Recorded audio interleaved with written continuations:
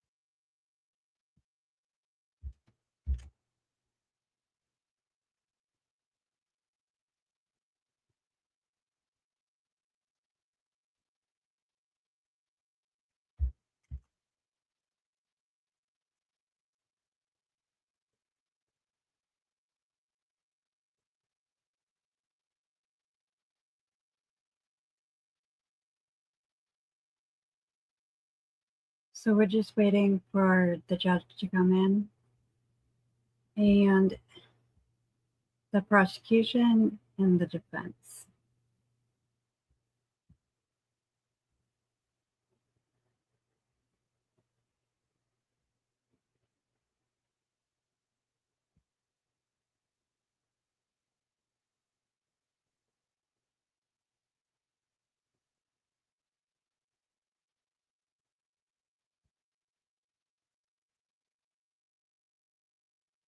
I'm going to share this out real quick.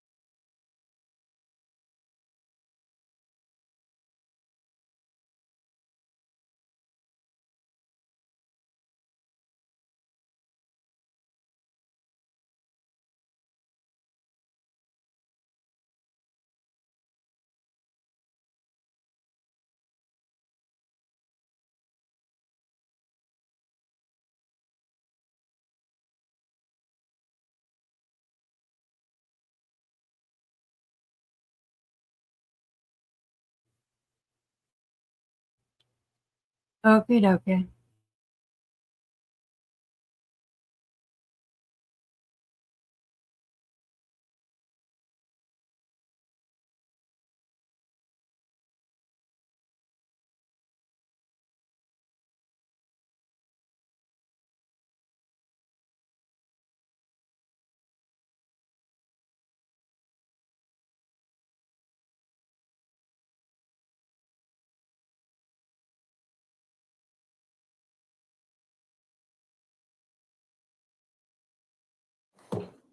This court's now in session. Please be seated.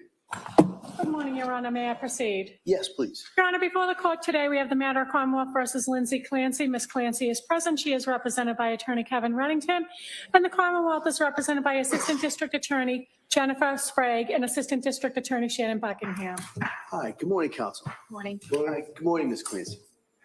All right, before we get started, can I see counsel at sidebar briefly?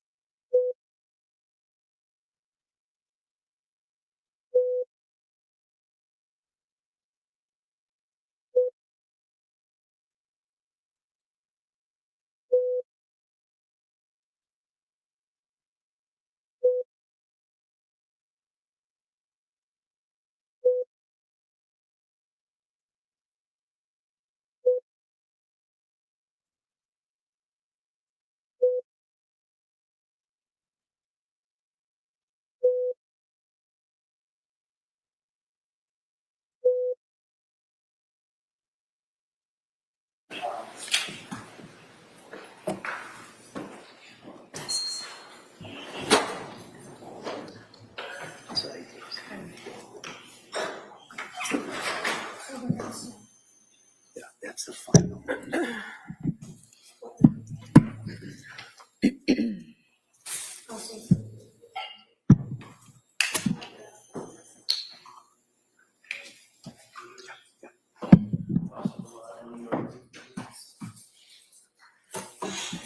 So, counsel, we're ready for the jury?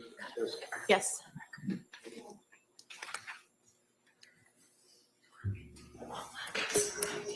Okay.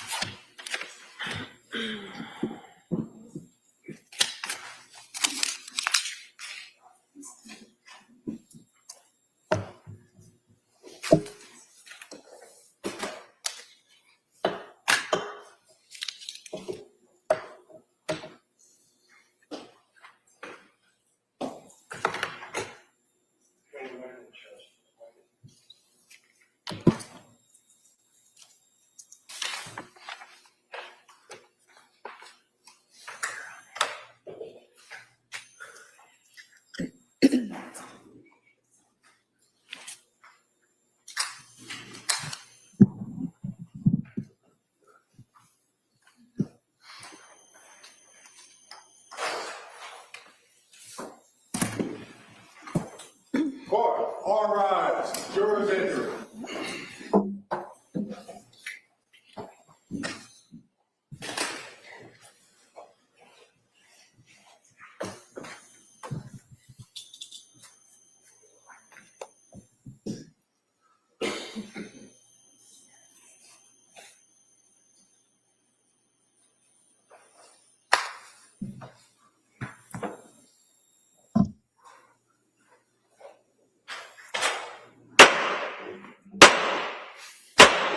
Hear ye, hear ye, hear ye, all persons having anything to do before the Honorable William Sullivan, Justice of the Superior Court now sitting in Plymouth, within for the Commonwealth.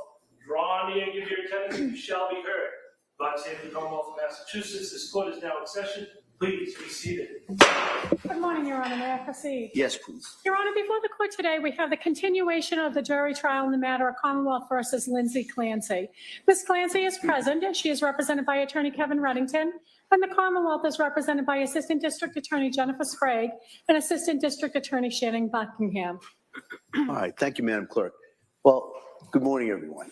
Nice to see everyone again. So what I want to do is just kind of go through first. I'm going to ask you those couple of questions, make sure that everybody was able to follow my instructions. Then I'm going to go over today's schedule and maybe discuss a little bit about the week's schedule, so you kind of have an idea where we're going with this.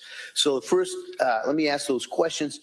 Excuse me. The first question: has any member of the jury read, seen, or heard anything about this case that would affect your ability to be fair and impartial as a juror in this case?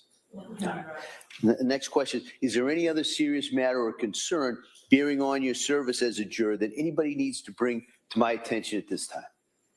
All right, again, thank you for following those instructions. Now, the schedule that we're going to follow today is we're going to continue with the case with the Commonwealth's witness who was on the stand Monday. And then we're going to take today be a little bit, might be broken up a little bit. There may be a couple of breaks that we have to take during the course of that, but we'll try and keep those to a minimum.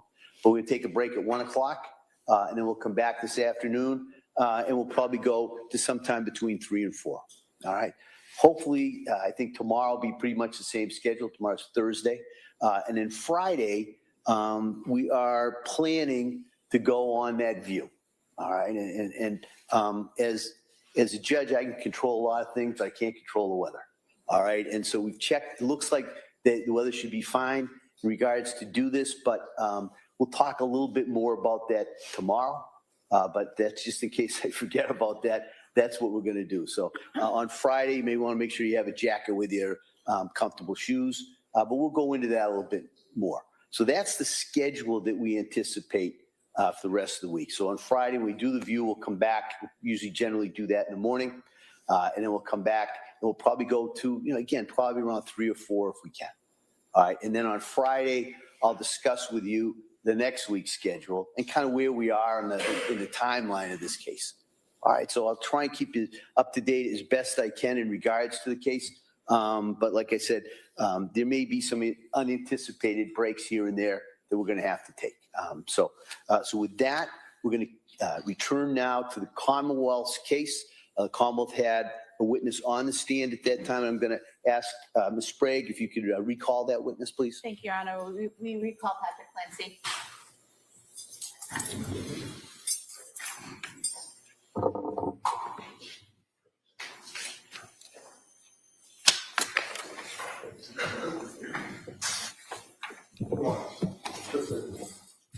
I want you to watch your steps. So you're gonna do it. Please raise your right hand. Please always swear that the testimony that you shall give to the court and the jury in the matter now pending between the Commonwealth and the defendant of shall be the truth, the whole truth, and nothing but the truth. So help you God. Yes. Thank you. You may have a seat. All right, good morning, sir. All right, Ms. Sprague. Thank you, Your Honor. Good morning. Good morning. So on Monday, I had asked you some questions about the Surface Pro that you and the defendant had in your home and had access to, and about whether you had looked at a site on suicide methods on August 22nd. If I could ask you, did you look at a site for suicide methods on August 23rd, 2022? I don't believe so. And I had also asked you on Monday about when you were leaving the home on the night of January 24th, 2023, your observations of Lindsay and the children. Do you recall that? Yes. And you had testified that you observed Dawson on the couch eating, I believe you said chicken nuggets and green beans. Is that correct? Yeah. Do you recall, if you're facing the couch, where he was on the couch? If I were facing the couch, he'd be to the right. To the right, okay. And showing you a photograph of the living room where there are some bowls on the couch. Is that a fair and accurate depiction of how the couch looked that night? Yeah. We could have this photo marked as the next exhibit. All right, any objection? No question. That may be admitted.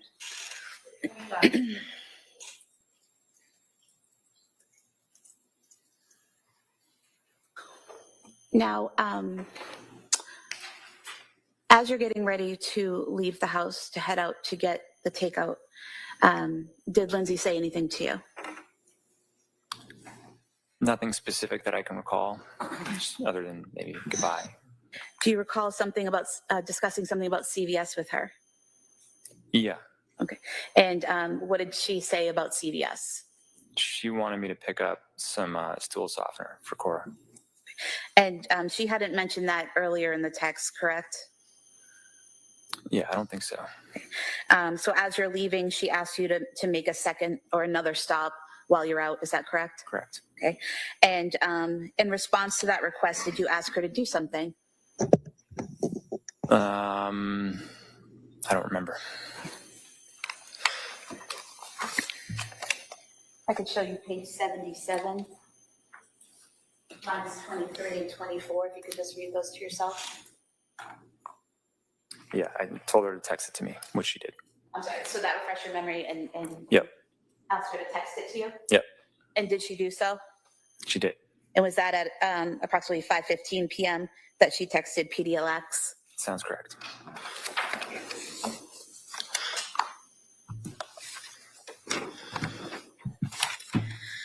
So your two stops then that night were going to be CVS and the 3V restaurant, correct? Yes. Where did you go first? CVS. And do you remember the route that you took to get there? Yeah, I went out our driveway, took a right on Winter Street, and then took a left on the main road and went to CVS. So it's a pretty direct route from your house to CVS? Yeah. You have the map. Just going to have you look at the screen, if you would, to a map.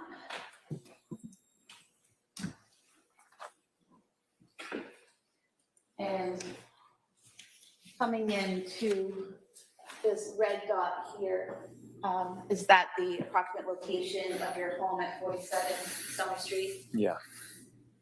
And then looking at this pink dot here next to Big Y, is that where the CVS is located? Yes. And that's the CVS you went to that night? Yes. About how long did it take you to get there? 3 minutes. And when you got to CVS, did you go inside? Yes.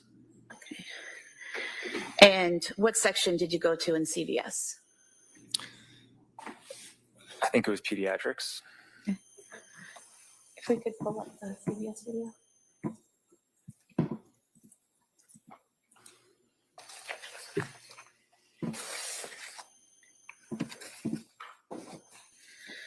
I'm going to ask you to look at the video here. Is that you entering the store? Yeah. Okay.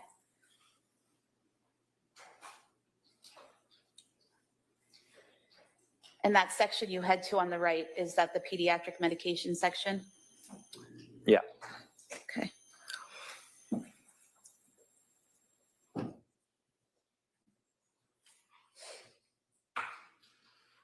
And while you're in that section, looking for the medication, do you do something? I called Lindsay And why did you call Lindsay? because what we were looking for wasn't there. The shelves are pretty empty. It was still during COVID. It was, I'm sorry, what? It was during COVID, so Okay, so, and was that call at about approximately 5:33 p.m.? yeah. Okay. And then, did she answer the call? Yes. She answered when you called her? Actually, I think she didn't at first. She called back. Okay. And did you receive a call back from her about a minute later at 5:34 p.m.? Yeah, that's correct. Okay. And can you describe that phone call for us? It was very brief. I just said, I think there was a generic brand, and I said, is this one okay? And she said, yeah, that's fine. And what was her demeanor during the call? She was pretty quiet. It sounded like she was busy. I remember hanging up thinking she's probably in the middle of giving baths or something like that. So it sounded to you like she was in the middle of something? Yeah. Were you able to understand her when she spoke to you? Yeah. And did she seem to understand what you were saying? Yes. And she didn't seem to have any trouble recalling why you were at CVS or what you were looking for? That's correct.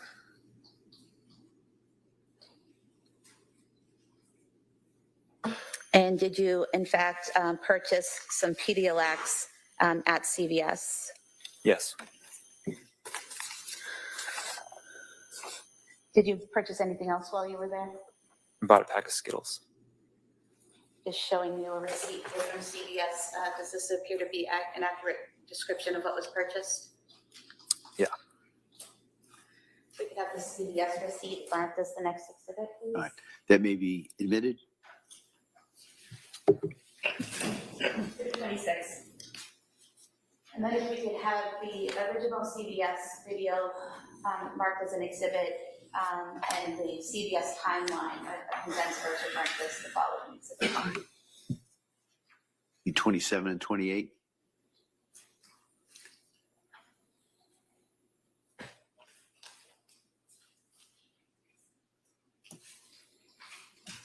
We have the original mark is 27, and the timeline is 28, please.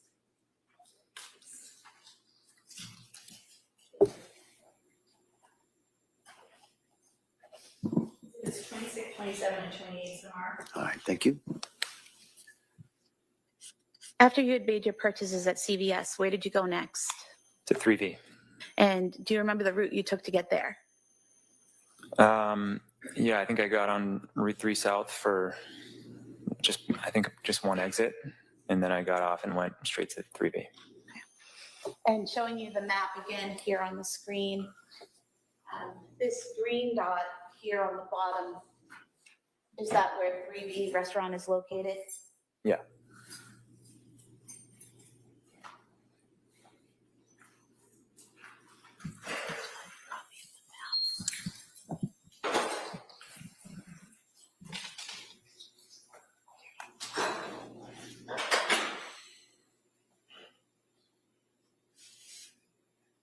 Your Honor, I'd move to submit a copy, a digital copy of the map. We have it on the computer. I can make a hard copy. No objection. Um, All right, that may be admitted. We can use empty case as a marker. Is it 29? All right, thank you.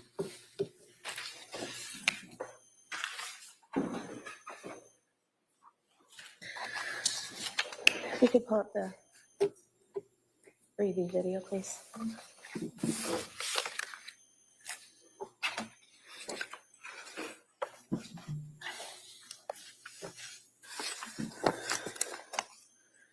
Now, sir, how long approximately did it take you to get from CVS to 3V? Probably around 10 minutes. And when you got to the 3V restaurant, did you go inside? Yeah. I'm just going to ask you to watch the video on screen.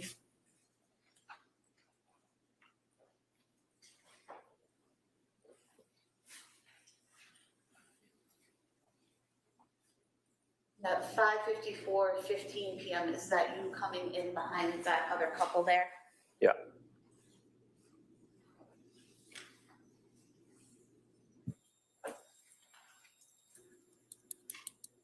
And what are you doing at that point when you're looking at the bags? I think I was looking for the bag with my name on it.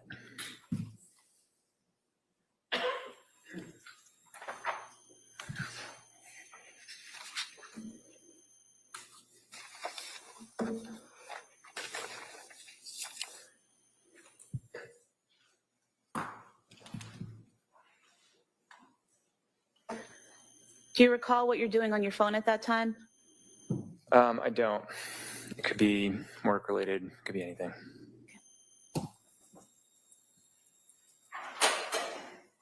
And the order that was listed under your name and phone number, correct? I think Lindsay ordered it. Right, but do you recall whose name it was under when you picked it up? I don't recall specifically, but it could have been mine. Show you a receipt here from 3V Restaurant for Mediterranean Powerball and scallop and pork belly risotto. You could just look at the name and the number on the receipt. Yeah, that's my name and my number. So that's your phone number? Yep. Okay. So although the defendant called in the order, your name and phone number were given and were given accurately, is that correct? Correct. If we could have the 3V video marked as the next exhibit. Sure. That may be admitted.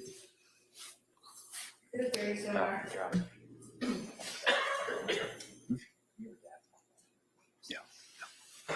Yeah. Can I see counts just very briefly?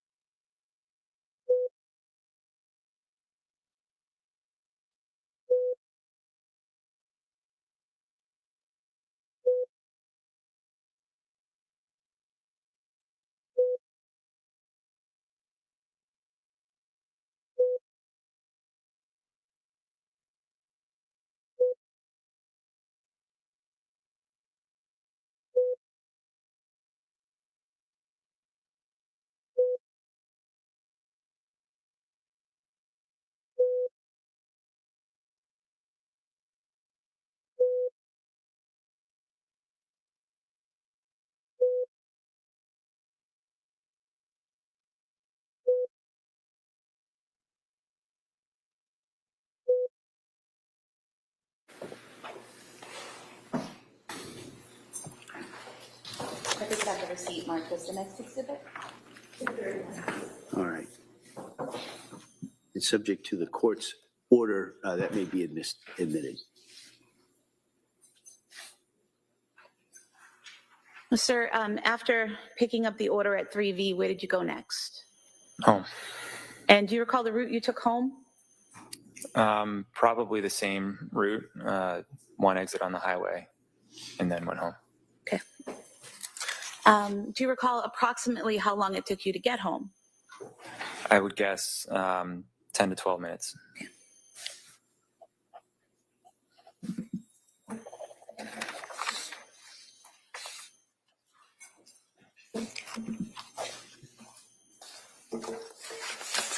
When you arrived home, where did you park? In the driveway. What type of car did you drive then? A Chevy Silverado. And was that a white pickup truck? Yeah. What kind of car did Lindsay drive then? It was a Kia SUV. And once you parked there, were both vehicles now in the driveway? Yeah.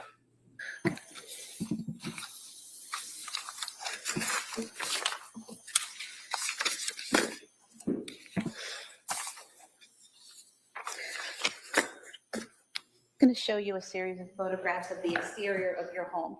You could just look through them and tell me if they accurately reflect how your home looked on January 24th, 2023.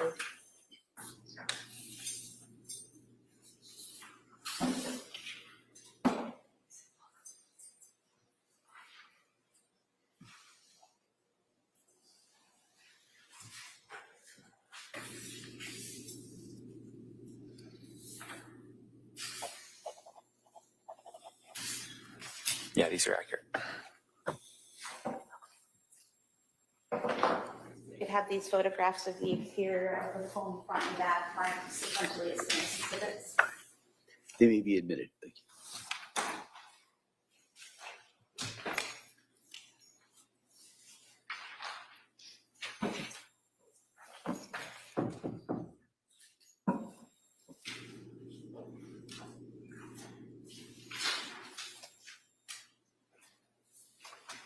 It's 32 through 37, no, 38, so high.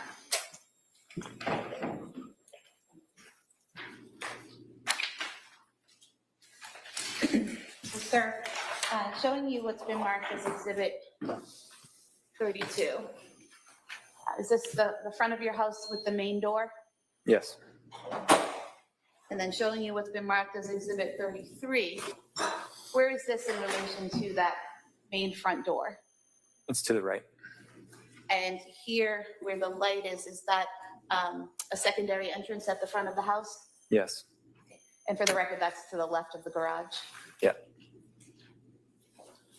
Showing you exhibit 34. Can you tell us what portion of the house this is? It's to the left of the front door. So if I'm facing the front door, it's to the left, there's a fence there, is that correct? And exhibit 35, is that more of that same fence on the left? Yes. And then showing you exhibit 36, is this looking at your backyard from that left side area where the fence is? Yeah. And then exhibit 37, can you tell us what we're seeing here? This is the back of the house and the window where Lindsay jumped out. And exhibit 38, is that a more direct view of that back of the house? Yeah. And so the window you referenced about Lindsay, is it this upper right top window? Yeah. And what is behind that window? Our bedroom. And the window to the left there in the middle, what room is that window in? That's the upstairs bathroom. And then the top window on the far left, what room is that for? That was Dawson's bedroom. Austin's. Okay. And then directly below the top right window, so the bottom far right window, what room is that window for? The living room. And then again, the middle window on the bottom level. Downstairs bathroom. And then that window on the far left there, is that the kitchen? Yeah. And on the far left of the photo where the sliding glass doors are, where does that lead into? There's like a room off of the kitchen where there's a kitchen table.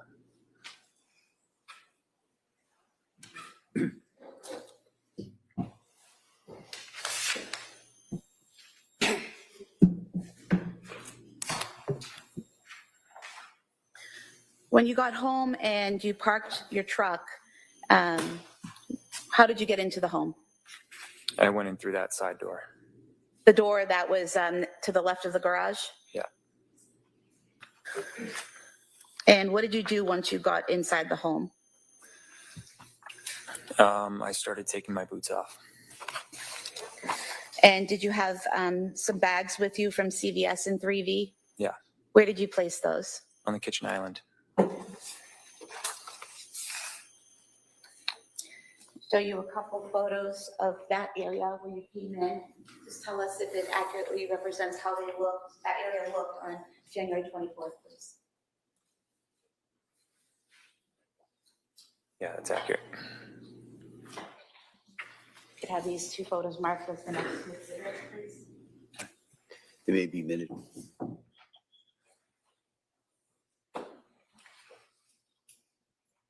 Exhibits 39 and 40. So we're showing you what's been marked as exhibit 39. Can you tell us where the sliding glass doors are in this photograph? They're to the left of the kitchen table. So we have here the kitchen table, and kind of in the center of the photograph, is that correct? Yeah. And so these are the sliding glass doors? Yeah. And where's the door that you came through? To the right after the kitchen table. Right here, next to the curtain? Yeah. And the door, when you're looking at the photo straight ahead, this door to the left of the mirror or the photo there, where does that lead? The garage. And then showing you exhibit 40. Is that where you place the bags on the island in the kitchen? Yeah.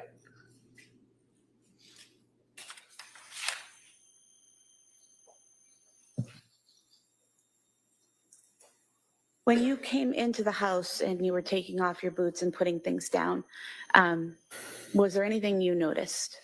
Yeah, the house was really quiet. Is that unusual? Yeah. And when you realized it was really quiet, what did you do? I called out. And who did you call out to? Everyone. Did anyone answer? No. After you called out and no one answered, what did you do next? I think I don't know the order, but I called down in the basement and no one answered. And then I called Lindsay to see if she was home because I looked out and I couldn't see her car, but it's because it was dark and her car's black. Okay, so when you say you called down to the basement, when you approached the basement door, do you remember if it was open or shut? It was shut. So did you open it and yell down? Yeah. And there was no response? Correct. And showing you a photo here, is that a fair and accurate depiction of the stairway down to the basement level? Yeah. You could have this marked as the next exhibit, please. That may be admitted. Exhibit 41. Do you recall when you opened the door to yell down whether the light was on or off? Yeah, it was on, but Lindsay always left the light on. And you said you called Lindsay. Was that a phone call? Yeah. And was that at approximately 6:09 p.m.? Yeah. And did she answer? No.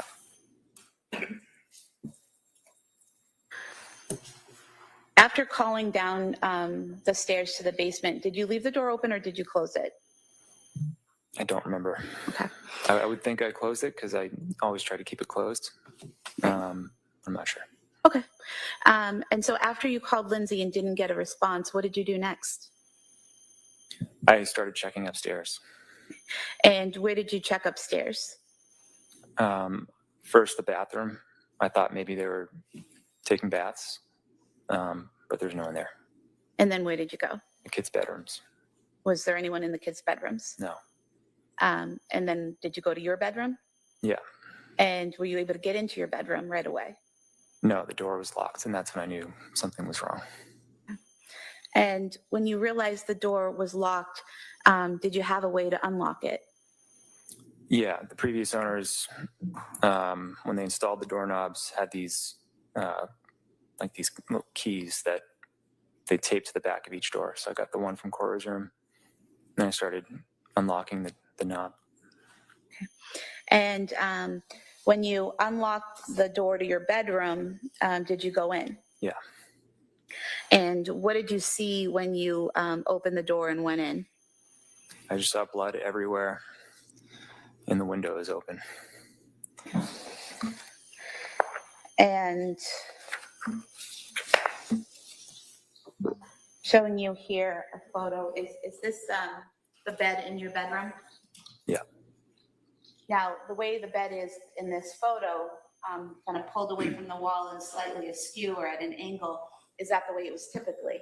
No. And when you left the bedroom that day for the last time prior to coming home later that night, was the bed in that position? I don't think so.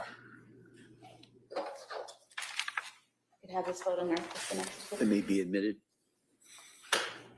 Exhibit 42.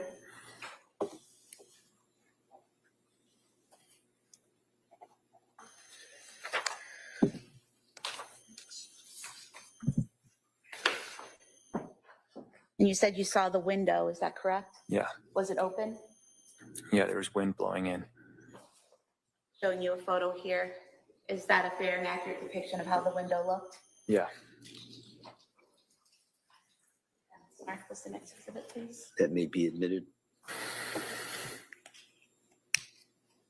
Exhibit 43.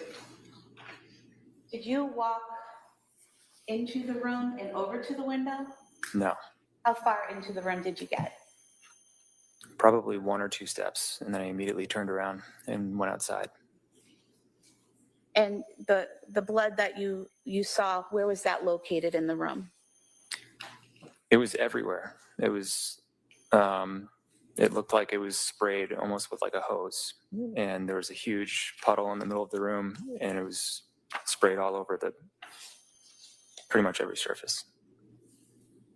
I remember it was on the doorknob.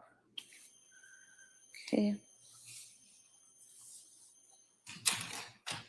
Showing you 3 photos. Do you recognize what's depicted there? And is that a fair and accurate depiction of how the room looked on January 24th, 2023?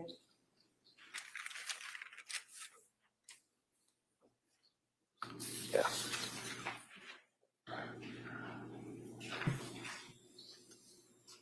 We could have these 3 photos marked as the next 3 exhibits. It may be admitted.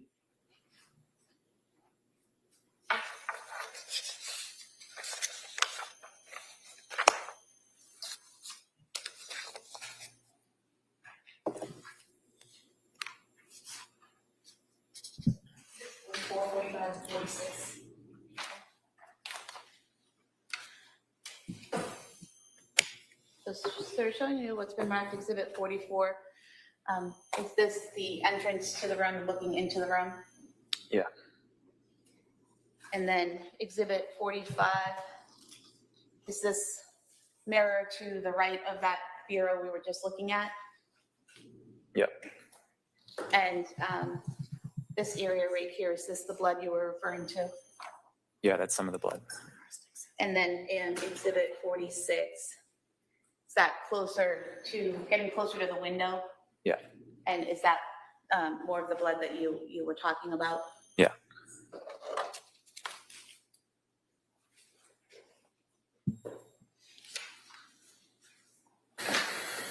Going back to exhibit 42, there's no blood on the walls or on the bedding, correct? On those walls in the bedding, correct.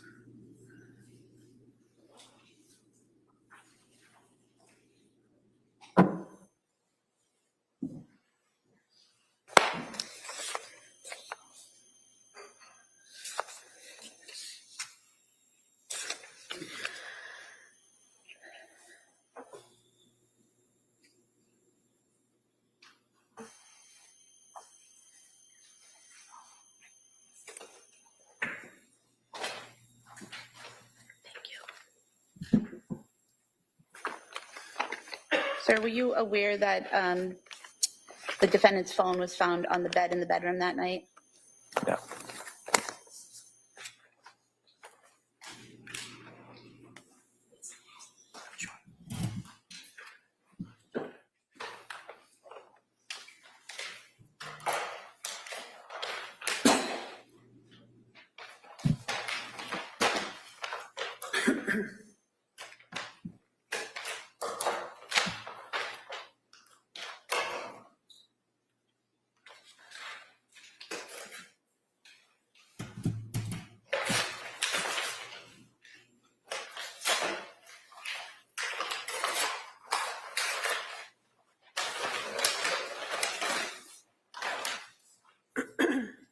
They're showing you this phone with this light brown case. Do you recognize this? Yes. Whose phone is it? That was Lindsay's phone. And is this the phone that she was consistently using between September of 2022 and, well, actually August of 2022 throughout the fall and into January of 2023? Yeah. We have this marked as an activity. That may be admitted. 47.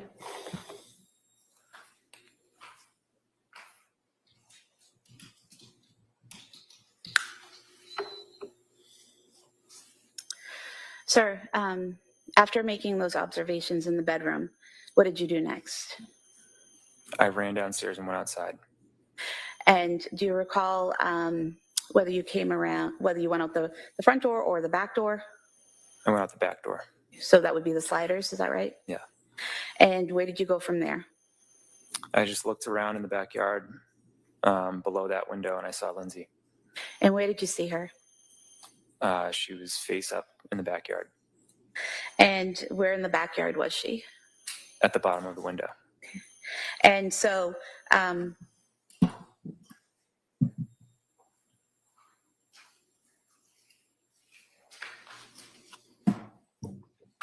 looking at exhibit 38,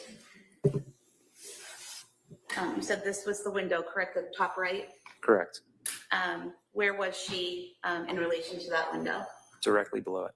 So down here by the window well? Yeah. For the record, I was pointing straight below the bottom right window by the window well. I'll show you a photo of that window you were referring to. Is this the exterior view of that window to your bedroom that night? Yeah. We could have this marked as an activity. That may be admitted. To the 48.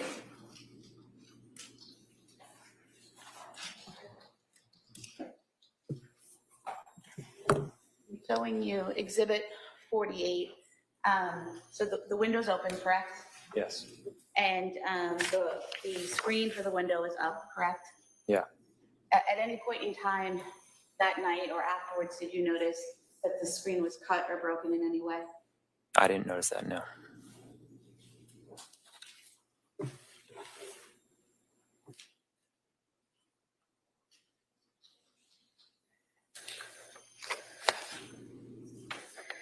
And when you saw Lindsay on the ground there under the window, which direction was her body facing? Her head was closer to the house. Her feet were away from the house. Okay. And did you go to her? Yeah.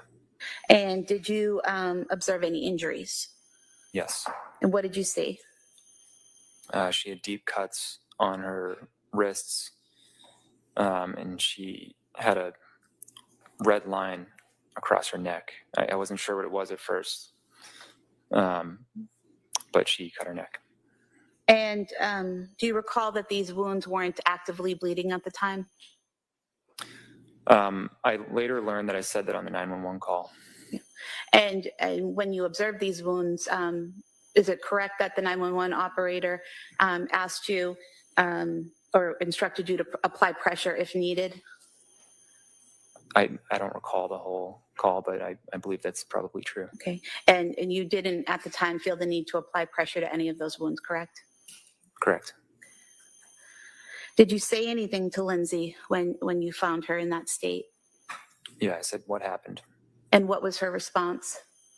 She said I tried to kill myself. Did you ask her anything else? I said, where are the kids? And what was her response? She said they're in the basement. And at that time, she didn't tell you that they needed help or they were in danger or they were injured, correct? Correct. And so you mentioned talking to someone on 911. At what point did you call 911? I don't know the exact time, but it took a few minutes because my phone was switching between Wi-Fi and 911. So I almost just started calling out for the neighbors, but eventually it went through. Okay. So you had some difficulty connecting, but eventually you connected to the 911 operator? Yeah.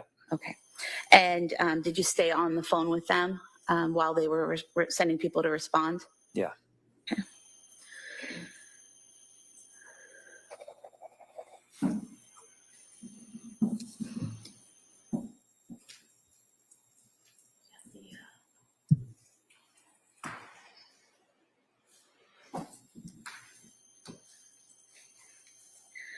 While you're on the phone with 911, are they asking you questions and you're responding with information about her condition? Yeah. Okay. And if you could just look at the screen here, is this the model of the first floor of your home? Yes. Okay. And so we have here the sliding glass doors. Where would the basement door be in this model? Directly below the stairs.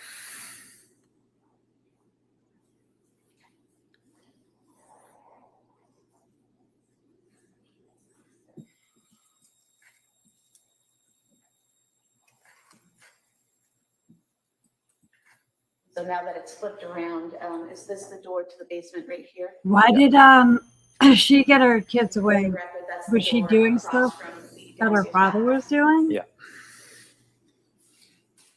And then The BTK serial killer. how long approximately, and I know you weren't looking at your watch or anything like that, but can you estimate for us how long it took for first responders to arrive? 4 or 5 minutes. Okay. And during that time, are you continuing to try to talk to Lindsay? Yeah. Is she responding? She was in and out of consciousness. Okay. Was she breathing on her own? I believe so. Okay. And you're communicating information to the 911 operators, and are they giving you, advice on how to deal with the situation as it progresses? Yeah. Okay. Once emergency personnel arrive, what do? I immediately got up and ran to the basement. Okay. And do you still have the phone on you? You're still on the 911 call? Yeah, I didn't realize it at the time, but I did. Okay. And have you look at this model here on the screen? Is this a fair and accurate depiction of the setup of your basement? Yeah. Okay. If you can just describe the rooms for us, what the purpose of each room was. So the room in the back left was my office.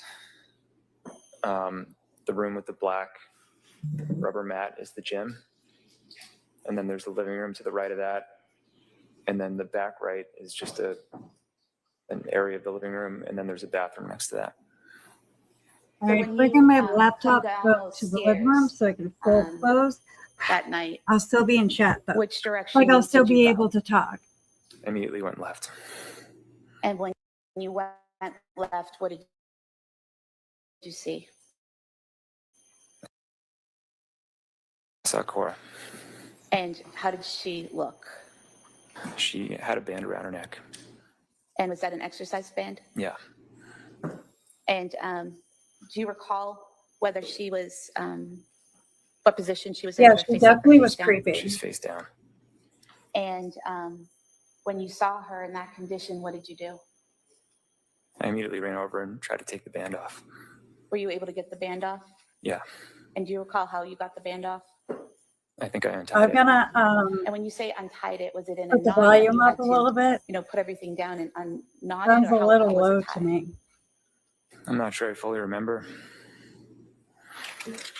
Do you recall describing it previously as when you initially tie your shoes but then don't do the bow? Yeah, that sounds right. And was she responsive? No, And what did you see or do next? I saw Callan. And where was he? He was next to her. And how did he appear? He had a band around his neck. Sorry? He had a band around his neck. And did you remove that as well? Yeah, And do you recall what position he was in? same as Cora.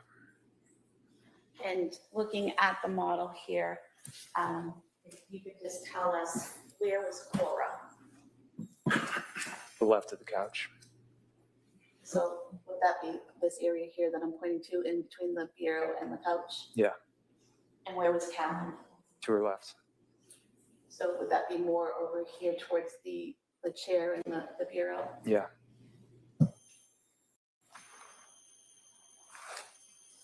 After you removed the band from Callan's neck, what did you do next? I tried to find Dawson. And where did you go? I looked in the bathroom and on the other side of the couch. And then I went to the other side of the basement and he was in my office. Yeah, they were found in the basement. And when you saw Dawson, what condition was he in? I knew he was gone. And did he also have a band around his neck? Yeah. And did you remove that band? Yeah. And looking at the office here, where was he located within the office? Just to the left of the door when you went in. Just in this area here, right inside the door? Yeah.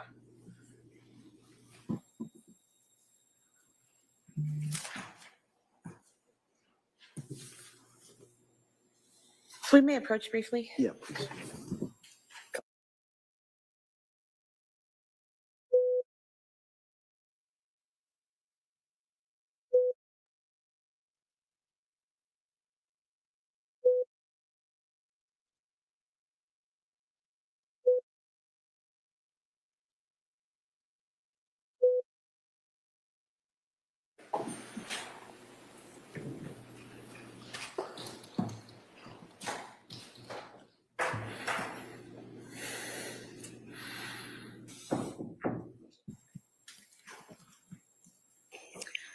Now, after finding Dawson and taking off the band, what happened next?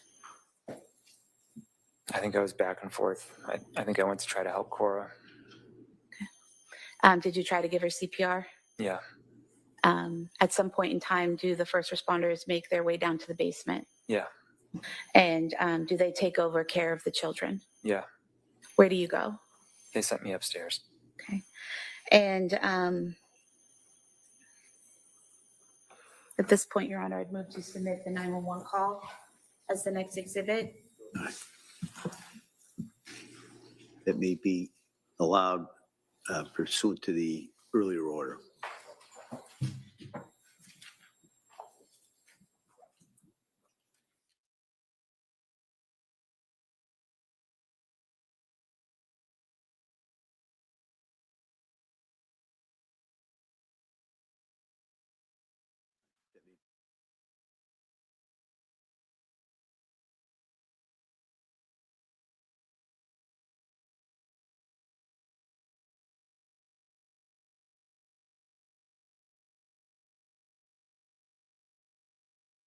They can't play the 911 call for the Cora public. Dawson and Callan removed from the home and taken to a hospital.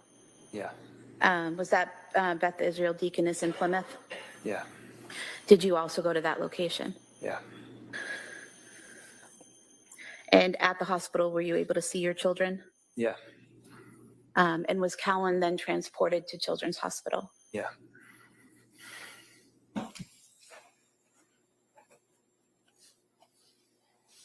Did anyone ever tell you not to leave your kids alone with Lindsay? No. In January of 2023, did Lindsay ever tell you that she wanted to harm your children? No. Did she ever tell you she was going to kill your children? No. Did you receive, a few days after this happened, did you receive a phone call from the defendant while she was at Brigham and Women's Hospital? I think it was like a week or so after, yeah. And what did the defendant say at that time about what had happened with the children? She didn't talk about our kids. She talked about what she went through. And what did she say about what she went through? She said she heard a man's voice telling her that if she didn't do it now, she would lose her chance or something like that. And did she also tell you that she had had a moment of psychosis? I don't recall.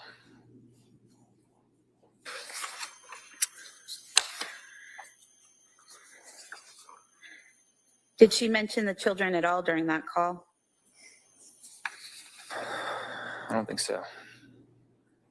I mean, not directly. Had she ever mentioned psychosis to you before? No, I didn't know what psychosis was until after this happened. Did she ever tell you she was hearing a man's voice before? No.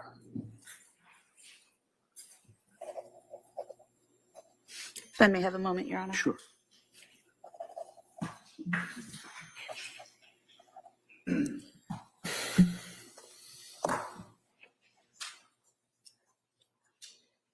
I have no further questions for this witness. All I right. just have exhibits All right. after. Counsel, can I see you just briefly, sidebar?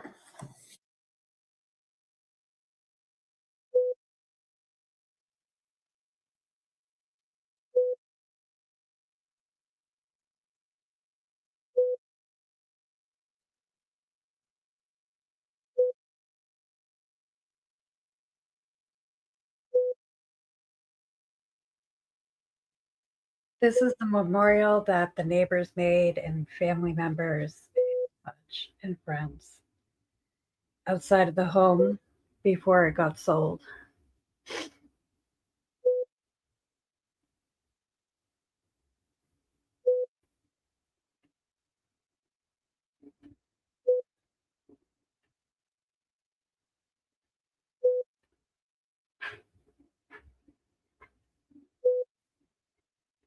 And I believe the defense is going to question him now. The witness could be All right. excused. So you can be excused, subject to recall at a later point today. Thank you, sir. Massachusetts doesn't have the death penalty.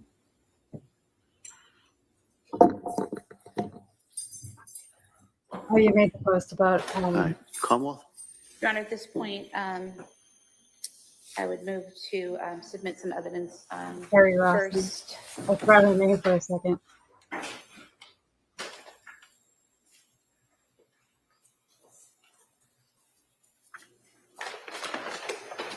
Would be the clothing Cora Clancy was wearing the night of January 24th, 2023.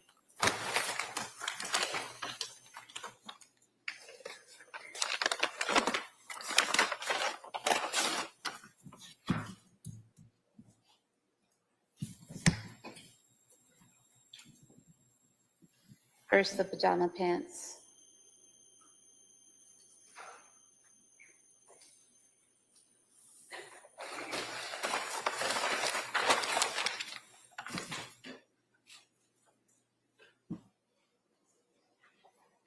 Pajama shirt.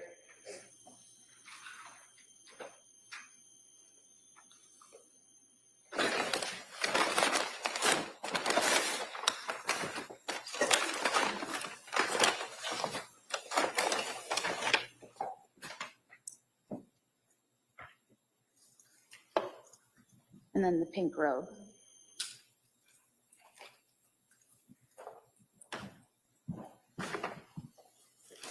We could have these marked as one exhibit.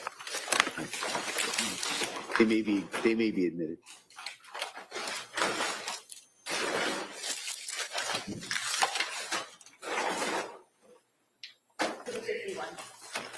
Thank you. And then Dawson's clothing.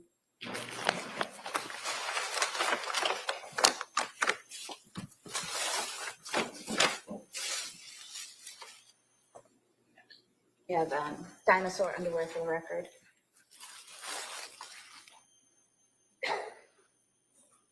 And a gray t-shirt or shirt, long sleeve shirt.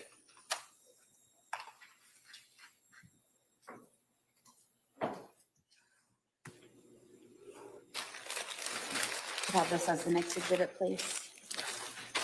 That may be admitted.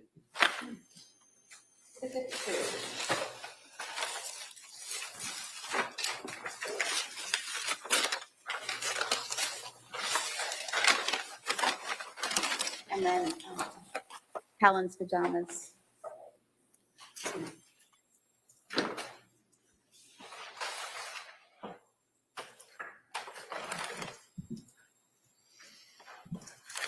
As the next exhibit, please. That may be admitted.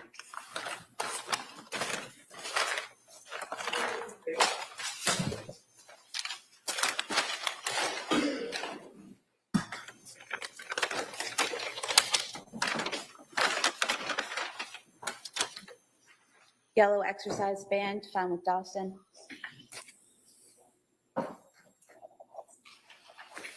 Can I have this as the next exhibit, please? That may be admitted.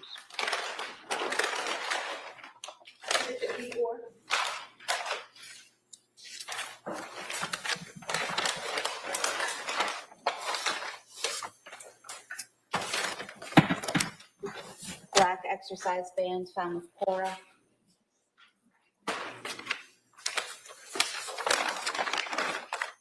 Could I have this as the next exhibit, please? That may,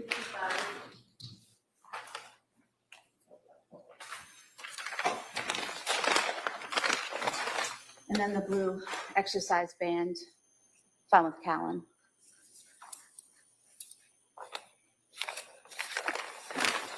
We could have this as the next exhibit, please. that may be admitted.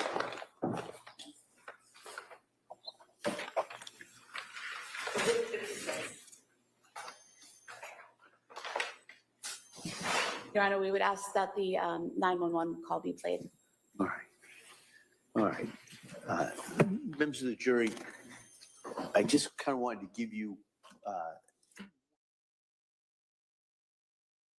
right. Sometimes in a trial, evidence that is introduced that produces in jurors an emotional response. For example, it's understandable to feel sympathy and empathy when you hear or see certain evidence. And so, but as jurors who have taken an oath to follow the law, I'm instructing you that the law says you must separate any emotional reaction on your part from the informational value and weight of the evidence. You must not be influenced in any way by the unpleasant nature of some of the evidence, including testimony, including exhibits.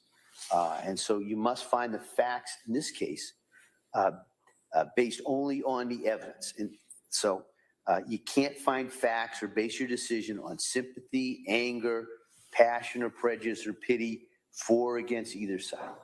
Rather, your verdict must be based solely on the evidence that is introduced in this case and my instructions and any other limiting instructions. And I'll go into that, but I just kind of wanted to remind you of that as we go through this.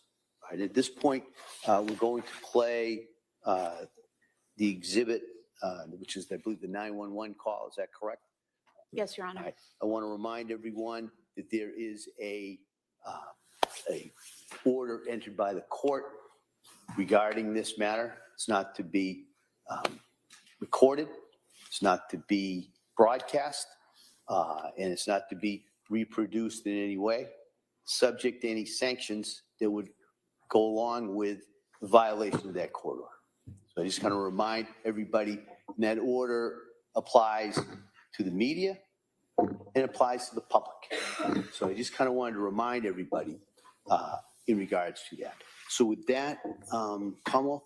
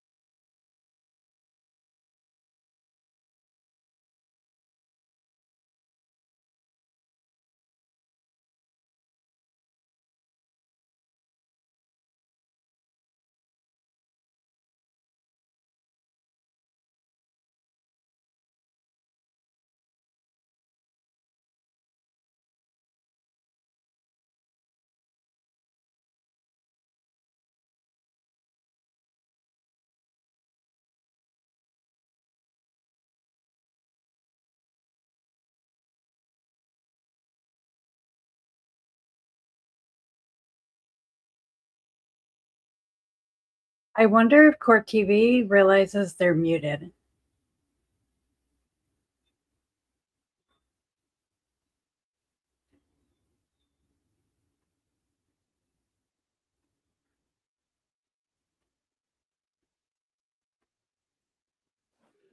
Jurors, close your notebooks, place them on the chairs.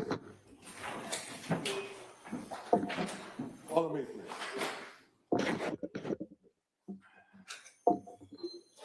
Oh, they do.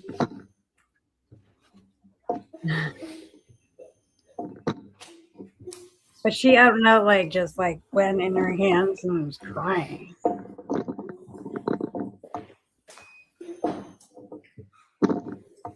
Well, I don't know what the judge said to her because he made the jury leave.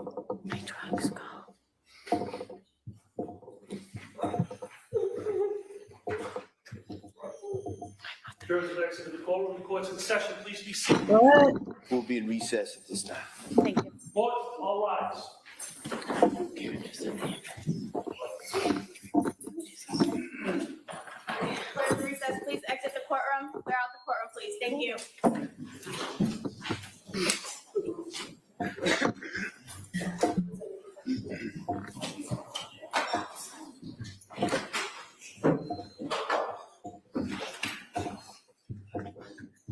No, she's too emotional.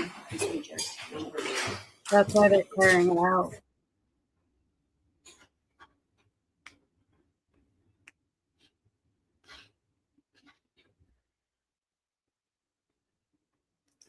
They played the 911 call. They excused Patrick. Well, they didn't play it for us. They excused Patrick for the day until later because he's the defense's witness as well. And then they muted for a bit. And she started really, really crying. And then now she's having like a real emotional thing. They made the jury leave while she was really, really crying. And now she's really crying. And they can't show that to the jury because they don't want the jury. They could get a mistrial. You can't show that much emotion from the defendant. Oh, excuse me.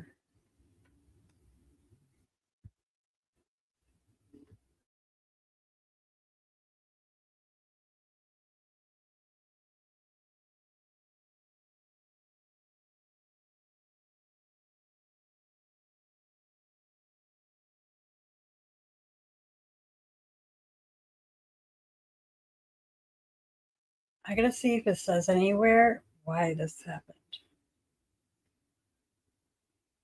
Because Nate Eden is pretty good.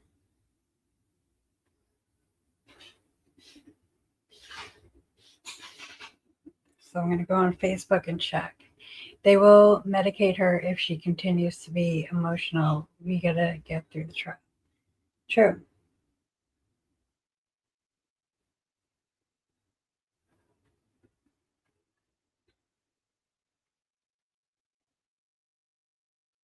Nate Eden. Let's see.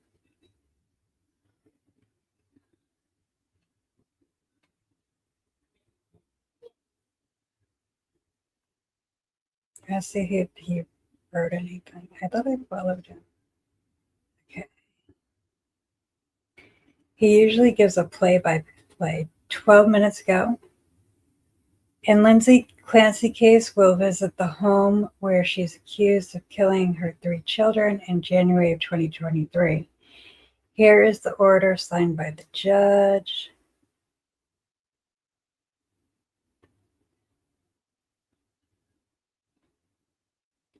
The parties permitted to access the premises are limited to the attorney for the Commonwealth attorney, for the defendant, the judge, the jurors, and the court staff deemed necessary. I don't think they're going today, though.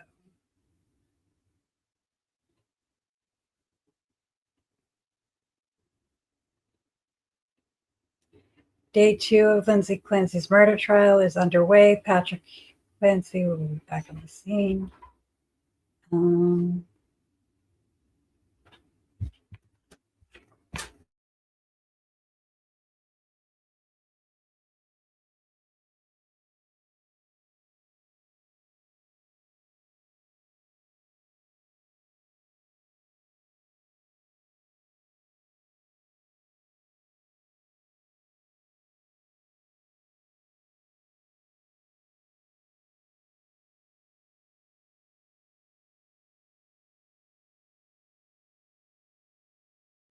Yeah, I'm not seeing anything.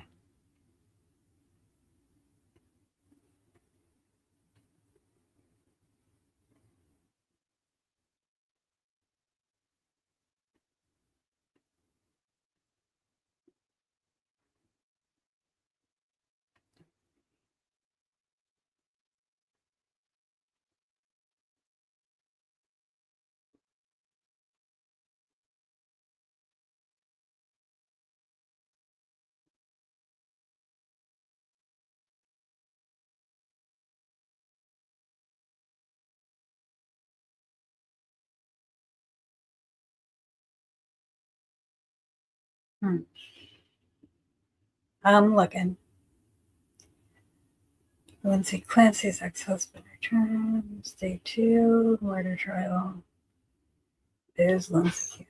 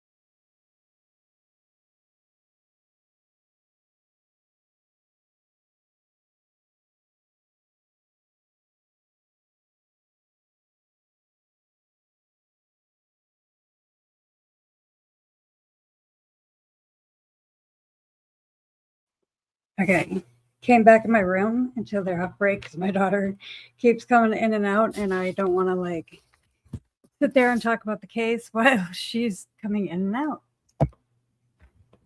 So there's no information on what just happened. So let me see something. I'm going to go on Facebook again and kind of look through some posts. Let's see. Lindsay Clancy. They didn't say how long the break was, so that sucks. Sucks really bad.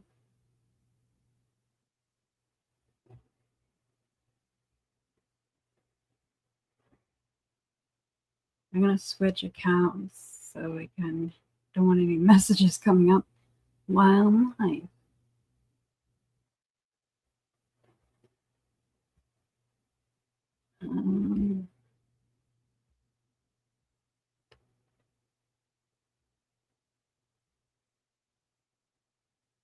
All right, so this is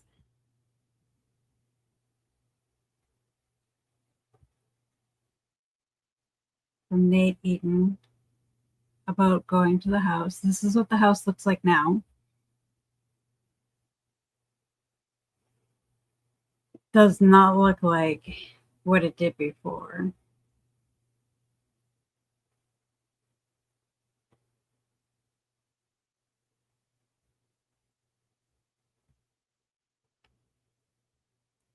So the court, after hearing, hereby orders the legal owners of the property located at 47 Summer Street, Duxbury, MA, to allow access of the premises of 47 Summer Street, Duxbury, MA, for purpose of a view by the jury in the above captioned case, subject to the following provisions. The parties permitted to access the premises are limited to the attorneys for the Commonwealth, attorneys for the defendant, the judge, the jurors, and court staff deemed necessary. The Massachusetts State Police and local Duxbury Police are responsible for securing the area prior to arrival of the jurors and shall not permit any access by third party during the time the parties are on the premises. That means like no camera people. Someone else lives there, so they had to get permission from the owners. And the owners were fighting it because they didn't want people in their house. It doesn't look anything like it did on the days of the murders. The parties will be permitted to visually inspect the outside of the property as well as the following interior areas: the basement, all rooms on the first floor, and all rooms on the second floor of premises. Parties are not permitted to open closet doors, touch any items within the premises, or disturb items. Jurors shall be under the supervision of state police, Duxbury Police, or court security while on or inside premises.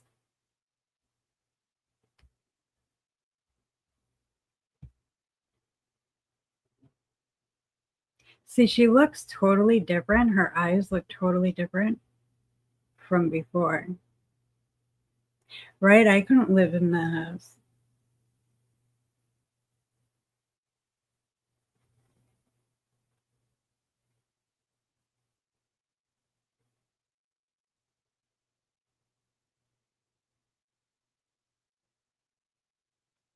And there's more pictures of her. I gotta find it.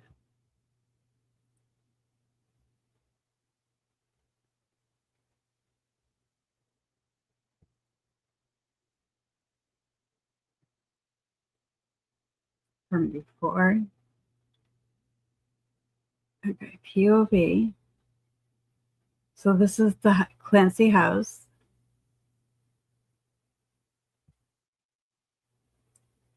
That was once a home filled with love. They do a little, see, she looks different.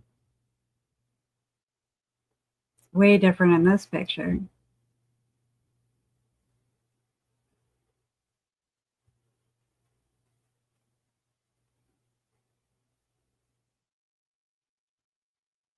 This picture. Oh, he was a chunka. So cute.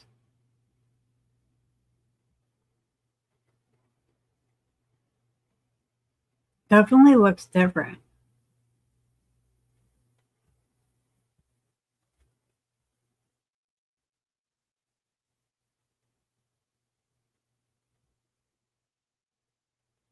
See, they were so cute.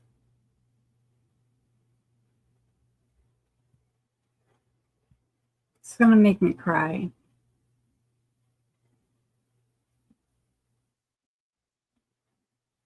Aw. So sad. They probably got a good price on that house. Usually murder houses go down in value, so the price goes way, way down. No one wants to live in a house like that, so they've got to lower it. Fact.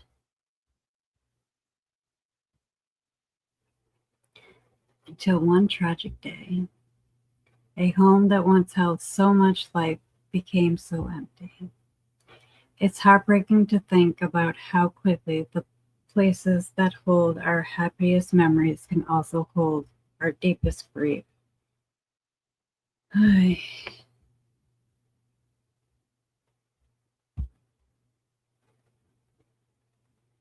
Oh, that's stupid Karen Reed. She's so guilty. If you read the stuff from the lawsuits, she has like texts that she admitted it. They did that with the Watts house. Oh, right. Really? Yeah.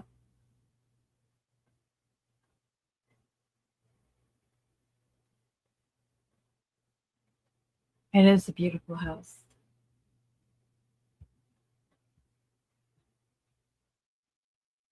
And this is what she looks like now.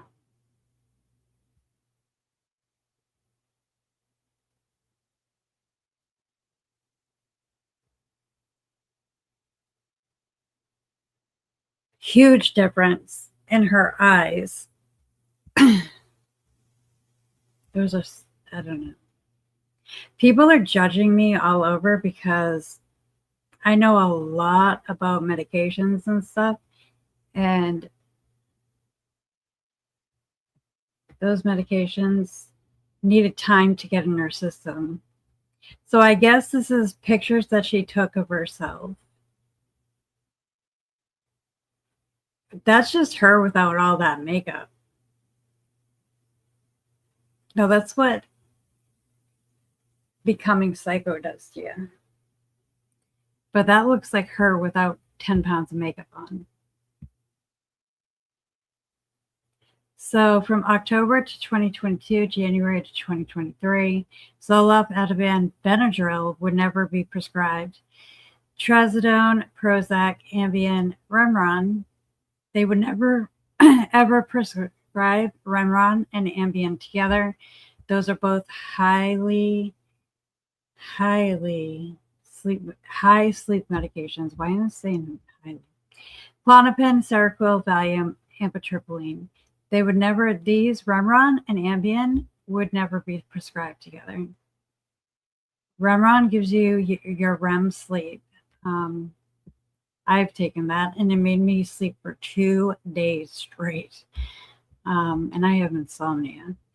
But she only took 7 Zolofts from what I remember. Where's Boost Bar? Because she was prescribed Boost Bar and only took 2 Boost Bars. So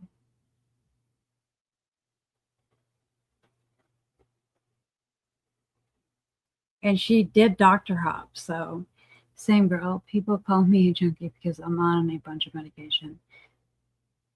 Yeah, I'm on a bunch and people don't know. So describe your behavior leading up to crisis.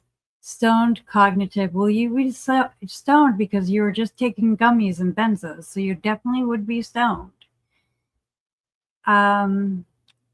Stoned, cognitive functioning, flat effect, restlessness, skin crawling, doom, dread.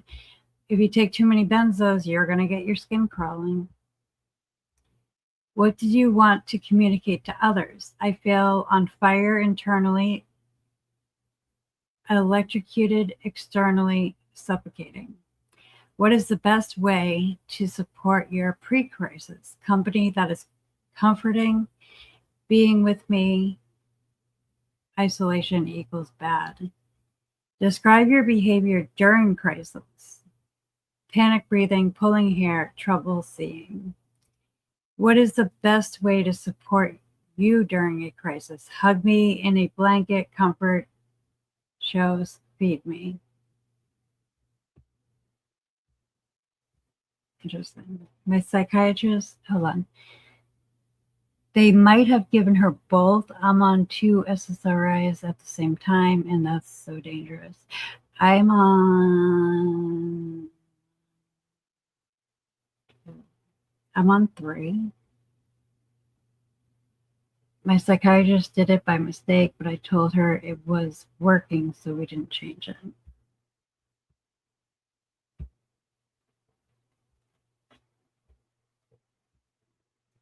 But I'm also agoraphobe, so yeah. So his new wife, right? Look at Lindsay for a minute. Get her face in your head, right? This is Lindsay before she went a little crazy. And then, sorry. This is his new wife. Very similar looking, right?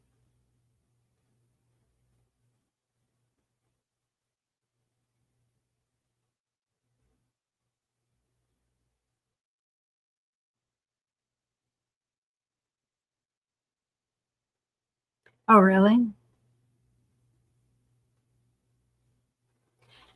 Right, Sleuthy? They both look like each other.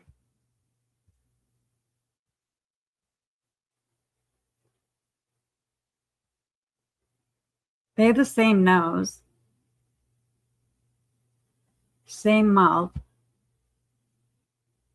She has whiter teeth, but same mouth. They do the same career.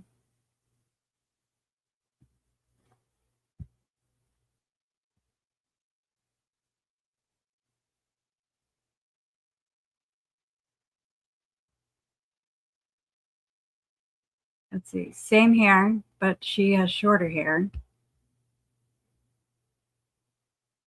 She's a little skinnier, but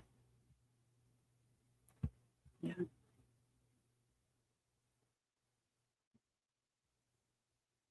Yeah, different.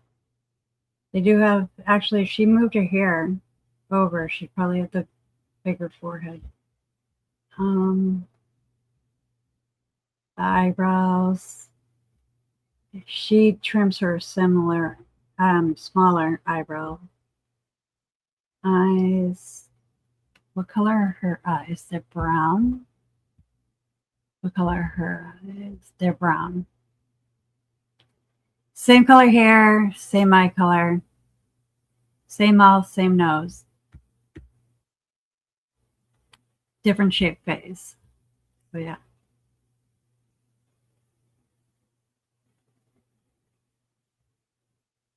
Crazy, right? Insanity. My Discord. I will right now.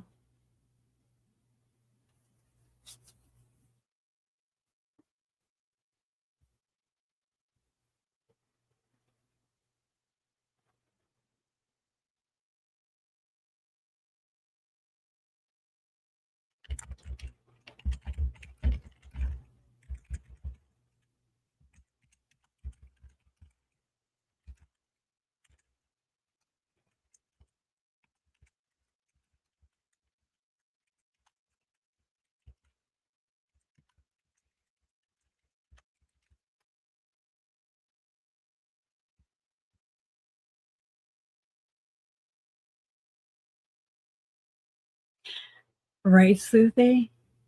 They look very similar. Oh, hold on. This. Oh no, there's two people, and so me and you.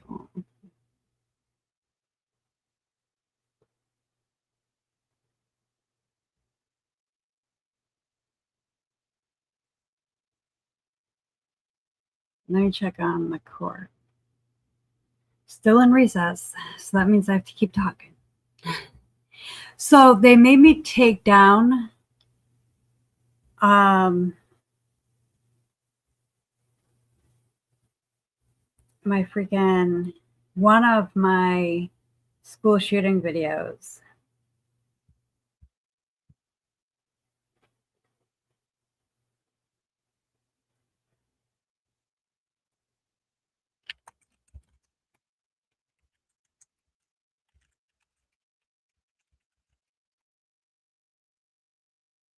And I ended up by accident whatchamacallit, deleting both of them. So I'm gonna have to upload the other one. Sucky, but I'm gonna have to do it. Yeah, I'll look at it. Hold on. Let me go over there.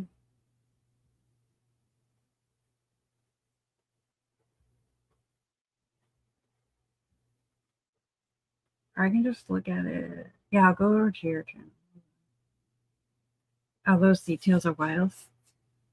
I read some of them, but then I was listening to court, so I got distracted.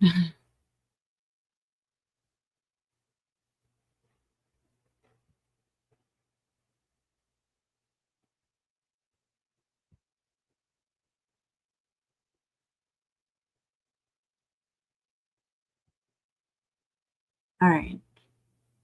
So Case update, Carrie Rawson. Many people know Carrie Rawson as the daughter of BTK serial killer Dennis Rader, and as an advocate for victims and families impacted by violent crimes. This week, reports surfaced that a Florida judge granted a domestic violence injunction requested by her ex-husband. Court records also indicate he was temporarily, you know what I was going to say, awarded custody of their 2 children while the matter proceeds. The filings include allegations involving concerns about the children's safety, emergency calls to law enforcement, and alleged violations of the court order. Carrie Rawson has not been convicted of any crime related to these allegations, and these are allegations contained in court records that have been reported publicly. It's a heartbreaking and complicated situation that has left many people with questions, especially given Rawson's years of advocacy and her own history of trauma. In January 2025, Carrie Rawson's ex-husband, Darian Rawson, alleged she repeatedly told him their children were in immediate danger and would be murdered. Court filings state she claimed to have psychic abilities and believed she foresaw the danger to the children. Oh my Lanta. She allegedly made a 911 call reporting there were active shooters and that her ex-husband and children had been shot. Responding officers reportedly found everyone safe. Was she a little psycho or like schizo?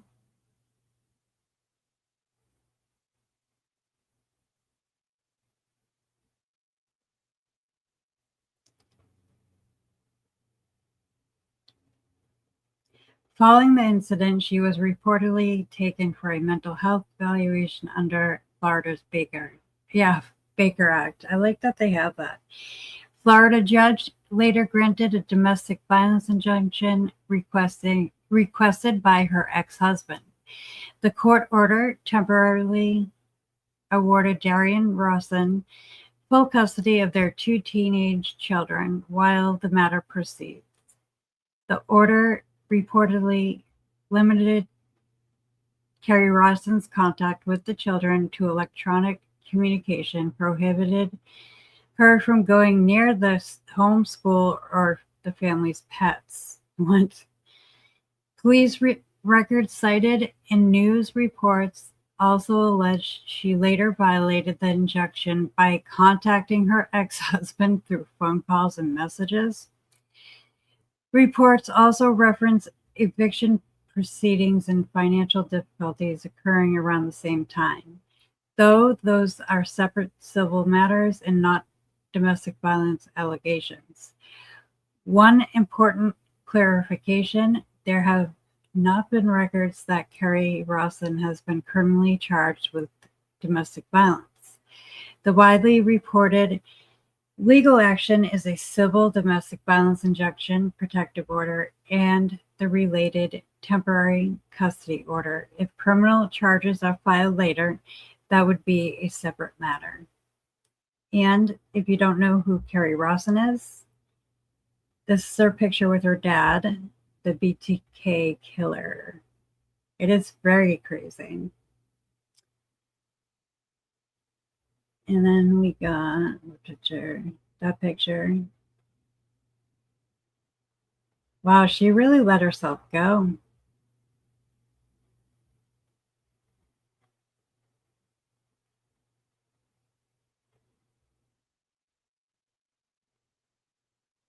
Really let herself go.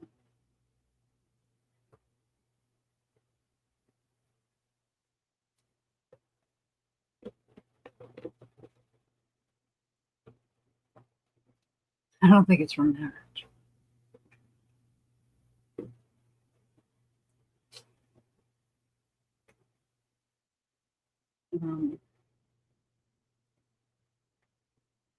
That's crazy.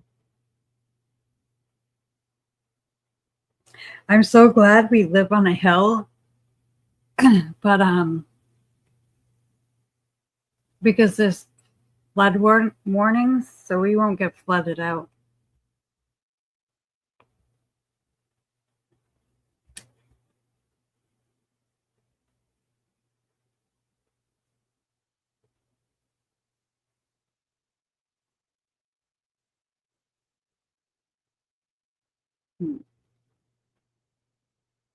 But look at her eyes.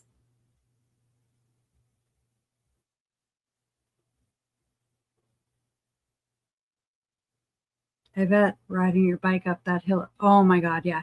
That's why I'm so happy I have electric bike, because it gives me that assist. Like, it's not fully, my bike's not fully electric. Yeah, she looks deranged. It just gives you an assist. So it helps me up the hill and stuff. So yeah.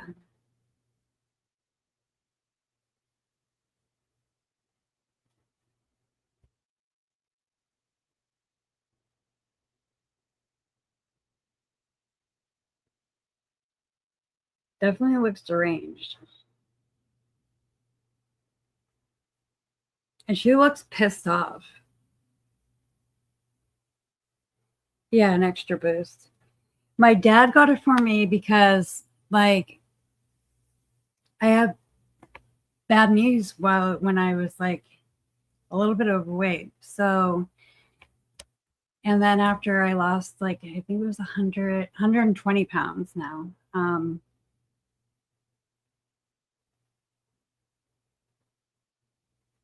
Hi, Therese. So my knees got better, but I still get a little bit of the arthritis. So it helps going up the hills still, which is great.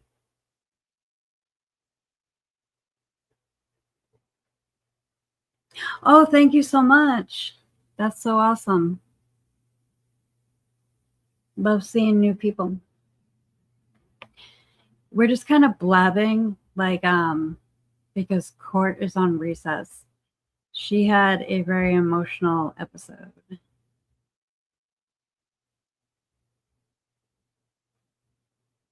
Yeah, then my dad got my daughter one at the same time, because he's like, I can't buy you one and not her one, because you guys go everywhere together, because we do. And then recently he's like, I can't buy your son. Yeah, it's fun to bluff. I can't buy your son a car because they're too expensive. So he bought my son a bike that has a throttle on it. So even if you use the throttle, right, and then you pedal and pedal and pedal, it makes you go so much faster. He can get up to like 30 miles per hour. It's so cool. Like, I used it one day and I was like, you get too much power with this thing. Like, I was like flying with it. PJ, I'll tell you a secret, but don't tell anyone else. I can't ride a bike. I can't balance for shit. Well, that's why you need an electric bike, because if you get one with the throttle, it'll do all the work for you. And you just sit. How are you, Teresa? I don't know if I'm saying your name right, but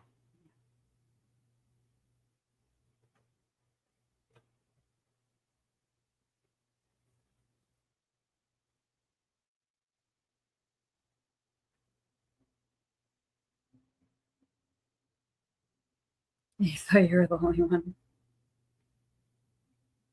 Bikes and swimming, like swimming, I am so good at.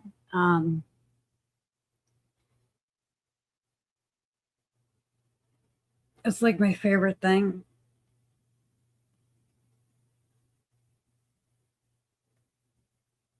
Tricia. Oh, that's cute. I like that. My brain wasn't seeing the eye.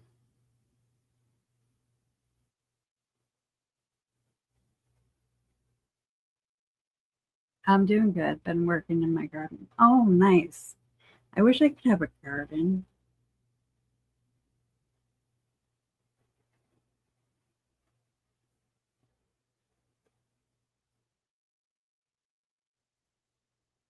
I'm doing, yeah, Tricia. That's a nice, I like that name. It's pretty cute.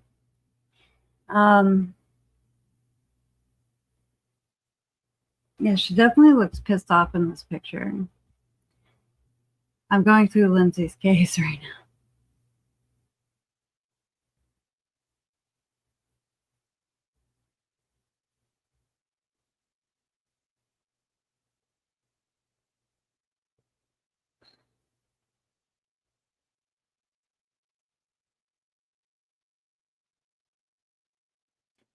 This has to be like AI made.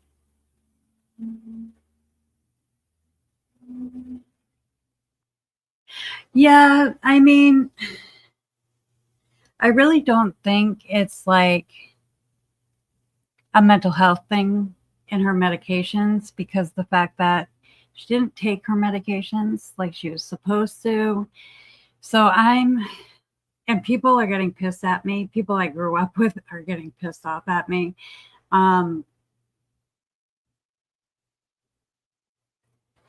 Because of the fact that I know about medications, psych meds, and it takes a while for like Zoloft to get in your system. From the research I did, it takes like 2 weeks to get in your system. So she didn't even have like half-life of Zoloft in her system either.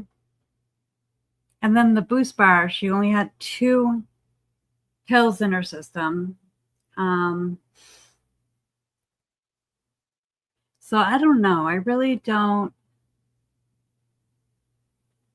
I mean, I'm sure she was suffering with postpartum, but she wasn't treating herself, because she also went to a clinical place, right?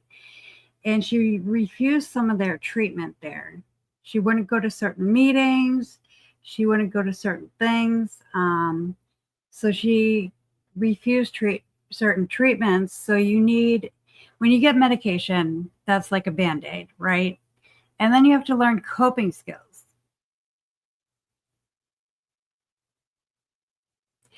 No, they counted the pills. The police and the prosecution counted the pills.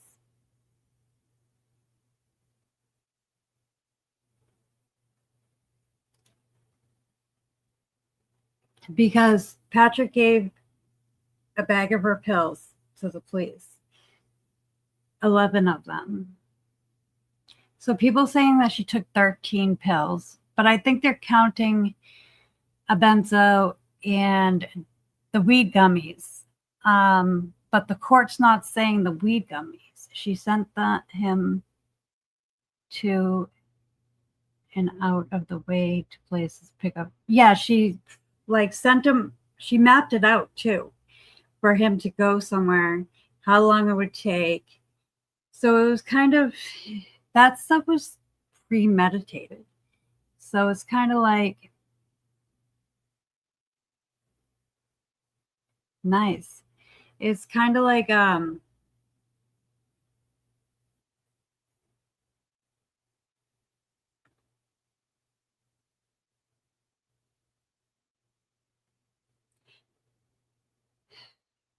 I feel like an asshole, to be blunt. Sorry for swearing. Thinking that it was not mental health, because people suffer with postpartum on a daily. My daughter went through postpartum really bad. So I went through postpartum. I had one kid after another for my 3 oldest. So I definitely suffered. And then I was going through domestic violence when I was pregnant with my youngest. And then I had her. So I was going through some stuff. So I definitely had postpartum. So I feel for that.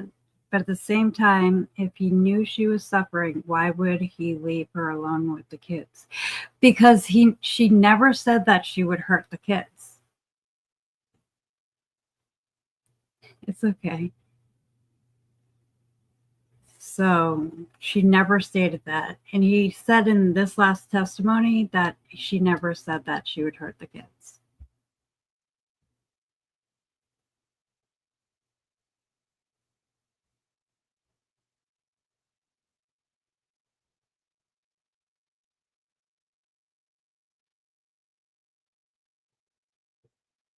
So this is part of a video that Lindsay Clancy went on family vacation days before she killed the 3 kids as she faces ex-husband on the witness stand.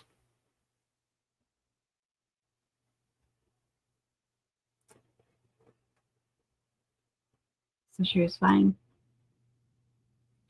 Plain. I don't know. Something seems off to me. I need to hear more before. Right. And the prosecution has a lot of evidence. So I'm sure that we're going to hear a lot more because the day that she killed the kids,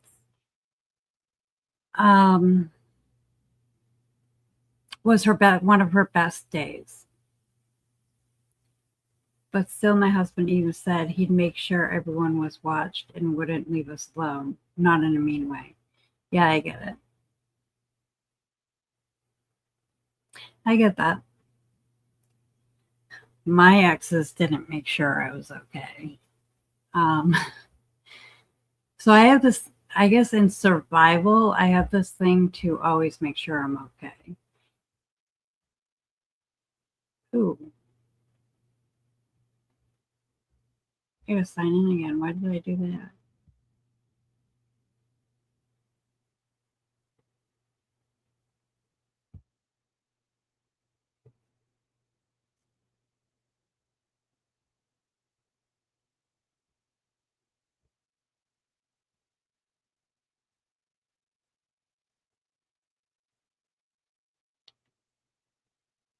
Damn it, why did I do that?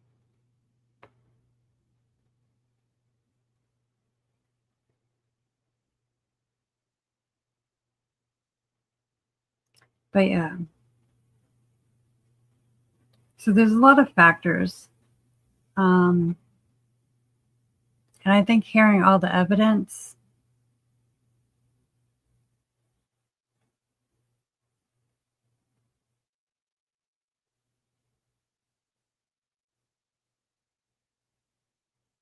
is key, honestly.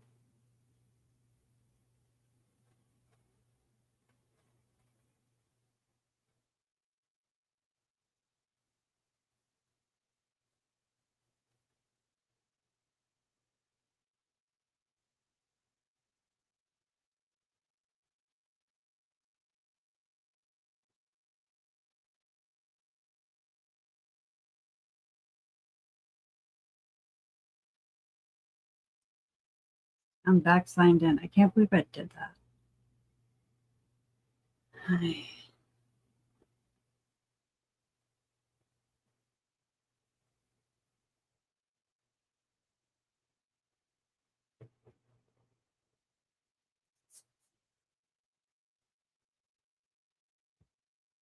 I like hearing all the facts and putting it together. And so far, she looks pretty guilty.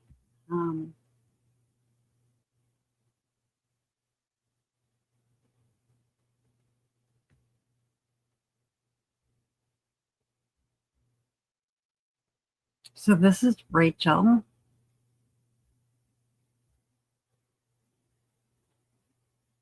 And the picture we already saw. His new wife.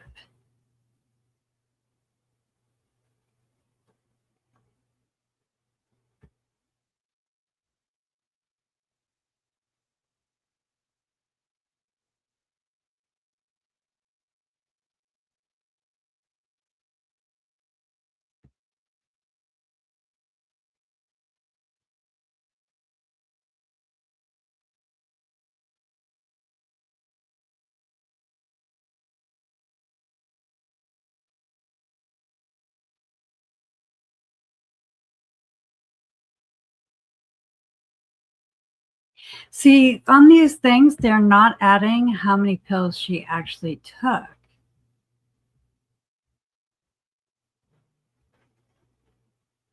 And that gets to me.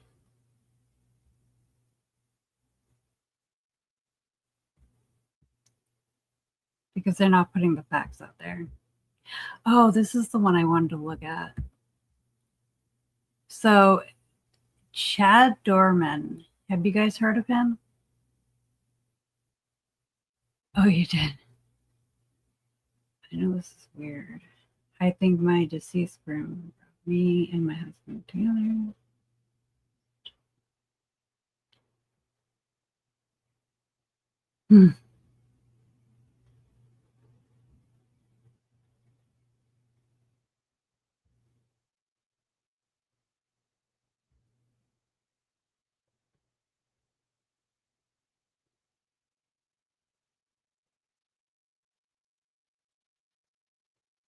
I love that. That's cute. Yeah, he shot his 3 kids. So they compare him to her, to Lindsay. So father of 3 sons, Clayton 7, Hunter 4, Chase 3. Lindsay, Cora 5, Dawson 3, Callan 8 months. How they died. Chad Dorman shot his 3 sons with a rifle. The boys were not all asleep. Lindsay Clancy is accused of strangling her 3 children with exercise-resistant bands. They shouldn't say accused because she admits she murdered her kids. She does not deny that. Mental health background for Chad. Had a documented history of serious mental health problems, suffered from depression, anxiety, and other mental health issues. Claimed he was hearing voices in the months leading up to the killing. Family and attorneys stated he was in crisis and not receiving adequate treatment. Defense alleges Lindsay Clancy was suffering from severe postpartum depression, psychosis, and trauma. See, the defense alleges she did. It's not documented. Family reported a significant decline in her mental health in the months following the birth of the 3rd child. Defense claims she was experiencing postpartum psychosis at the time of the killings. It wasn't documented. A lot of people suffer from some type of mental disorder, but take their meds as prescribed and do fine raising their kids. Just saying. This is true.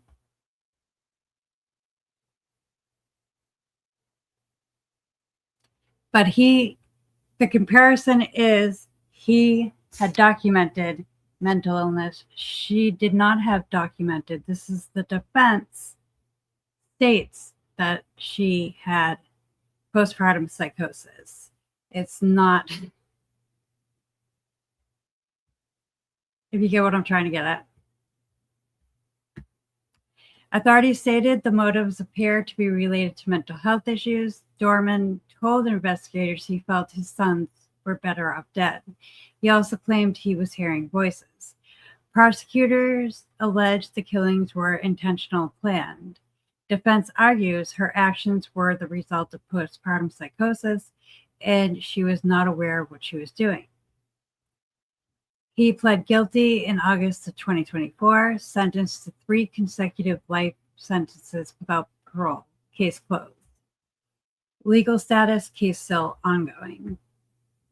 Public response and narrative. Many expressed outrage and called for harsh punishment, heavy focus on his action, and perceived lack of remorse. Mental health history often mentioned, but frequently minimized or debated by the public. Widely viewed through a lens of blame and condemnation. The bigger question. Both cases involve parents who reported serious mental health struggles. Why are the narratives, sympathy, and public responses so different? What does this say about how we view mental illness, gender, and accountability? Lindsay, rapid outpouring of sympathy in some circles with focus on mental health. Many portrayed her as a victim of postpartum illness, criticism of the justice system, and questioning of criminal responsibility, widely viewed through a lens of sympathy and understanding. 3 children in each case lost their lives behind every headline are real children, real families, and real pain. The conversation should be focused on prevention, support, early intervention, and reducing the stigma around mental health. I say it all the time, don't blame your BS on mental health, it stigmatizes it. So true. I love that statement. I've got a list of stuff going on with me. I don't hurt people. Same. Hit those flying hearts, folks. It helps out the channel. Oh, awesome. Sleuthy, my daughter-in-law, does too, and she's a fantastic mom. I totally get it. I have some mental health issues, and I never hurt my children. I didn't even spank them when they were younger. We did because they had ADHD and some other stuff going on. So we had to do behavioral charts and certain type of timeouts to cope with the behaviors because I had domestic violence going on, and obviously they saw the domestic violence. So you have to interact with each child differently. So yeah.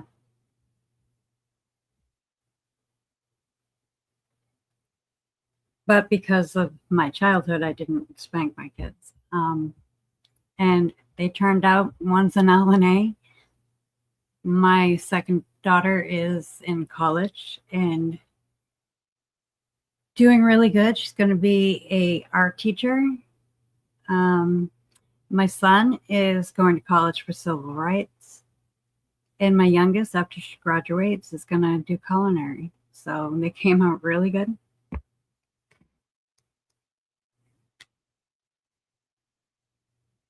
That's all. Yeah, that's 4. So, and my oldest is a really good mom. She brings them to like little friend groups and stuff and all the things. So, yeah. People that say hitting and spanking and yelling works. No, it made me rebellious and in foster care. So it doesn't work on many, mostly ADHD people. I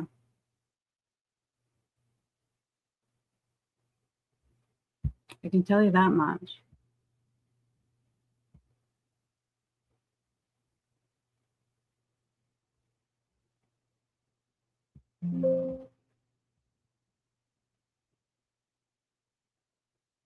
And I have severe ADHD, like severe.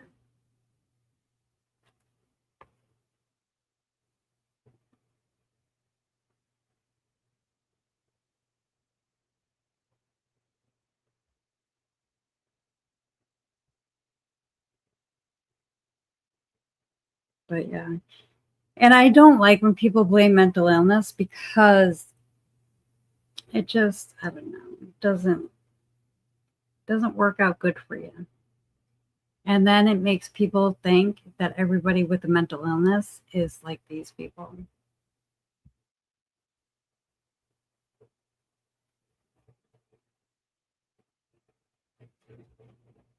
Like I would never do this to my children.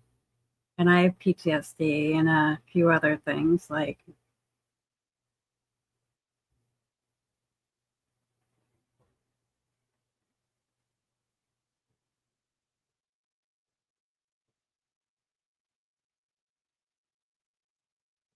why does it keep doing that to me?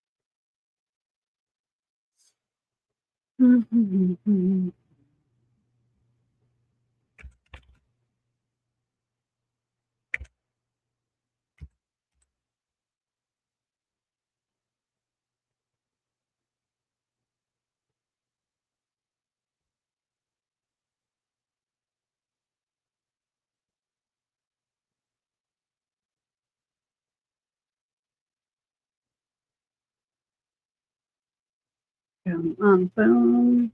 Be my friend. There we go.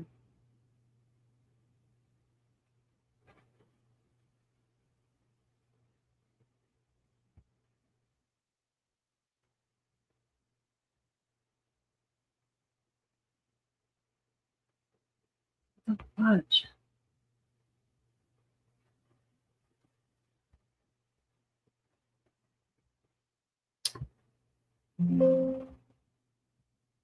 Sorry, I'm trying to fix something. It's not working for me. Yeah, it's a long break.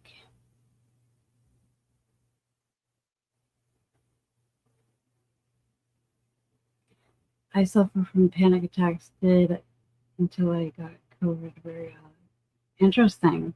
I never had COVID ever. And people blame all kinds of shit on the COVID shots. I got the worst shot that I was supposed to get a heart thing from it. The Johnson & Johnson one shot, nothing happened to me. It made me hate my mom, and I didn't respect her. I wasn't vocal about it, but mentally she wasn't anything to me. To this day, I don't respect her. Right?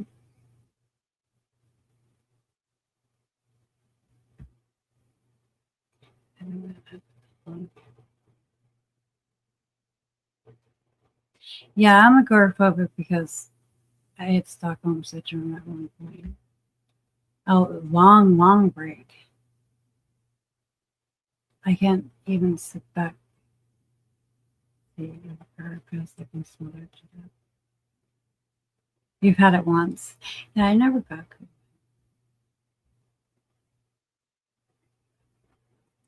People think every actor dies because the fact that if they got the 3 shot. Sorry.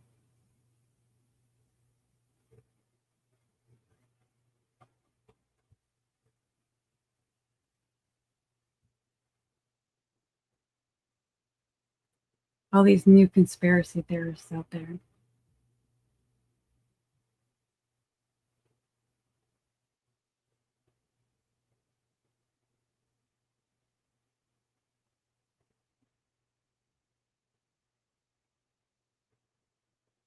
I sound so mean.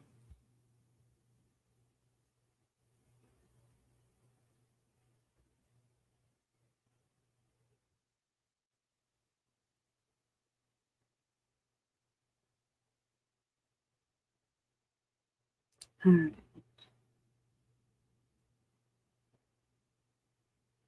So I read what I wanted to read. I don't know Chad Dorman's case that well. I've never watched the trial, so there's that. So I can't really say anything.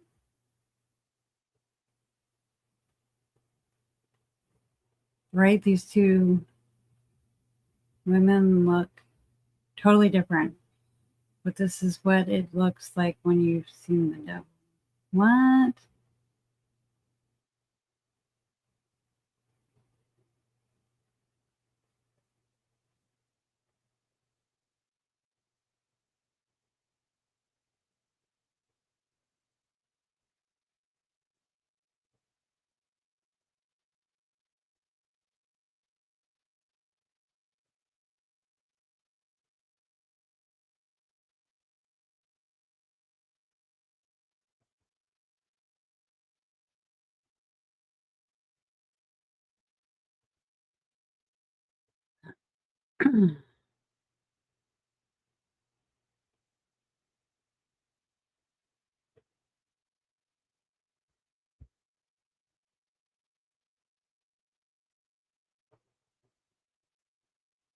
No, so they look totally different. Those pictures I shared.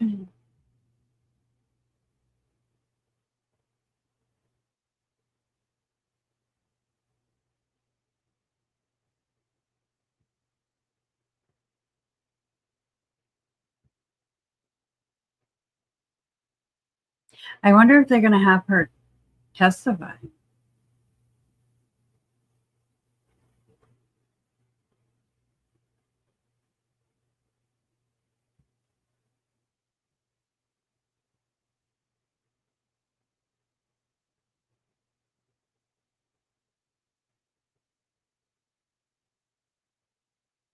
So these are pictures of her lacerations, the blood on the floor from them, the knife, her at the first at the hospital, her laying at the hospital.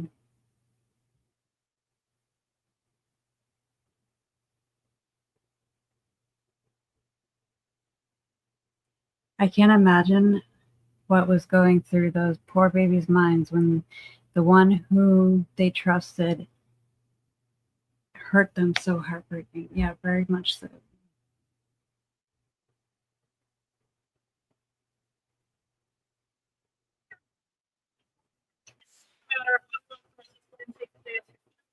Including the defendant. All right. Counsel, can I see it sidebar, please? Of course, a sidebar.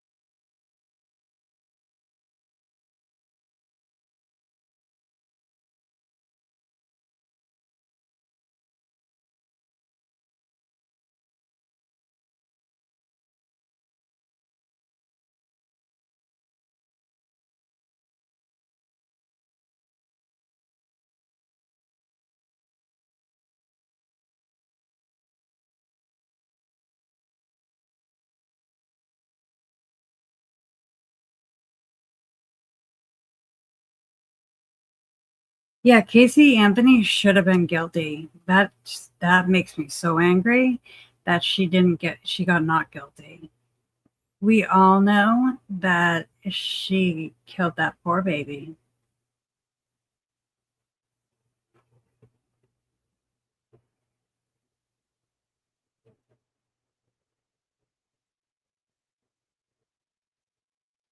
Oh, my Instacart guy is finally shopping for me. All right. Finish my coffee and then I am going to fold my clothes.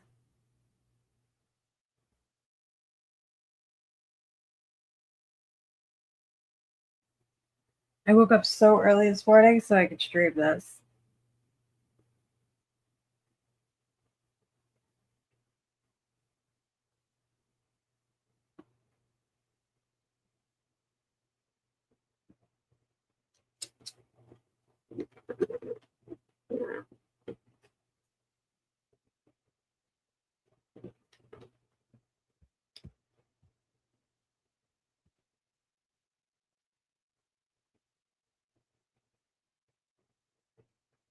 I think after the hearing, they're going to go to the house. All right, we're going to take about a 5-minute break. Then we'll come What? back out and I'll address the scheduling with council. All right, so about a 5-minute recess. Court, all A right. 5-minute recess. Really, dude. I'm so sick of your recesses. This guy takes so many recesses, but he's a good judge, to be honest. But he takes way too many recesses. What? Are we serious right now? Yeah, Andrea Yates.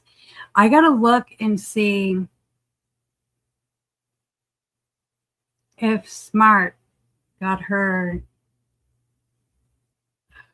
Elizabeth Smart. I want to no.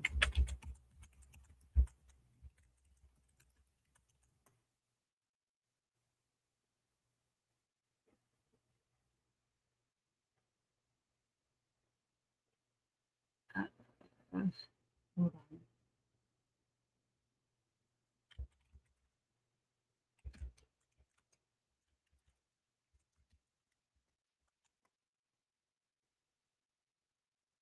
Pamela Smart. I always say it's Elizabeth Smart. She was supposed to get a hearing. She's the one that had the teacher that had the affair and had her husband killed. So she had a hearing on 7/20/2026.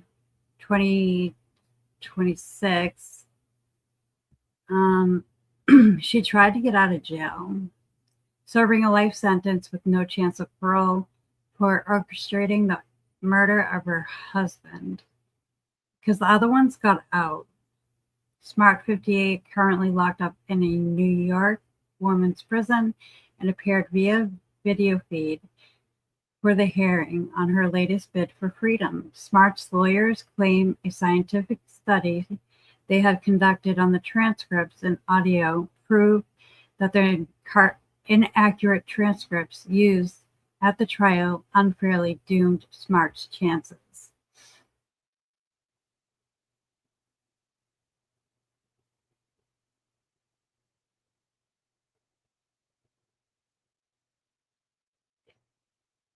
There's no absolute truth about what's on those tapes. Say tapes of her talking.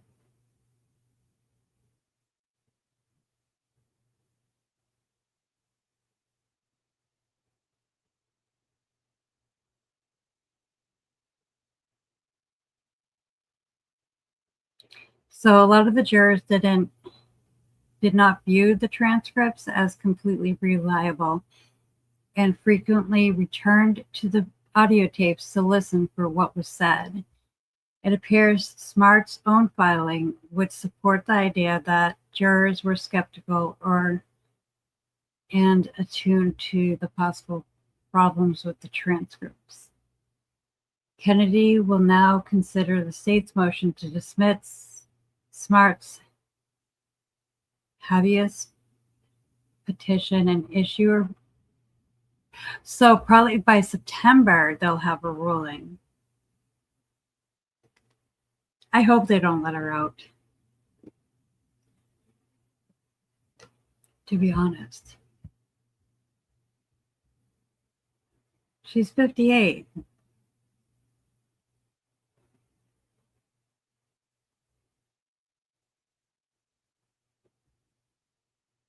Kelly Ayotte.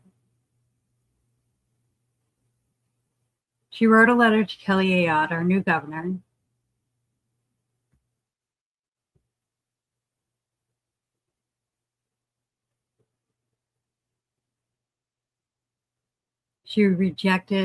Our governor rejected the most recent attempt for a hearing executive council. Ayat said people who commit violent crimes must be held accountable to the law. I take very seriously the action of granting a pardon hearing and believe this process should only be used in exceptional circumstances. Having reviewed this case, I have decided it is not deserving of a hearing before the executive council. Ayat used to be a DA. Oh, thank you. I'm going to save that. And look at it, because I knew it was coming up, right? Never watched it. I should have watched it because I was waiting for it. And guess what? I never did.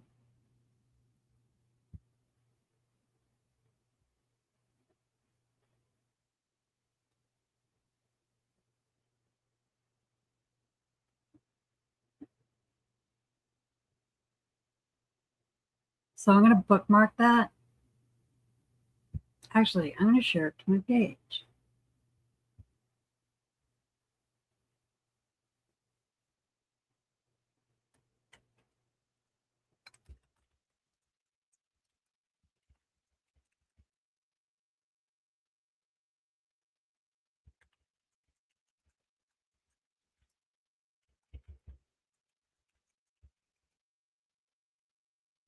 There.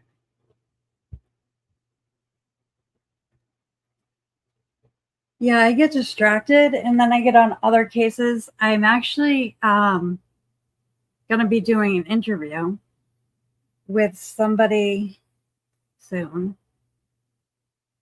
Me too. I'm obsessed with trials. Obsessed. It's a bad thing. No, I'm just kidding. I was my own lawyer basically for child custody for my ex when he was alive. I won every case. And I was a lawyer for my own domestic violence stuff, won every case. And the opening statement, those were horrendous, much more horrendous than I thought they would be. They looked horrible. And then she threw herself out of a window. She's paralyzed. You know, every single time I hear the court say, all rise, I think about the fact she cannot. Yeah. She cannot. She wasn't just, you know, saying I wanted to kill myself. She almost killed herself. And now she's permanently disabled. So, I mean, I mentioned this before we went back in, but I don't think they should have brought this case. I think the prosecution should have declined to prosecute, and she could have been found civilly, you know, responsible here in terms of having her committed, having her civilly committed. A court could have found that. She could have been committed to an institution because she's a harm to herself and she's a harm to others. She could have gotten treatment. This is not a criminal case in my mind. This is a case where they did everything they could to prevent this, and yet tragically it did occur. And frankly, I hope they're successful on the civil side, because I do think that the medical professionals failed her, obviously, and hopefully they will recover there. Yeah, and Kevin Reddington was right there with those photos after the Commonwealth's opening statement. He brought those babies out and said, really, this is superficial wounds? Take a look. Very effective. The drugs, the different versions, different doses of drugs that she was given by different medical professionals. It's something that the defense is really she didn't take it. saying, yes, postpartum depression, but it was they're leaving that out accelerated by these drugs, and that's a huge part of the equation. Here's Reddington in his opening saying that she was Why did they leave given that out? drugs that she should not have been given, and everybody knows it, but yet she was given it. After the second child, she had postpartum. You're going to hear evidence that that's one of the issues that is important, because that can lead to bipolar.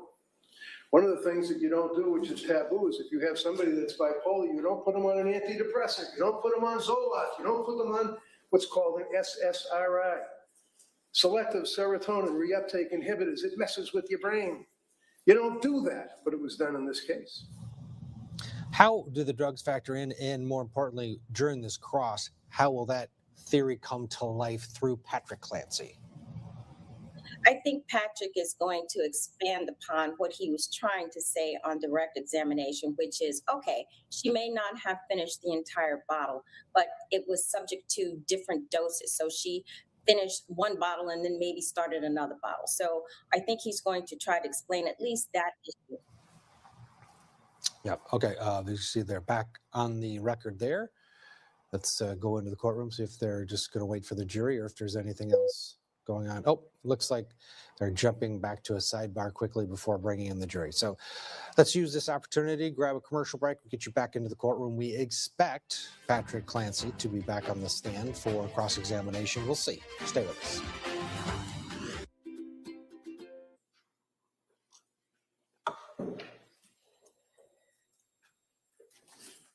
Which ones do you want? They Oh, never exhibits said are in that for the box. full bottle. The prescription bottles are right here. Do you need those? Court, all rise. Jurors enter.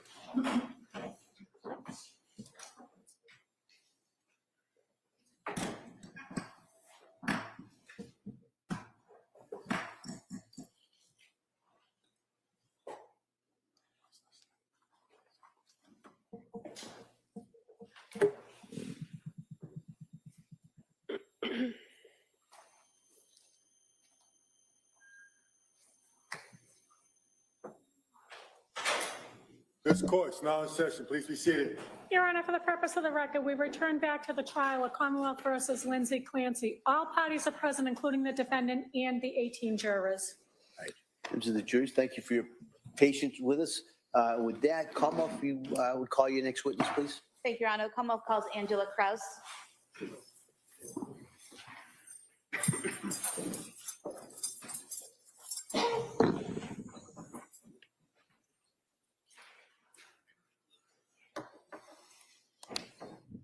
Good morning. Stop right here. Raise your right hand for the clerk. Good morning. Do you solemnly swear that the testimony and the evidence you shall put to the court and the jury that have now come between the Commonwealth and the defendant shall be the truth, the whole truth, and nothing but the truth, so help you God? Thank you. Why don't you step right here, please? Hey, good morning. Good morning. How are I'm you? going to ask you to keep your voice up and speak into that microphone, please. Okay. All right, thank you. Commonwealth. Thank you, Your Honor. Good morning. Good morning. Could you please state and spell your name for the record? It's Angela Krause. It's ANGELA KRAUSE. And your date of birth, please. 5/19/77. Where do you work?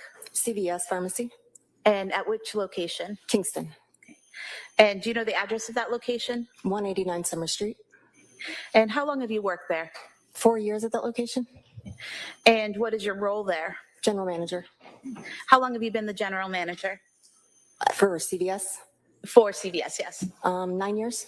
And so the entire time you've worked at that location, those 4 years, you've been the general manager at the Kingston store? Yes, ma'am. I want to direct your attention to Tuesday, January 24th, 2023. Were you working that day? Yes, ma'am. And which shift were you working? Closing. Which is what hours? Say roughly 3 to 11. So that would be 3 p.m. to 11 p.m.? Yes, ma'am. And I want to direct your attention further to 4:48 p.m. Did you receive a phone call while you were working? Yes, ma'am. And was that on the CVS line? Yes. And do you know that number? No. And where were you when you received that call? I was in the office And what were you doing? preparing to do cash for the night. And what does that entail? Closing out the registers. And the call that you received, was that from a male or a female? Female. And what, if anything, did she say? She was inquiring if I carried a product in stock. And what product was that? It was like a constipation medicine. Was it Miralax? Yes. And did she specifically ask for something to do with children's Miralax? Well, I asked for clarification because depending on if she wanted children's or adults, it would be in a different part of the store. And when you asked for clarification, was she able to provide clarification? Yes. She said it was for children's. And what was your response? It's located in 2 different places in the store. And did you give her any specific brand names or anything like that? I just said that we carried Pedialax, and now it's 13 and 20. And approximately how long was this conversation? A few minutes. During that conversation, did you have any difficulty understanding the woman? No, ma'am.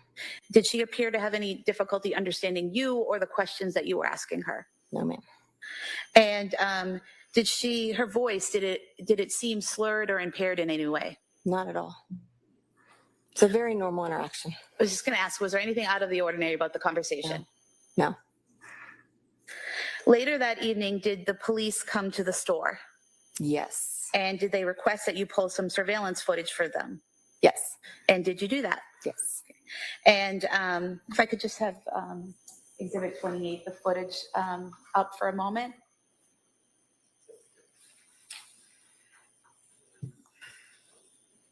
If you could look at the screen here, do you recognize the store? Yes. And is this part of the footage that you provided to police that night? Yes. And directing your attention over here to the right, the aisle where the gentleman is standing, all the way to the right of the store. Are you familiar with what was in that aisle in January of 2023? Yeah, that's our children's aisle. So that would have things like children's PDLX? Yes, ma'am.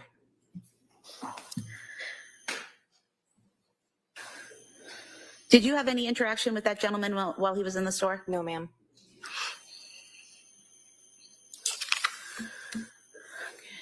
And did the police also ask you to provide a copy of a receipt for that gentleman's transaction? Yes, ma'am.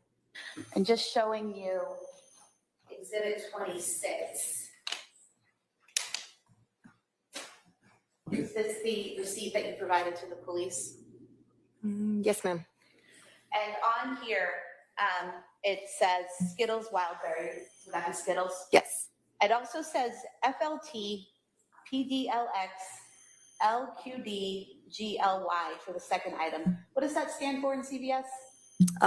It's Fleet brand, but then it's going to be PDLX and then a glycerin suppository. Okay, so the FLT is for Fleet? Yes. And the PDLX is for PDLX? Yes, ma'am.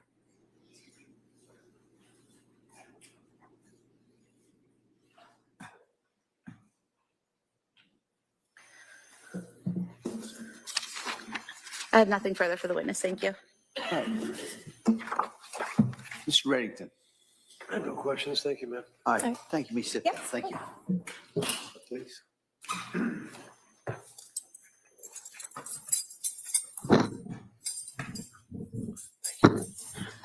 Your Honor, the Commonwealth would call Soraya Sweeney.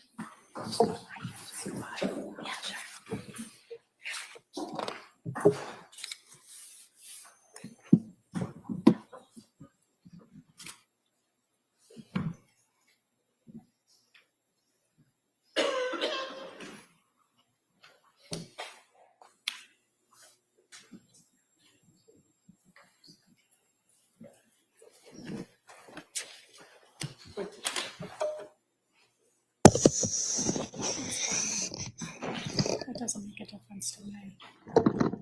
Good morning, ma'am. You stop right here, raise your right hand for the clerk, please. Please raise your right hand. Do you solemnly swear that the testimony and the evidence you shall give to the court and the jury, no matter not coming between the Commonwealth and the defendant, shall be the truth, the whole truth, and nothing but the truth, so help you God? Yes.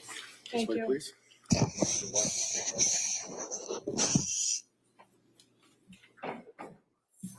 Hey, good morning. Good morning. Well, I'm just going to ask you to keep your voice up and speak into that microphone. Thank Absolutely. you. Yes. Thank you, Tree Your Honor. Sprague. Thank you. Good morning. Could you please state and spell your name for the record? My name is Saria, Saria. My last name is Sweeney or Shelgren, depending on what year we're in. So in 2023 was It your was last Sweeney, Sweeny. And now what is your last name? Shelgren, Shelgren. And what is your date of birth? 9/3/89. And where do you work? Currently have two jobs. I work at a doctor's office and I also work at 3V. It's a restaurant in Plymouth. And how is 3V spelled? It's spelled out the number 3, THREE, with a V at the end. And how long have you worked at 3V restaurant? Since 2019. And where is it located? In Cordage Park in Plymouth. And in 2023, in January of 2023, what was your role at 3V restaurant? I was a hostess then. And directing your attention further to Tuesday, January 24th, 2023, were you working that night? Yes, I was. And what shift were you working? I work an evening shift. Usually I would arrive between 4:45 and 5 o'clock, And when would your shift end? typically between 8 and 9 o'clock. And what was your role as a hostess? Greet patrons, take takeout orders, give takeout orders, seat people, generally help with the running of the restaurant front end. And directing your attention to 5:10 p.m., did you receive a call for a takeout order? Yes, And was that a male or a female? as a female. And did that person place an order? Yes, And do you recall what she ordered? yes. What was that? It was a order of risotto and a Mediterranean power bowl. And the power bowl, is that considered a type of salad at 3V? Yes, Did you ask any follow-up questions about the order of the salad? yes. What did you ask? We ask if it doesn't automatically come with protein. It's something that we always ask, do you want to add a protein?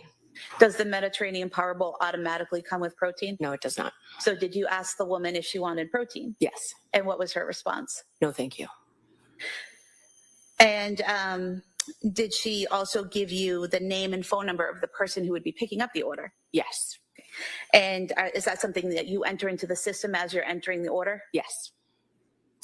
Do you have any trouble understanding the woman? No. Did she appear to have any trouble understanding you or the questions you were asking her? No. Did her voice sound slurred or impaired in any way? No. Was there anything out of the ordinary about this interaction? No. Directing your attention to 5:54 p.m., was the order picked up? Yes. And was it picked up by a male or a female? A male. If we could pull up Exhibit 30 footage.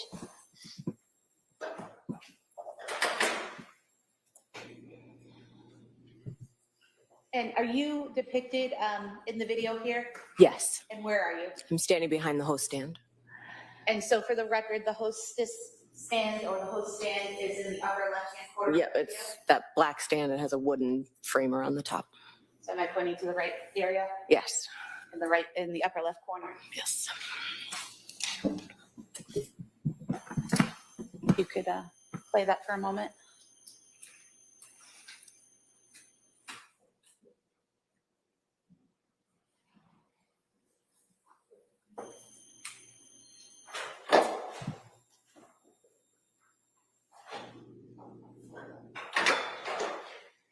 And if you could pause it, please. So we're at 5:54:19 p.m. You see the individual who picked up the order. Yes. And which individual is that? The man in the dark jacket that entered last. And is he the person behind the couple at the host stand? Yes.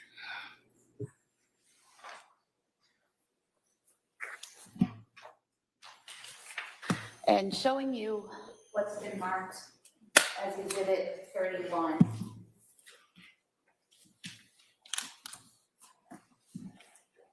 You recognize this? Yes. And what do you recognize it to be? That is one of our printouts that comes with orders.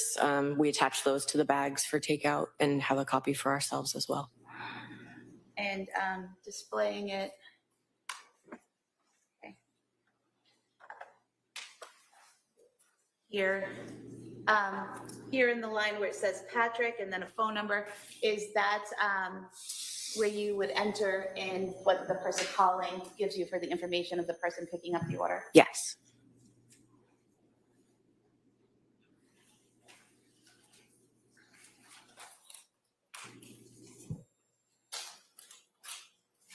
Was there anything out of the ordinary about your interaction with that gentleman? No. I have no further questions. Attorney Reddington.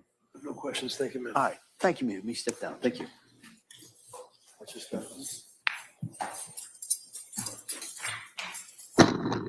All right. Counsel, could I see you at this time? Thanks, scheduling.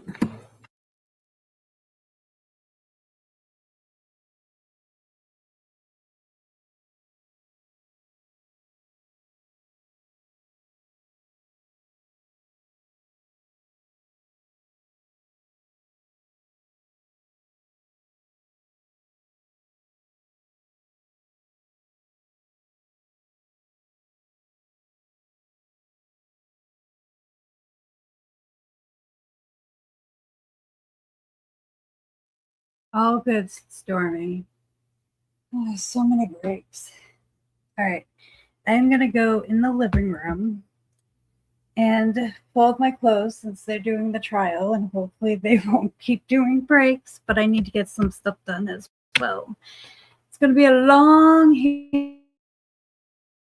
hearing, but I will be talking and chatting and all the things. Oh, so many sidebars, so many breaks, so many things.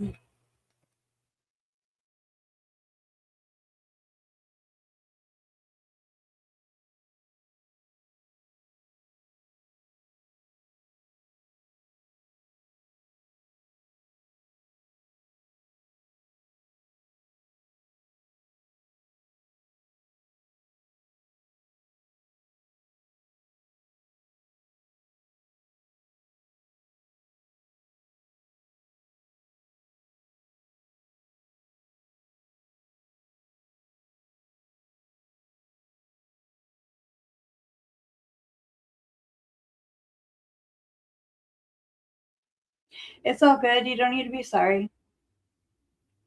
You don't have to chat all the time. I know it gets a lot.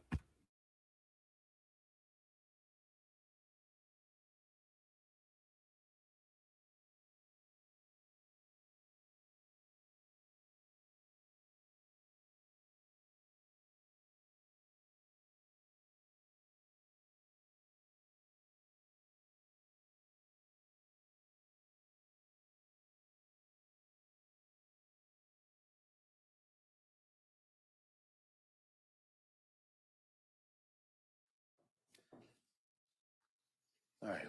Well, members of the jury, remember I said today was going to be full of a couple of starts and stops. This is going to be one of those stops. All right. So we're going to do, I'm going to excuse you till 2 o'clock. All right. Then we're going to come back and we're going to resume, I believe, with the Commonwealth's case. So we're going to be in recess on this matter till 2 o'clock. All right. Court, all rise. Jurors, close the notebooks, facing on your chairs, please. Call them out.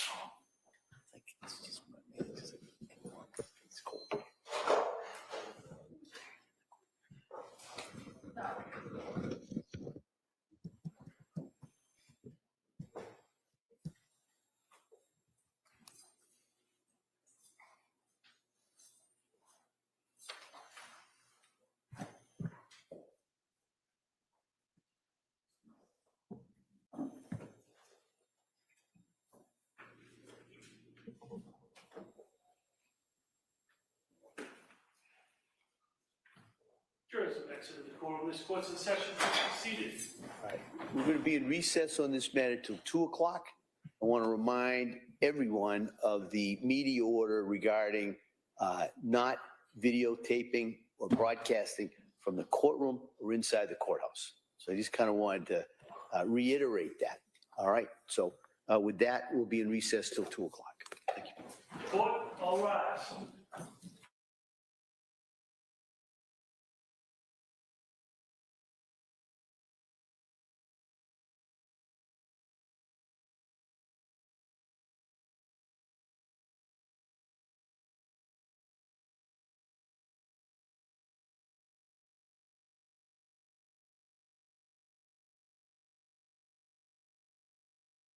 We understand the defense is going to be able to use as a direct examination. They'll be able to get out some of the more narrative questions that they may feel that he wants to share to this jury. And prosecutors in this case say that Clancy acted intentionally when she used those exercise bands to strangle her children in their home. The defense, though, says she was a victim. She was suffering from postpartum psychosis. So inside of this courtroom, these jurors have been hearing, after Patrick Clancy left the stand after his direct examination, from a CVS manager, the person who would have been one of the people who interacted with Patrick Clancy during that time. The prosecutors say his wife sent him away so that she could carry out the killings. That testimony is done, and now another witness is taking the stand, so let's pick it up inside of that courtroom. It doesn't make a difference to me. Come on, man. You stop right here, raise your right hand for the clerk, please. Please raise your right hand. Do you solemnly swear that the testimony and the evidence you shall give to the court and the jury, no matter now pending between the Commonwealth and the defendant, shall be the truth, the whole truth, and nothing but the truth, so help you God? Yes. Thank This way, you. please.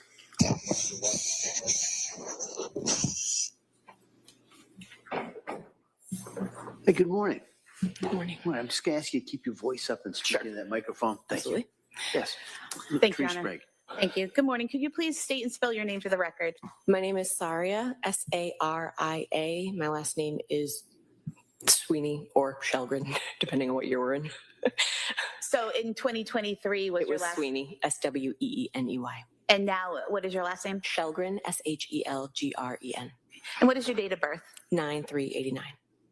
And where do you work? Currently have two jobs. I work at a doctor's office and I also work at 3V. It's a restaurant in Plymouth. And how is 3V spelled? It's the spelled out the number 3, THREE, with a V at the end. And how long have you worked at 3V restaurant? Since 2019. And where is it located? In Cordage Park in Plymouth. And in 2023, in January of 2023, what was your role at 3V restaurant? I was a hostess then. And directing your attention further to Tuesday, January 24th, 2023, were you working that night? Yes, I was. And what shift were you working? I work an evening shift. Usually I would arrive between 4:45 and 5 o'clock. And when would your shift end? Typically between 8 and 9 o'clock. And what was your role as a hostess? Greet patrons, take takeout orders, give takeout orders, seat people, generally help with the running of the restaurant front end. And directing your attention to 5:10 p.m., did you receive a call for a takeout order? Yes. And was that a male or a female? It was a female. And did that person place an order? Yes. And do you recall what she ordered? Yes. What was that? It was a order of risotto and a Mediterranean power bowl. And the power bowl, is that considered a type of salad at 3V? Yes. Did you ask any follow-up questions about the order of the salad? Yes. What did you ask? We ask if it doesn't automatically come with protein. It's something that we always ask, do you want to add a protein? Does the Mediterranean power bowl automatically come with protein? No, it does not. So did you ask the woman if she wanted protein? Yes. And what was her response? No, thank you. And did she also give you the name and phone number of the person who would be picking up the order? Yes. And is that something that you enter into the system as you're entering the order? Yes.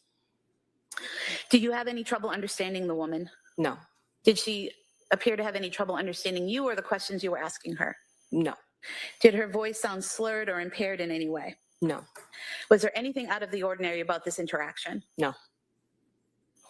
Directing your attention to 5:54 p.m. was the order picked up? Yes. And was it picked up by a male or a female? A male. If we could pull up Exhibit 30 footage.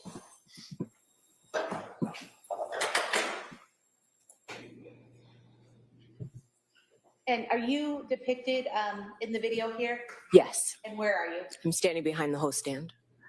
And so for the record, the hostess stand or the host stand is in the upper left-hand corner. Yeah, it's that black stand that has a wooden frame around the top. So am I pointing to the right area? Yes. In the upper left corner? Yes. You could play that for a moment.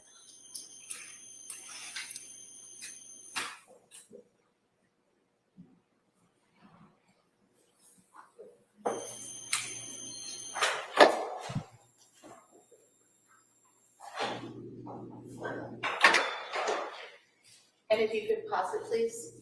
So we're at 5:54:19 p.m. You see the individual who picked up the order. Yes. And which individual is that? The man in the dark jacket that entered last. And is he the person behind the couple at the host stand? Yes.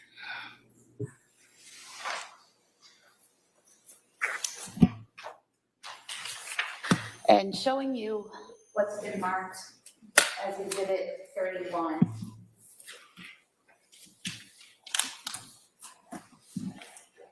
Do you recognize this? Yes. And what do you recognize it to be? That is one of our printouts that comes with orders, we attach those to the bags for takeout and have a copy for ourselves as well. And displaying it. Okay. Here. Here in the line where it says Patrick and then a phone number, is that where you would enter in what the person calling gives you for the information of the person picking up the order? Yes.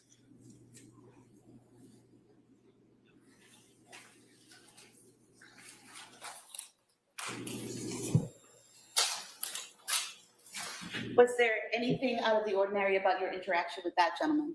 No. I have no further questions. Attorney Reddington. No questions, thank you, ma'am. All right, thank you, ma'am. Let me step down. Thank you. Watch your step.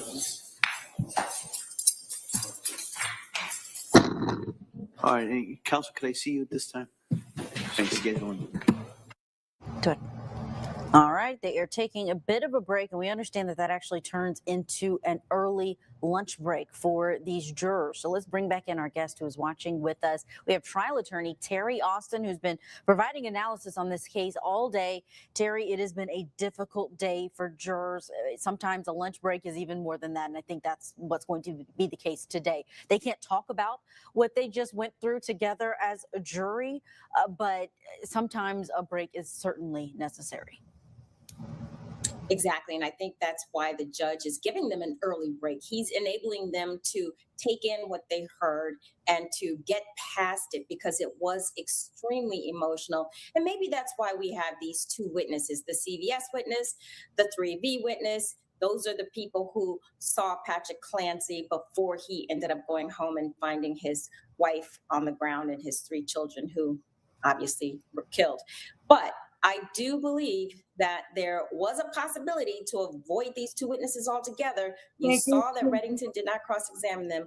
Both of them were short. They could have stipulated to this. If I'm sitting on that jury, I'm thinking, why are you wasting my time, prosecution, listening to what he ordered? I know she's trying to show that the defendant, Lindsay Clancy, knew what she was doing. It was planned and it was organized. Frankly, I think that's something that even the defense could stipulate if he can get an expert to say you can be both psychotic and planned, and those 2 things are not mutually exclusive. So maybe he doesn't want to admit that here, and maybe that's why he is allowing these people to go on and didn't offer to stipulate. But I probably would have stipulated to that. Well, let's talk about that, Terry, a little bit more, because actually the defense attorney has tried to stipulate 2 things in this case, and it has been rejected by the court or the prosecution.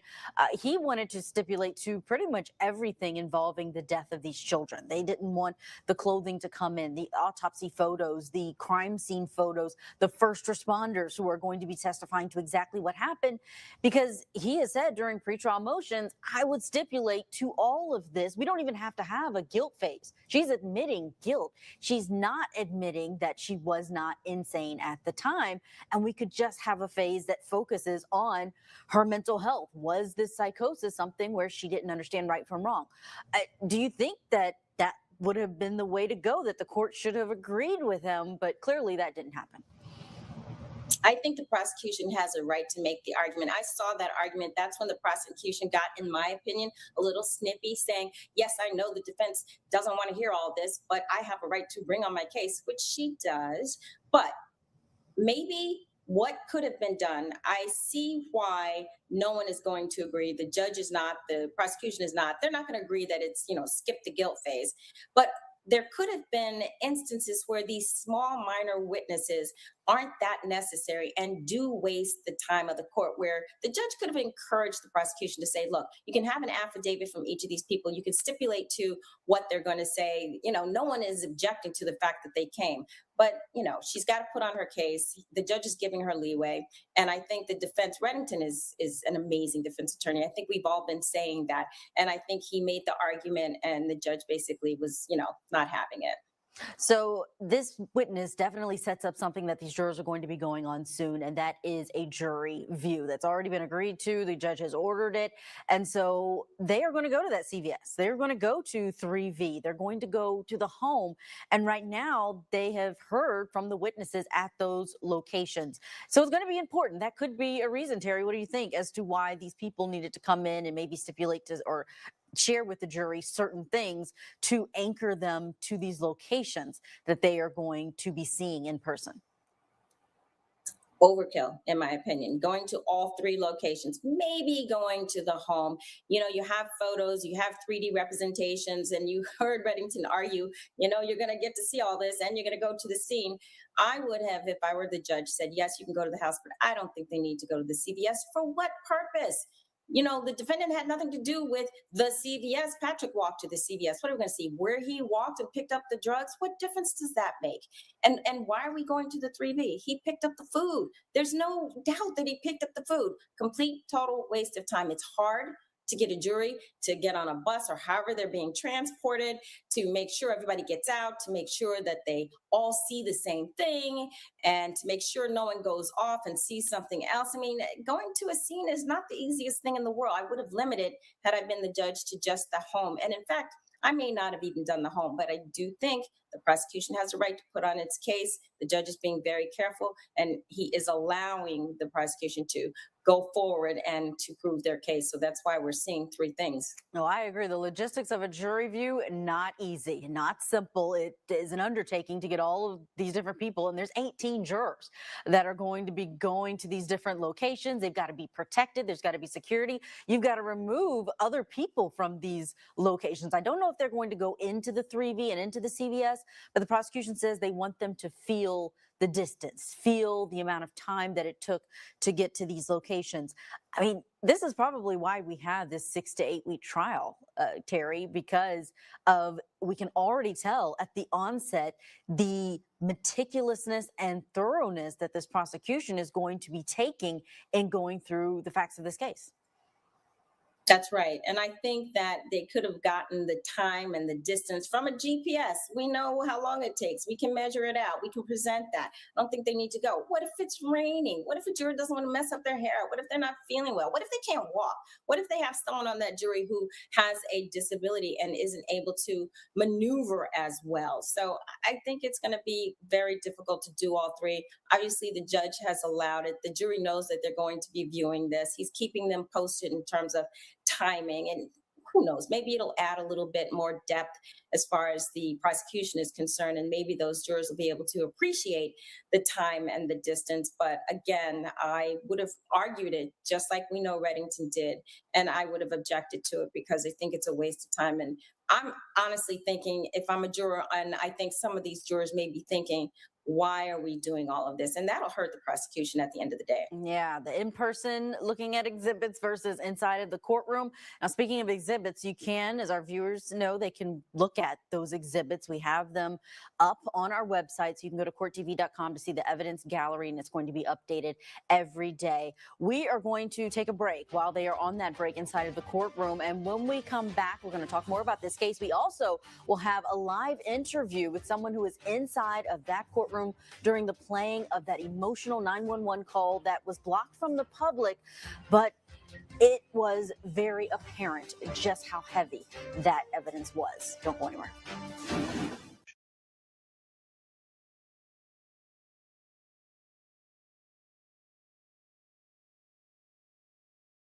Right? Why go to the pharmacy? As we speak, I'm kind of having a little debate with my friend that I grew up with or whatever, and I was in foster care, and she was friends with my foster family that I'm very close to. She's like, she probably didn't want to be inpatient because she wanted to, hold on, because it's just, it sounds ridiculous to me. I mean, I told her, I'm like, I see both sides. I see the prosecution and I see the defensive side. And I told her, I'm not saying that mental health wasn't an issue in any of this.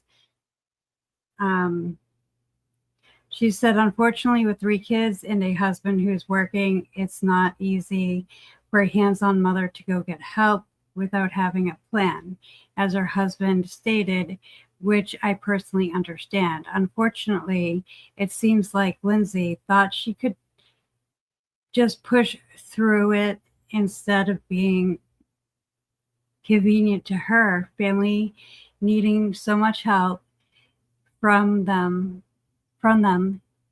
if she was to go inpatient. Sad to think she thought she could handle it.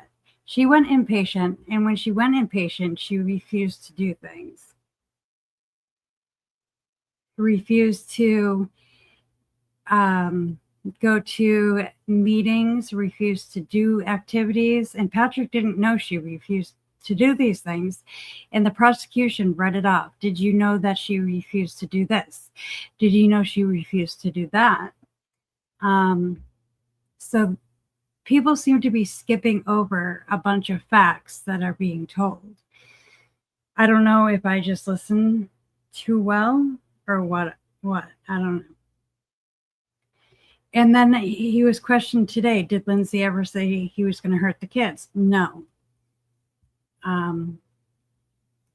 So I wrote, she went inpatient, but I'm waiting for the trial to be over for all the facts to come out, to fully see what is going on with everything. I see both sides of everything. I'm not saying her mental health isn't an issue.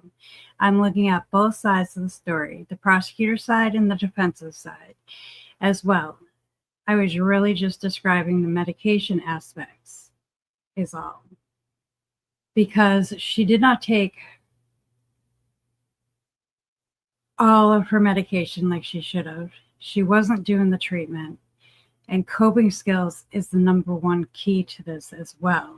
You need to learn coping skills, take your medication properly, and do what the doctors tell you to do. You know, don't just halfway do it.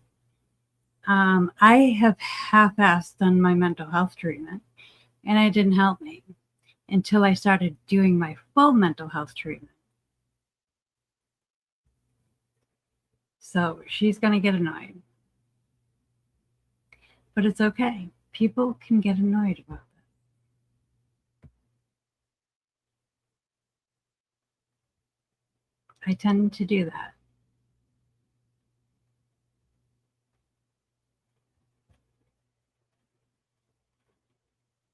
Exactly, Stormy. Like, you just can't. If you are trying to get help. Welcome back to Court TV Live. I'm Julia Janae, and we are continuing our coverage out of Plymouth, Massachusetts, in the case against Lindsay Clancy, a mom on trial for killing her 3 kids. She does not deny that she did that, but her defense says she was suffering from postpartum psychosis at the time and should not be held criminally responsible. The first witness for the prosecution was one who broke all of our hearts, Patrick Clancy, the father and former husband of the defendant. And I want to bring in someone who was inside of the courtroom for the most emotional of moments that happened today. We have Director of Photography for Law and Crime and Court TV, Richie Morganson, is with us. Morgenstern, rather, there in Boston, Massachusetts. Richie, thank you so much for joining us. I know you're on a lunch break at this time, so we certainly appreciate your time. You have been the eyes and ears in the courtroom for those moments where we have to go off the record. And I know it's difficult, even for us as journalists. Take us to the moment when that 911 call, I know the audio had to be turned down for the public, but you were still able to hear what was played. Yes. Of course, I think after hearing it, I think it was a great idea that the public did not have to hear this. A lot of us have been doing this for a while, but today was something else. It wasn't necessarily all the moments of him, you know, crying out and screaming. It was sometimes those moments of silence where he was trying to get himself together, where you could kind of just hear his soul being like physically ripped out of his body. And you could just tell like he knew that he wanted to save them, but at the same time, you could just hear how he was just kind of falling apart from each. He couldn't even speak, you know, a full word, you know, speaking to dispatch, just trying to explain what was going on. And then you could just tell from the courtroom, you know, members of the jury were breaking down. Obviously, Lindsay was breaking down. It was quite the show for for emotion at that point. Absolutely. And we can feel that. Thank you for describing it for us in that way, because we're seeing now the image that you were able to take during that, where the camera was pointed at Lindsay. And I understand there were even parts of this testimony where her attorney was holding her hand. The image we're seeing now, she's got both hands over her face. But did you see any change in emotion from her during that time that you had the camera pointed at her? No, she wept, and even after the judge had called recess, she was surrounded by her nurses, and she was crying until the moment she was brought out of the room, and I couldn't see her any longer. You mentioned the jurors. My heart goes out to them because they are the ones in this courtroom that did not sign up for anything. They were chosen to fulfill their duty, their service, their civil service, and are having to be exposed to all of this. What was it like after the call was over? I know they were given a break, but did you notice anything? Did you notice them looking at Lindsay or looking at the gallery at all? I think everybody had a moment to themselves. I think they were all feeling it personally. I'm pretty sure when they were choosing the jury, they kind of selected some people that had children. So anybody that was a parent in that room was feeling that emotion at the moment. And I don't think they were actually directing any anger at anybody at that moment. They were feeling it. Some people were red in the face with tears literally running down their eyes. Running down their face. I'm so glad that you're able to share the emotion of it. If there was something that the judge told these jurors at the beginning, to separate or be able to separate the emotion from the facts. The prosecution wanted to share this, even though Patrick Clancy didn't want to even be in the room for it. And he's the one who asked for it to not be shown to the public. Did you gather anything from it that you felt is actually helpful to understand whether or not Lindsay Clancy was having a psychotic break? We know from the motion about this particular call, the prosecution says you can hear how quickly the volume in his voice rises when he finds a child and goes down, then rises again when he finds another child, and they say that shows. Well, tell me, Richie, you're reacting to that. Tell me what that was like. Yeah. Those are the moments where you really start to realize what's happening here, because he's in disbelief, and he's frantically moving around the home and just discovering one child after the other. And he just saw his wife moments ago on the ground, with a cut open, blood everywhere. And then he's realizing now that his children are gone, and he's trying to save them. He's saying he's saying a bunch of stuff that's, inaudible. I can't really understand everything he was saying because it was so broken up. But I don't think anybody really was able to feel anything other than the horror of the situation, as it just crystallized to everybody's heart. Could you hear Lindsay at all in this call? I know he was with her when he first made the call because he thought she was the one victim. Yes, you could hear her in the background. Her voice was a little bit more muffled. I think she had some liquid or something in her throat, because you could hear the gargling a little bit as she was doing her screaming and calling out. Was anyone else unable to stay inside of that courtroom? We know Patrick did not want to be there. I know Lindsay has family that's there in the gallery. Did you see anyone else leave before, leave during this call being played? I was super sensitive to making sure I wasn't going to capture anything that wasn't supposed to be captured. The only person I saw leave was Patrick. All right. And you've been doing an incredible job, Richie. It's one of those cases that, we even tell ourselves as colleagues, take care of yourself, because these are some very heavy issues and heavy information that's coming out inside of that courtroom. Another layer of that was the exercise bans that were shown inside of the courtroom today. Patrick Clancy understandably did not want to be there for that. Did you notice anything about that moment inside of the courtroom? You could tell at that moment the tension was really starting to build again. It's one thing to kind of hear it and visualize it, but when you saw the bands come out, you have a whole new understanding of that moment and what he was going through. When he said they were tied in a certain way, where like you were tying your shoelace but minus the bow, I think it just kind of locked into everybody. And just, you really kind of start to wonder yourself, what is going on in her mind And I want when to she let did that. our viewers know that this could be one of the reasons, not could be, they put it in their motion, and it's one of the reasons that the prosecution wanted to bring this kind of evidence to the jury, even though it's so devastating to hear, even though it may hurt more than help in terms of moving the case for her being not insane and not, they say, that she is criminally responsible. But they say those exercise bands were tied in a certain way. And you mentioned it, tied like a shoelace the first time and not the second time. And that his voice, the swiftness in which we're hearing the wails of when he finds the children, that shows, and this is the most horrific part of it all, that she would have held the exercise band for a long period of time, that it wasn't a situation where she double knotted it and left. I mean, those details that these jurors have to take in, they are difficult, but they are important. According to the prosecution, they say that can help these jurors determine whether this was someone who was cold and calculated and committed premeditated murder, or someone who was in the throes of a psychotic break. So do you think that that was clear for the jurors, or did that emotion feel so heavy that it's hard to even get through those facts, even though the judge told them they need to pay attention to the facts? Yeah, I question it myself as far as the order of witnesses, because now, like, they've been hit so hard with the emotional aspect of it, that they're probably trying to logically think of how this kind of came together in her mind. And I think the rest of the trial, defense is going to be able to just kind of start to give that character of her and how she was in not the right frame of mind. And I think that the prosecution is going to have a tough time really trying to bring everybody back to that emotional state to where they, were feeling those types of feelings. So I'd wonder myself why they did it in that order, and how the jury's going to react once we start bringing in some actual experts in medical and psychological evaluation.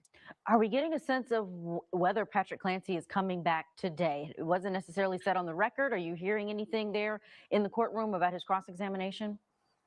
I would actually be surprised if he came back today, but I did not hear anything else. It does seem like the state does have some more witnesses lined up for the remainder of the day. All right. Richie Morgenstern, thank you so much for joining us and for sharing all of that. It's illuminating for us. You're doing a wonderful job for us, so we really appreciate everything that you're being able to bring to our viewers. We'll let you get back inside of that courtroom. We have to take a break, but we have more of the Clancy trial coming up after this.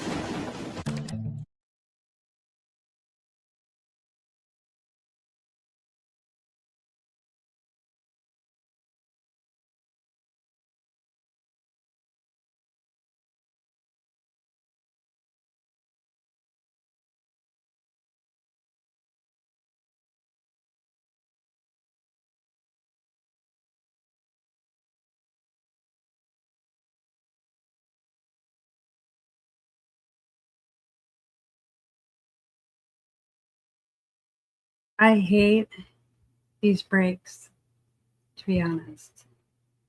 They suck. They have so many freaking breaks. Let me see something real quick.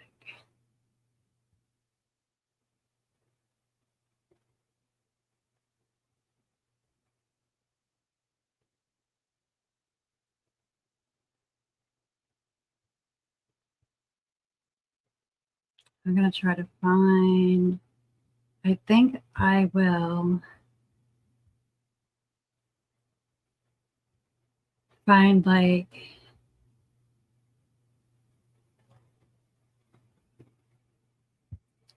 some recaps. Hold on.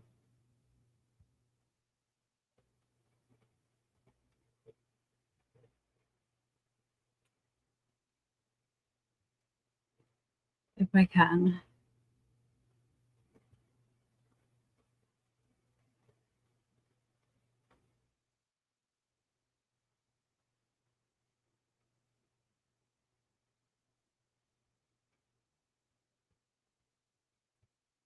some recaps while, right?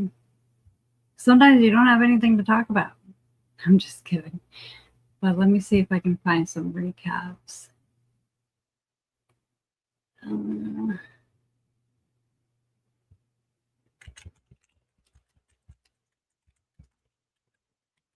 Let's see.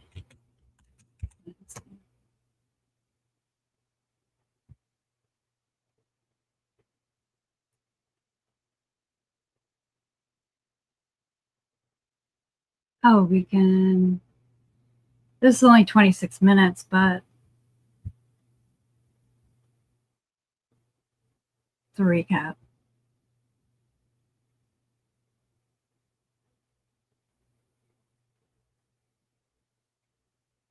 Was planned by any means. This is a situation that clearly was a product of mental illness.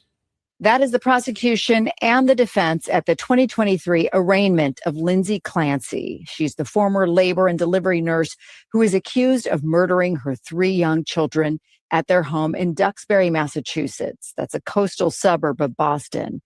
Lindsay attended the hearing remotely via video conference from her hospital bed, where she was recovering from injuries she sustained on the night of January 24th, 2023. I'm 48 Hours correspondent Natalie Morales, and this is Case by Case. Now, neither the prosecution nor the defense here dispute what happened that night, that Lindsay Clancy killed her 3 children, 5-year-old Cora, 3-year-old Dawson, and 8-month-old Callan. Now, the question at the center of it all is why? Were Lindsay's actions premeditated, or was she overmedicated and suffering from postpartum mental health issues that led to this tragedy? Joining me today is Christina Rex, reporter and anchor for Boston CBS station WBZ. She's been reporting on this case since the very beginning, and she'll be covering Lindsay's trial, which is set to start next week. Thank you for joining us, Christina. Thanks so much for having me. And when I say that you've been covering this case from the very beginning, I mean, literally, you were there. You reported from the crime scene on the very night of the killings. Take me back to that moment. Yeah, this case is so unique for me in my career because I followed it from its inception. So I was covering the night shift at the time it happened. So I reported from outside of the Clancy home in Duxbury that very night. And I remember personally seeing police officers actually crying, which is something that I had never seen at a crime scene before. It was also an unusual case because Duxbury is a very quiet, wealthy town where things like this don't usually happen. So since then, I followed the case closely, attending most of the pretrial hearings in person. So, Christina, before we get further into our discussion, can you give our audience who may not be familiar with this case an overview? What happened on the night of January 24th, 2023? Of course. So prosecutors laid out a timeline of that night at Lindsay Clancy's arraignment, which, as a reminder, she attended remotely because she was in a hospital bed due to her injuries from what had happened. So prosecutors said that Lindsay asked her husband, Patrick, to leave their house to pick up medication and take out food for dinner. Prosecutors alleged that she researched online how long that trip would take. And when Patrick returned home less than an hour later, he went upstairs. He found the couple's bedroom door locked. And he said that he was able to unlock it. And inside the bedroom, he noticed blood on the floor and an open window. So Patrick then ran to the backyard where he found his wife, Lindsay, lying on the ground.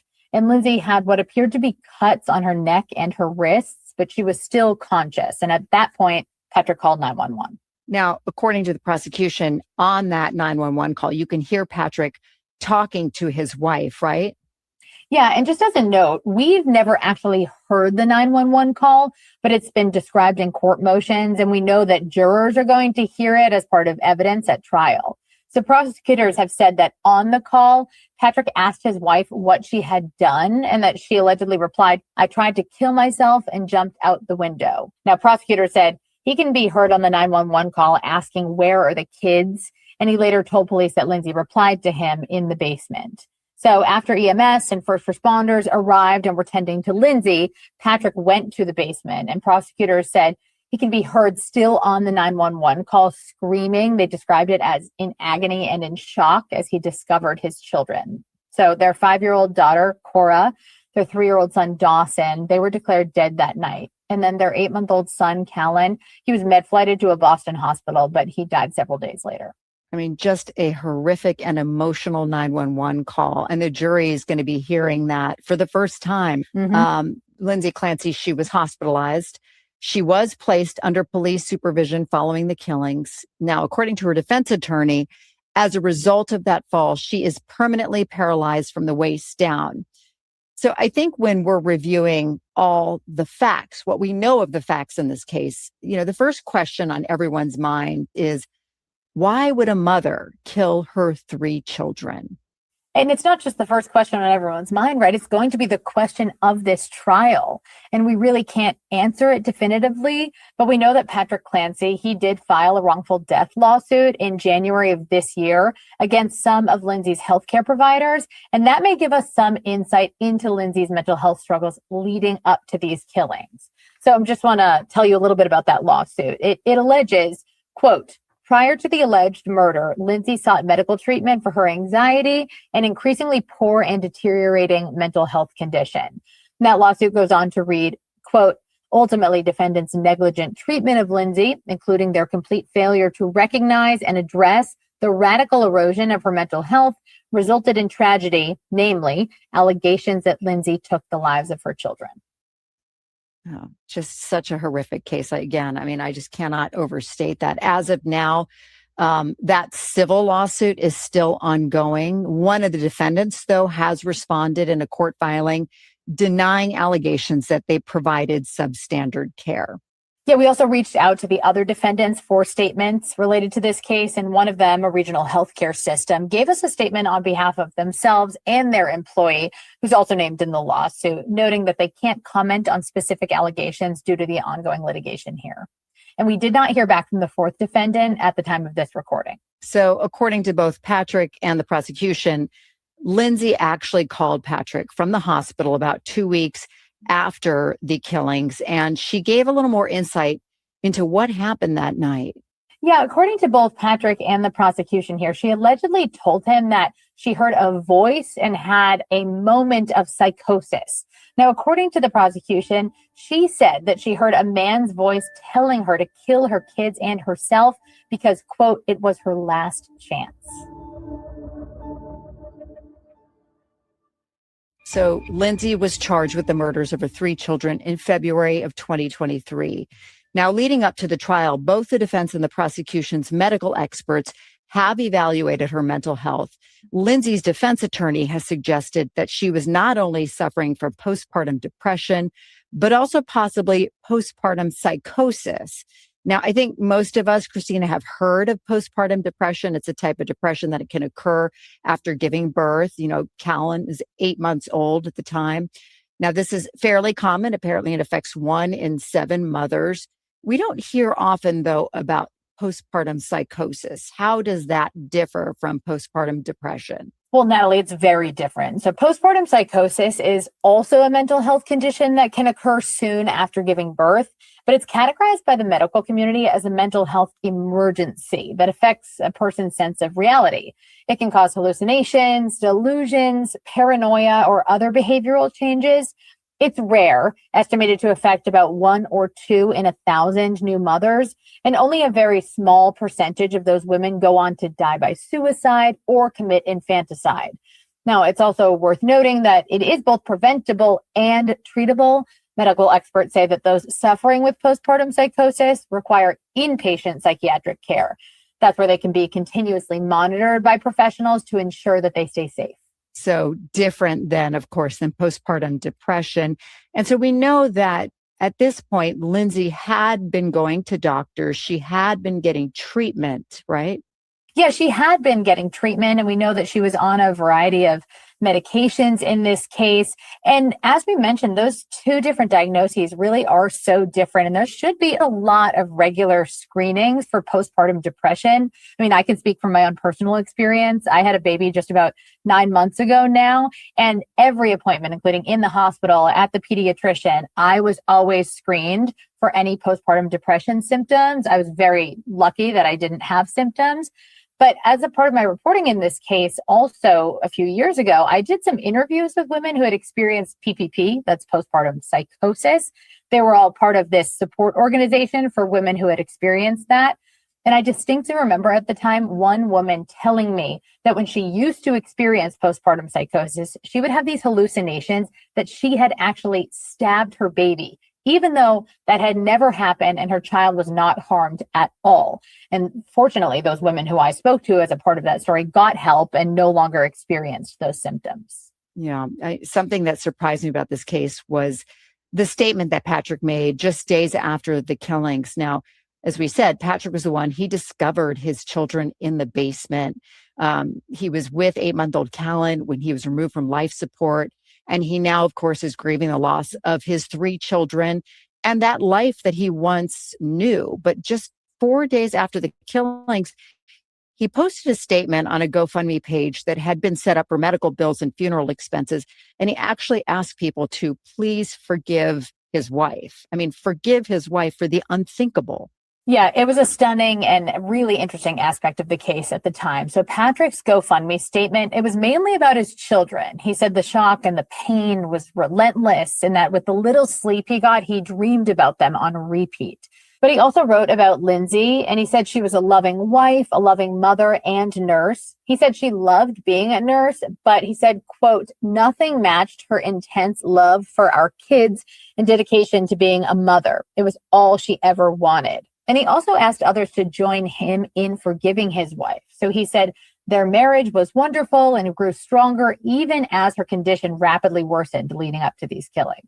Now, Patrick was also asked about the status of his marriage in an extensive interview that he did with the New Yorker back in 2024, right? Yeah, and at the time, he said he preferred not to comment out of deference to Lindsay, although his mother was quoted as saying he has to come to terms with the fact that she's no longer part of anything. Quote, she's going to go her way and he's going to go his. And I know some of our listeners are going to be surprised by Patrick's ability to forgive Lindsay. I mean, so soon after the deaths of his children. But as we've touched on, he had additional insight into her mental health struggles leading up to the killings. And he really opened up about those struggles in that 2024 New Yorker article, right? Yeah, in addition to laying out Lindsay's treatment history and the civil lawsuit that he filed against several medical professionals, Patrick also broke down Lindsay's history of mental issues leading up to the night of the killings in that New Yorker interview that you mentioned. So according to Patrick, Lindsay began seeking out psychiatric support in September 2022 after giving birth to their son Callan in May prior to that. So she was diagnosed with generalized anxiety disorder and received a prescription for Zoloft from a local psychiatrist, as well as additional medication, including Ativan, after she suffered from insomnia as a side effect. And just a reminder, in a recent court filing, the psychiatrist denied allegations that she provided substandard care. So what else did Patrick detail in that interview? So Patrick claims that over the next couple of months, Lindsay visited the emergency room, attended virtual telehealth and in-person appointments with a perinatal psychiatric nurse practitioner, and visited a facility that specializes in perinatal care. And she was prescribed several more medications, including Ambien and Seroquel. And various doctors said she should be okay or found that she had no symptoms of postpartum depression, actually. So when I read the interview, I was just struck when Patrick said that Lindsay actually told him she had had thoughts of wanting to die. She had also had unwanted thoughts of harming the children. This was about a month before the killings. Now, Patrick says she told him she needed to be admitted to a hospital.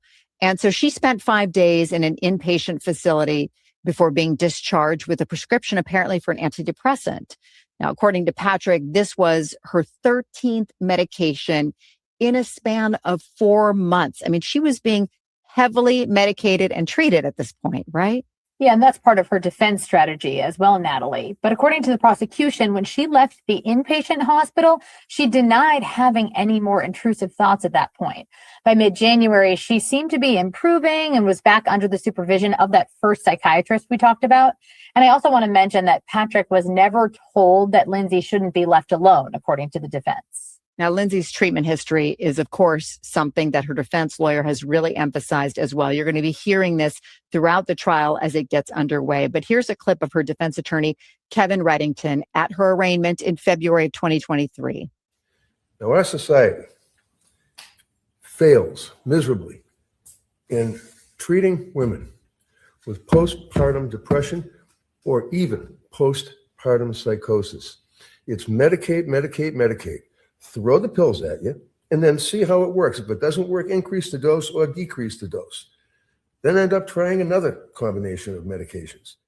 Yeah, and Lindsay's most recent pretrial hearing was actually just this week, and Kevin Reddington, her lawyer, reiterated that same sentiment. So Lindsay's defense lawyer, Mr. Reddington, he's a well-known defense lawyer here in Massachusetts. He's a self-described kind of old school lawyer. He even has a license plate on his car, famously, that has the initials NG for not guilty. I should also mention that at the arraignment, the prosecutors made pretty much the opposite argument of what he did. They say Lindsay was of sound mind at the time of her children's deaths. They pointed to evidence that she had looked up the restaurant for takeout on Apple Maps before sending Patrick to pick up food, arguing that she had calculated how long he was going to be gone. And I hear that they also argued Lindsay had not been diagnosed with postpartum depression, though they conceded that, according to Patrick, she had been initially diagnosed with generalized anxiety disorder. Yeah, that's right. They argue that she had never used the word psychosis until after she had met with a doctor that was hired by her defense team in this case. And I want to talk a little bit more about Lindsay Clancy's trial that is getting underway this month. I mean, she has been charged again with 3 counts of first-degree murder. She's pleaded not guilty. Her defense lawyer has indicated he's going to pursue an insanity defense. And what does the law say about when a defendant can be found not guilty by reason of insanity? Well, in Massachusetts, somebody can be found not guilty by reason of insanity if, due to mental illness, they couldn't control their actions, even if they did understand what they were doing and they knew it was wrong. So basically, the law not only considers whether Lindsay knew what she was doing was wrong, but if she was able to act on that understanding at the time of these killings. So at Lindsay's arraignment, the prosecution suggested that her actions earlier that day, including taking her daughter to a doctor's appointment, show that she was thinking lucidly, but some experts have noted that evidence that Lindsay was acting rationally earlier in the day, and even evidence that she planned the killings possibly, is not enough to rule out temporary insanity. So what would happen in Lindsay's case if a jury were to find her not guilty by reason of insanity? So according to legal analysts, it wouldn't be the same as being acquitted. Lindsay's currently in a secure mental health facility here in Massachusetts, so it's likely she would stay there and be evaluated periodically to determine whether it would be safe for her to be released. But it is possible that she would stay in that facility for a very long time. There have been several famous cases in the U.S. of mothers killing their children. Can any of these other cases be seen as perhaps benchmarks in this case? You're right that there have been so many high-profile cases of women killing their children that could offer some insight, but most of them occurred outside of Massachusetts, so they don't necessarily provide a legal benchmark for this case. The case that comes to mind for me is the 2001 case of Andrea Yates. She drowned her 5 children in a bathtub at the family home in Texas, and she said at the time that Satan ordered her to kill her children to save them from eternal damnation. She'd been hospitalized with postpartum depression shortly before those killings. Now, initially, a jury did convict her of capital murder, but they rejected the death sentence in that case. But that verdict was later overturned, and a second jury found Yates not guilty by reason of insanity. So today, Yates remains at a mental health facility, and she's repeatedly declined to seek release, meaning she chooses to remain under that psychiatric care. And, you know, I think also back to the Susan Smith case. I mean, she killed her 2 young sons in 1994 by rolling her car into a South Carolina lake while they were strapped in their car seats. And she initially claimed that a carjacker drove away with her sons, but when the truth came out, she was convicted of their murders. It's right. She was convicted of murder, and the jury sentenced her to life in prison, but again, not the death penalty in that case. You know, and it's interesting that in both these cases, the women were spared the death penalty. I'm wondering if there is a social or a cultural element at play with how the juries looked at these kinds of cases. You know, interestingly, Philip Resnick, so he's a national expert on filicide. He was retained by Lindsay Clancy's legal team. He evaluated her mental health. And in that New Yorker article we talked about, he suggested that women who are accused of killing their children may actually benefit from society's assumptions about a mother's unconditional love. So Resnick argued that many people believe a mother must be insane to kill her child because no sane mother would ever do that. Yeah. And then on the other hand, I mean, the social expectations of mothers, does it make it harder for women who are struggling with, we're talking seriously struggling with mental health conditions, to ask for help before they reach a point of crisis? Yeah, I mean, absolutely. Researchers actually say social norms and expectations around motherhood that can leave women suffering with mental health conditions feeling isolated or guilty. And the stigma around mental illness can make it harder for them to ask for help. Speaking from my own experience, having again just had a baby 9 months ago, I was asked regularly about my own mental health, even at my daughter's appointments by the pediatrician. And I was always pointed to resources if I was feeling depressed in any kind of way. So it did feel like there was an effort from doctors and nurses to kind of reduce the stigma around asking for help if needed. But in Lindsay's case, she apparently actually turned to strangers online for support in the months leading up to the killings. So for example, she was in a Facebook group called I Am Not Alone, Postpartum Depression / Anxiety and Rage. But she didn't really share the extent of her struggles with the other mothers in the town of Duxbury.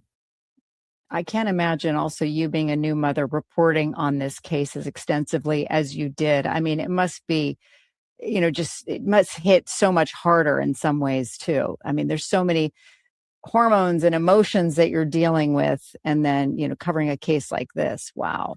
No, absolutely. It's, I'll be honest that I'm a bit anxious about seeing the evidence at trial.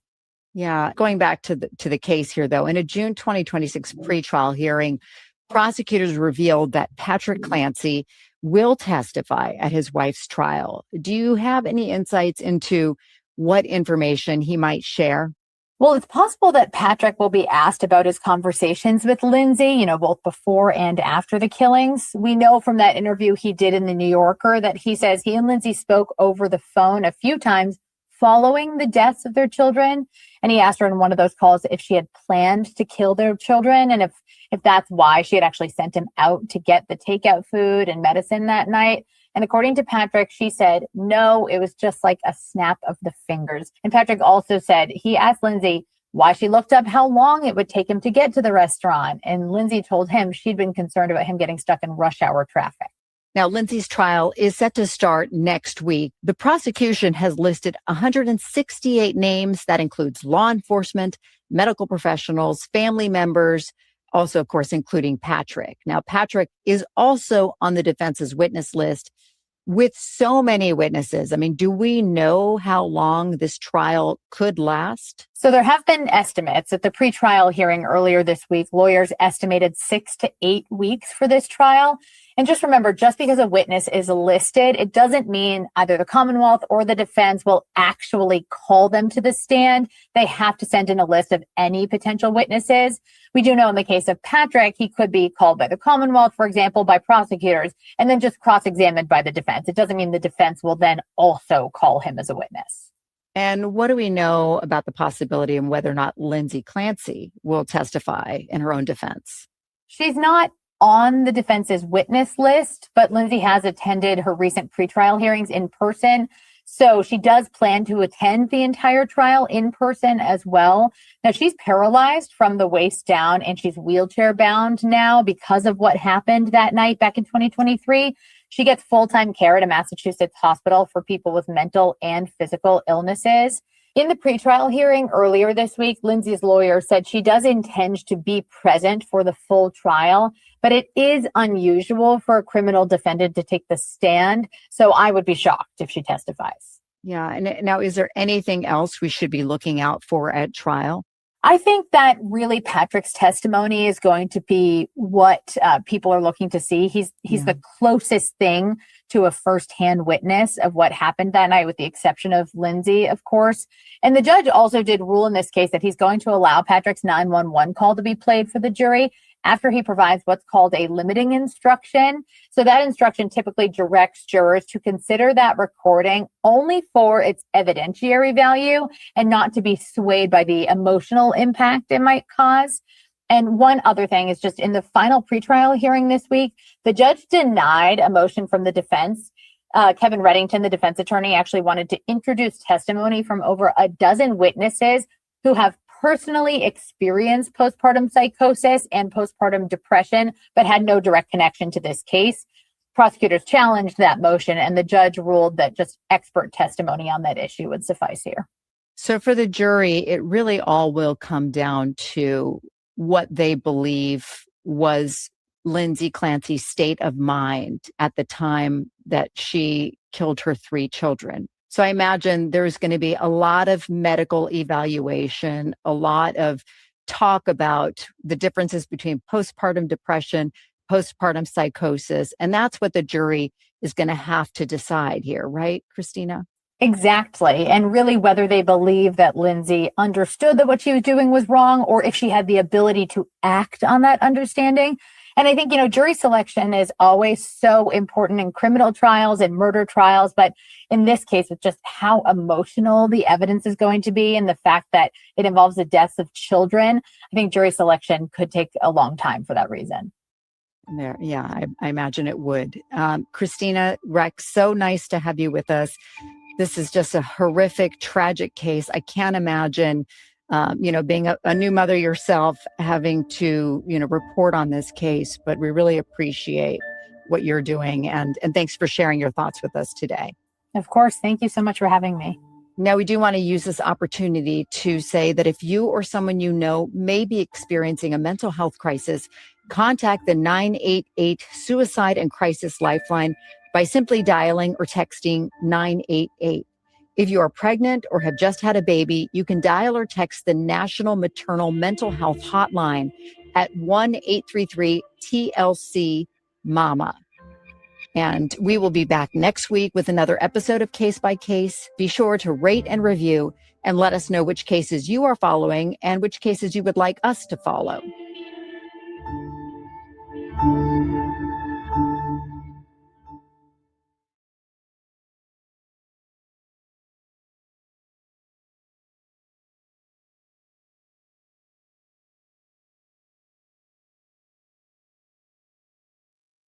So that means she wasn't taking the medication on a regular basis if you can't detect how much of the antidepressant is in your system. Because trazodone, if that was in your system for a long period of time, you're going to detect it. Amitriptyline, you're going to detect that in your system. All these medications, if they were in her system for a long period of time, you're going to get high levels of it because these are medications that go straight to your liver. And they suggest you not take them if you're going to get, I think, 2 or 3 days. I think it's 2 days, actually, if you're going to get liver testing done. I'm not sure exactly the amount of days, because it can offset your liver levels. Oh, my Linda. So, yeah.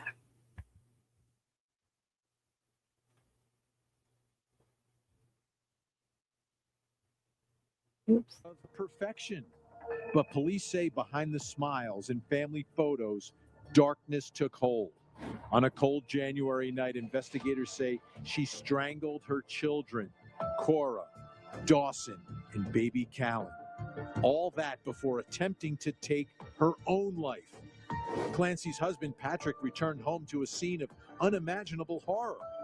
Now, the once trusted nurse faces murder charges, as her defense claims she suffered from severe postpartum psychosis. Prosecutors call it calculated. Her attorneys say it's a symptom of a mind lost to illness. A husband's testimony is on pause inside of a Plymouth County, Massachusetts courtroom. The Lindsay Clancy trial continues as both sides battle over one central issue, criminal responsibility.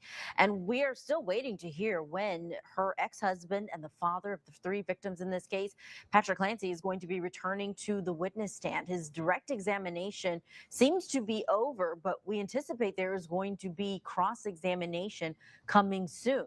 Right now, they're on that lunch break. Here's a live look inside of the courtroom. And once they come back from that lunch break, we will take you back in to the courtroom. We understand from the photojournalist that's there inside of the courtroom for us, Richie Morgenstern, he says that it seems like the state has many witnesses lined up for the rest of the day. So there's a possibility that Patrick may not return to the stand as anticipated. While we continue to wait, let's bring back in our guest who is watching along with us, trial attorney Terry Austin, who's been helping us break down exactly what these jurors have to decide.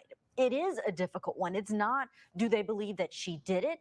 Do they believe that she is the exact reason for the deaths of her children? They've got to determine whether she was legally sane and understood her actions when it happened. You broke it down wonderfully, Terry, earlier, but I want to ask you this. How, as either a prosecutor or a defense attorney, how do you keep these jurors thinking about that very narrow part of this? It's outside of the horror of it all. It's outside of even all of the medication. You've got to keep them on task of, did she understand or appreciate the criminality of her actions? And if not, then they can find her guilty. I think we're going to see the defense do more of that. Right now, the prosecution is being fairly broad in the presentation. I think going through the timeline, obviously, you have to make sure the jury understood what was going on, particularly as it relates to that day. And so I think the prosecution is trying to lay out what occurred and trying to point out from a timeline perspective that the defendant knew what she was doing. She knew it was wrong and she could have conformed her conduct. What I think we're going to see the defense say is, look, there is no argument that this happened. And I think he's going to try to get that out through his cross-examinations when he finally does do the cross-examination of Patrick Clancy and through other cross-examinations that we're going to see of the prosecution's case. But during closing arguments, I definitely think that Reddington is going to focus on the question here, ladies and gentlemen of the jury, is whether or not it was someone who could appreciate that what she was doing was wrong, and could she conform her behavior? And if not, if you believe and you listen to our medical experts, and we had these medical experts who got up there and they testified, and you heard them say that it's possible she could have this postpartum, not only depression, but psychosis. She could be hearing the voices in her head and not able to conform her behavior, not understand that what she's doing is wrong. And planning this because that is what the voice is telling her to do. A psychosis is hallucinations, it's delusion. You've got to have those medical experts. And I think that we're going to see more of that when we see the defense case, and certainly when we see the defense closing. Is it a problem that Patrick Clancy on the stand said that he didn't remember his wife ever saying that she was hearing voices before this happened? You know, it's funny because when he said that, I thought that I had heard somewhere, I don't know if it was during one of the openings or whether or not it was in the GoFundMe or whether the New Yorker magazine, but I thought I had heard somewhere that he did hear that she had some thoughts of both suicide and harming the children. But I think the question that was asked, if I'm not mistaken, by the prosecution was in January of that year. She made it a specific time frame. So I think that's why we're hearing some inconsistencies. I saw some of the comments actually on your YouTube channel, and I think some of the viewers are confused. I think what the prosecution was trying to get at is beforehand, in January, did you know that she had these tendencies? And I think he did not know that in January. He did not know that prior to coming, and going to the store and leaving her by herself. He may have heard it another time. January. He heard it back in September, maybe even November, I think, when she started the Cerelax type drug. But I was asking specifically about voices, though, because I think the prosecution is trying to thread that needle. She didn't necessarily say a male voice was telling her to do things, and that hasn't come out in the evidence yet until after. When he talked to her, when she was hospitalized, that's when she told him that the reason she did it was because a man's voice told her, you're going to run out of time, you have to do it now, basically, or else. Does it matter that he didn't know that particular part? He did say that she had thoughts of harming herself and even harming the kids prior to.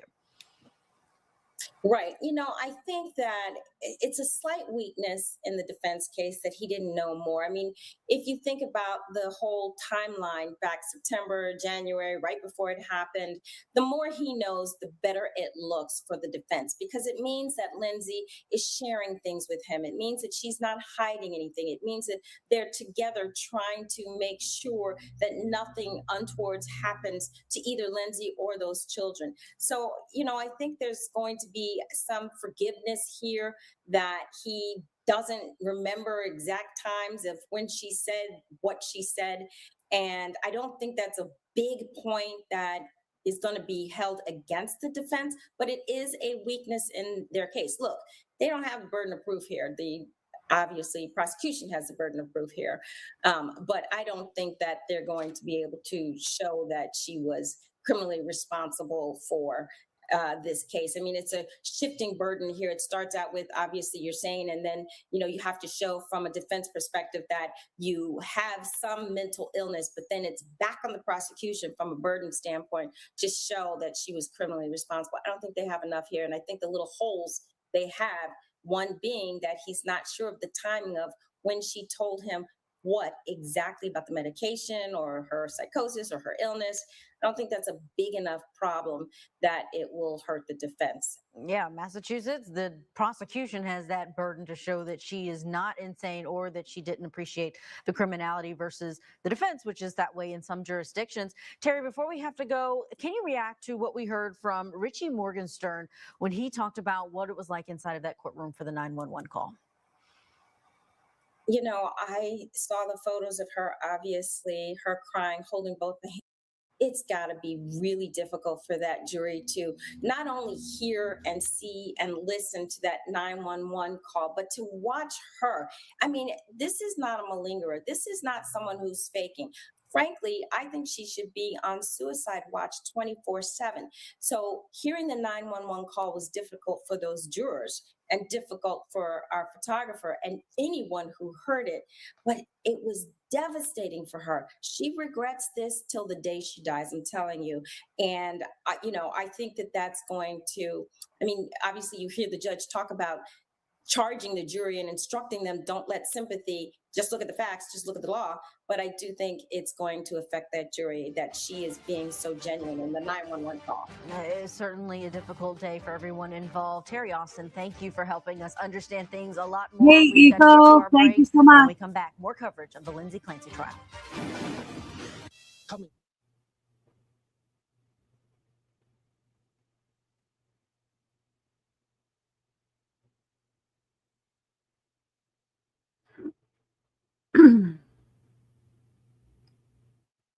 I hate these breaks.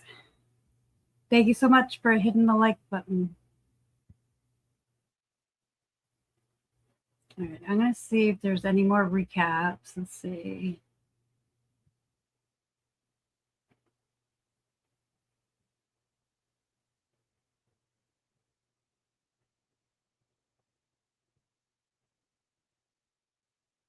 That was 12 days ago. We just listened to that.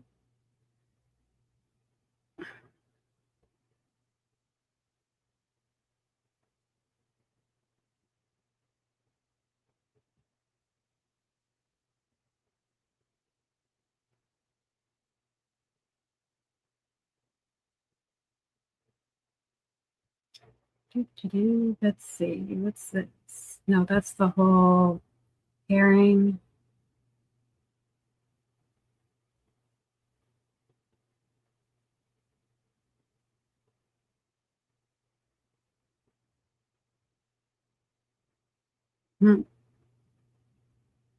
Awesomeness. You rock. Lindsay Clancy had one purpose. Oh, this is what I want to listen to. Real quick. Going to Tuesday, January 24th, 2023. Were you working that day? Sorry, you said on the 24th? Yes, Tuesday, Yeah. the 24th. Yep. That morning was Cora's doctor's appointment at 8 a.m. Yeah. And who took her to the doctor's appointment? Lindsay. And did anyone have to go with her, or did she drive herself and Cora there? It's just Lindsay and Cora. And you were home with the boys, is that right? Yeah. And while you're with the boys and Lindsay's with Cora at the doctor's, are you sending text messages and photos back and forth? Yeah.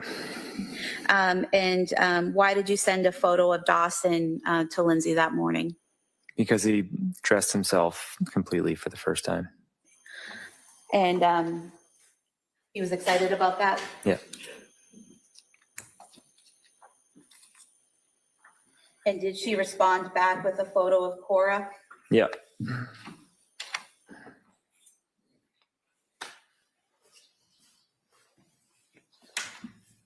Are these the photos you sent back and forth? Yeah. I could have the photo of Dawson as the next exhibit and the photo of Cora as the following. All right, they may be admitted.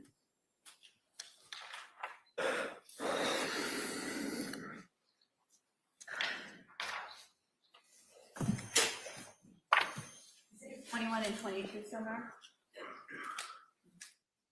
Publishing these. Exhibit 21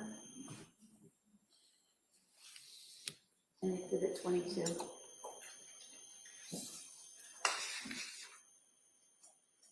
And while you were texting with Lindsay back and forth, were you able to understand her text messages?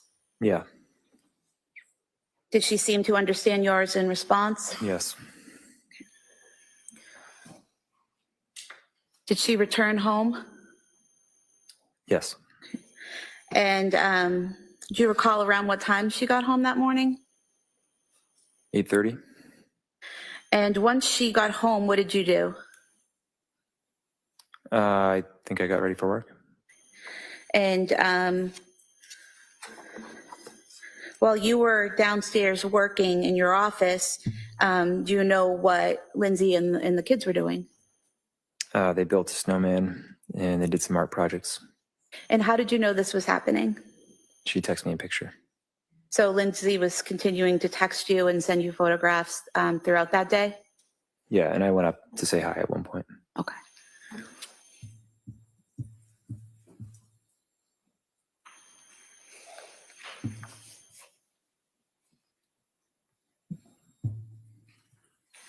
First, I just want to show you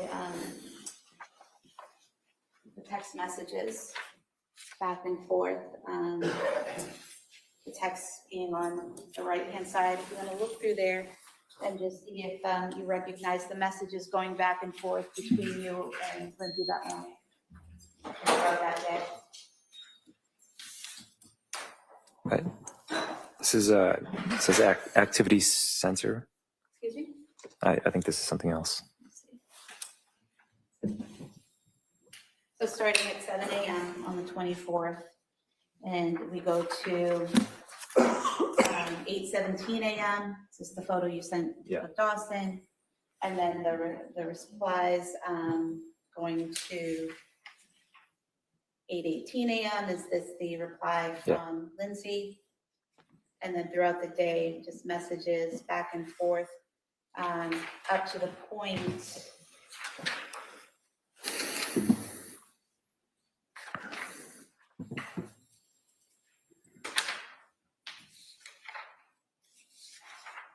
Page 940, where Lindsay's sending you the photos of the kids in the snow. Is that correct? Yeah. Okay.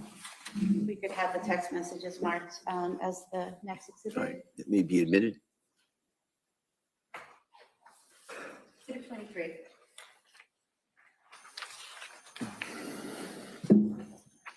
And just look at one photo. Is this one of the photos you sent? We could have the photograph marked as the next exhibit. That may be admitted. Exhibit 24.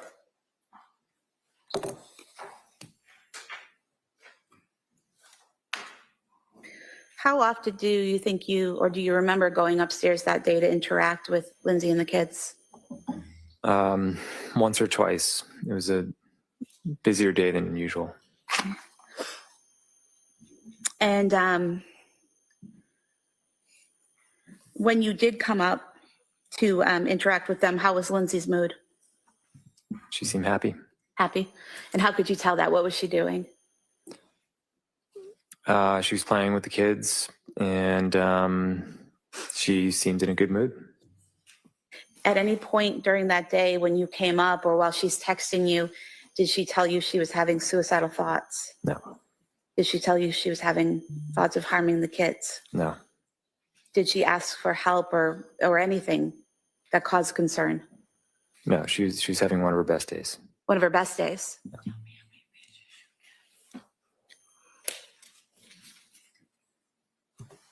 I want to direct your attention to 4:53 p.m.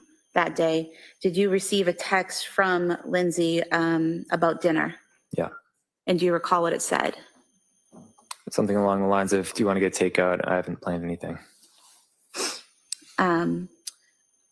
Do you recall it saying, any chance you want to do takeout from 3V? I didn't cook anything. It's been a long day. Yeah. Had you been to 3V restaurant previously? Yeah. Alone or with the family? With the family. And approximately how many times had you been there to eat? Probably 3 times. And so you had all gotten in the car and driven from your home to 3V restaurant in Plymouth approximately 3 times? Yeah, sometimes we were already out somewhere, but yeah. Okay, but been there 3 times. Had you ever done takeout from there before? No. Where would you typically do takeout when you were going to do takeout at home? The Chestnut Grill. I think another one was West End Grill. Were those closer than 3V to your home? Yeah.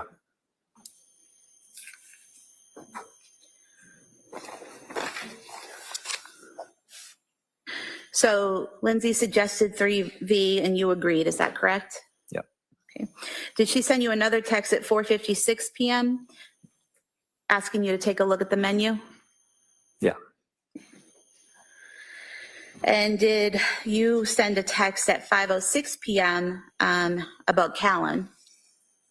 Yeah, I asked if he had taken a nap. And did she respond? Yeah. And what was her response? That it was a shorter nap and he was awake. Okay. And at that time, did you also send a separate text asking what she was getting at 3V? Yeah. And what was her response? I don't remember what she ordered. Do you recall a Mediterranean Power Bowl? Yeah, that sounds right. And did she ask you what you were getting? Yeah. And at 5:08 p.m., did you respond? Yeah. And what did you tell her? I forget what it was. Do you recall scallop and pork belly risotto? Yeah. That was it? Yep. Who called in the order to 3V? Lindsay. Once the order was placed, what did you do? I came upstairs. I took Callan for a minute, and I rocked him by my knees, kissed Cora on the head, and I said, I'll be right back. And what was Dawson doing when you were leaving? He was eating chicken nuggets on the couch. And do you recall if he was using a bowl or a plate? It was a bowl.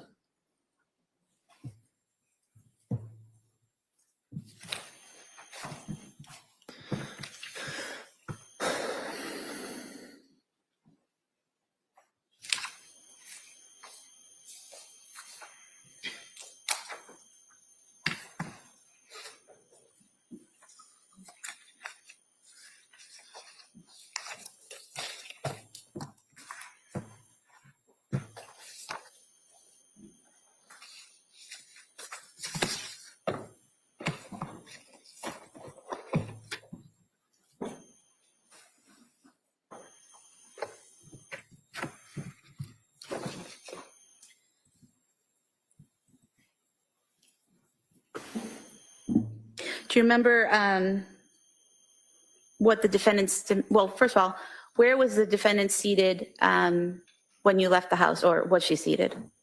She was standing in the And where doorway. was she? In the doorway of the living room. And was that the doorway by the front door or the doorway by the basement door? It was the doorway by the basement door. Okay. And did she have Callan or where was Callan? She had Callan. Okay. And what was her demeanor? Normal.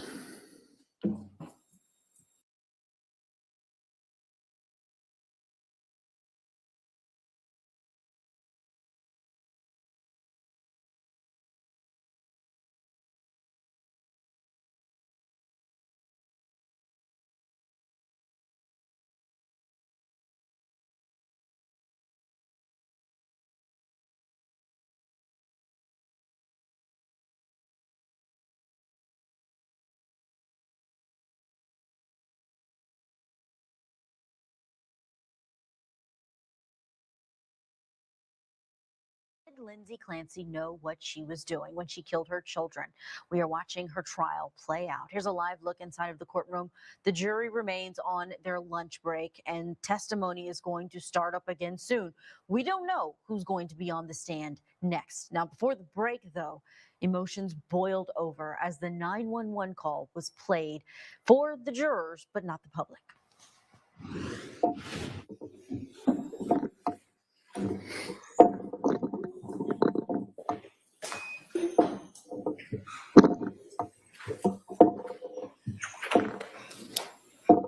My drugs go.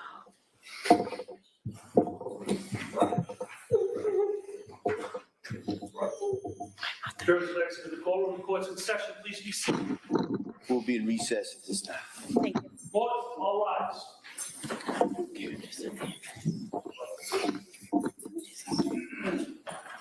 Clerk, recess, please exit the courtroom. Clear out the courtroom, please. Thank you.